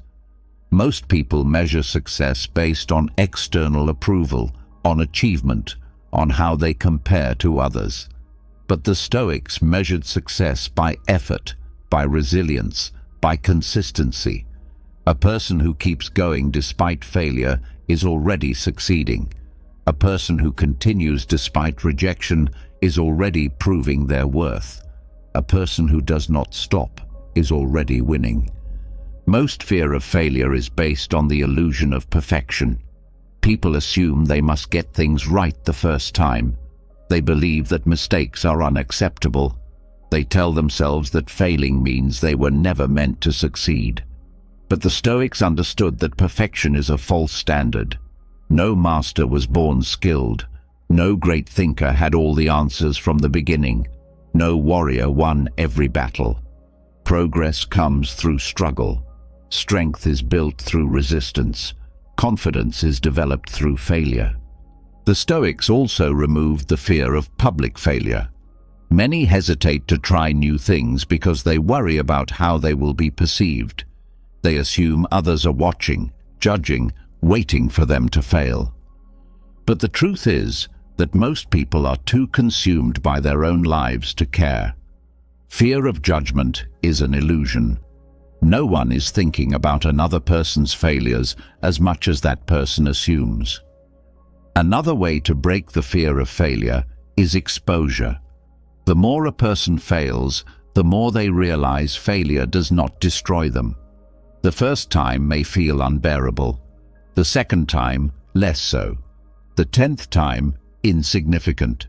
The 100th time, meaningless. The Stoics knew that failure loses its power when it is confronted repeatedly. They also understood that the worst-case scenario is rarely as bad as it seems. Most failure is recoverable. Most rejection is temporary. Most setbacks lead to unexpected opportunities. People build up imagined consequences in their minds, assuming failure will ruin them. But the reality is that most failures are stepping stones rather than dead ends. One of the simplest but most effective Stoic practices is to ask, what is the absolute worst that can happen? Many fears shrink when examined closely. Would failure lead to death? No.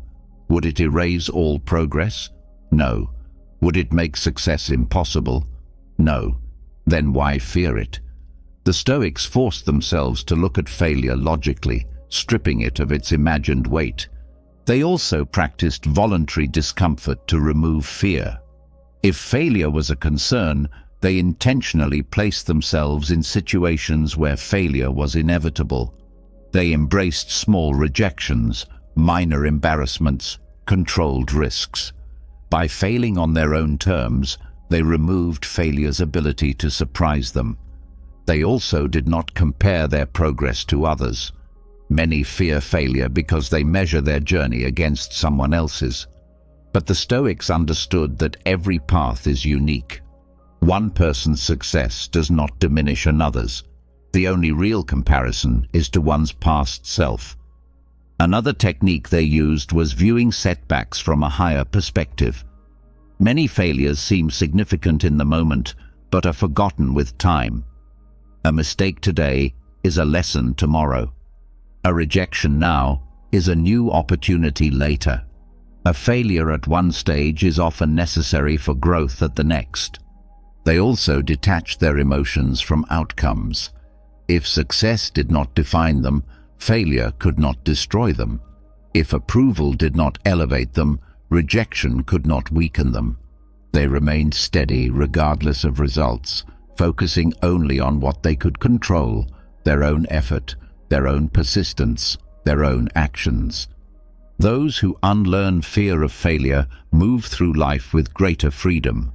They take risks without hesitation. They attempt what others avoid. They continue despite setbacks. They are not fragile, not easily discouraged, not held back by rejection. Failure is only failure if it stops a person from continuing. Rejection is only defeat if it convinces someone to quit. The Stoics did neither. They used failure as fuel, rejection as redirection, setbacks as stepping stones. The final truth is this: those who fear failure the most are often those who never reach their potential. But those who embrace it, who see it as necessary, who keep moving forward despite it, these are the ones who achieve what others never will. They are not reckless. They are not fearless in the sense of never feeling doubt. They simply refuse to let fear stop them. They know that the real failure is never trying at all. Everything you've heard tonight is more than philosophy. It's a blueprint for an unshakable mind, a clear path to inner strength, and a guide to a life lived fully. The Stoics understood that true power does not come from controlling the world. It comes from controlling yourself. They faced failure without fear, rejection without doubt, success without arrogance, and adversity without breaking. They mastered time, knowing that every moment wasted is a piece of life that will never return. They trained their minds to be disciplined, their emotions to be steady, their actions to be deliberate. They embraced discomfort because they knew that the easy path leads nowhere. They prepared for the worst so they could face anything without panic. They freed themselves from the need for validation, approval, or recognition because they knew that true peace comes from within, never from the opinions of others. This is how you become untouchable. Not by avoiding difficulty, but by embracing it. Not by fearing loss, but by understanding that nothing is truly yours to keep. Not by chasing happiness, but by building a life rooted in purpose, resilience, and wisdom. And now you have a choice. You can let these ideas drift away as the night fades, or you can wake up tomorrow and begin to live them. Before you go, leave a comment below. Tell me, which Stoic lesson resonated with you the most? What mindset shift did you feel while listening? Your insights could be the spark that helps someone else on their journey. And if you found value in these lessons, make sure to subscribe to the channel. This is only the beginning. The path to mastery never ends, and there's more wisdom to uncover, more strength to build, more clarity to gain. Hit subscribe, turn on notifications, and continue this journey with me. Now, go forward. Live wisely. Live fully. Live like a Stoic.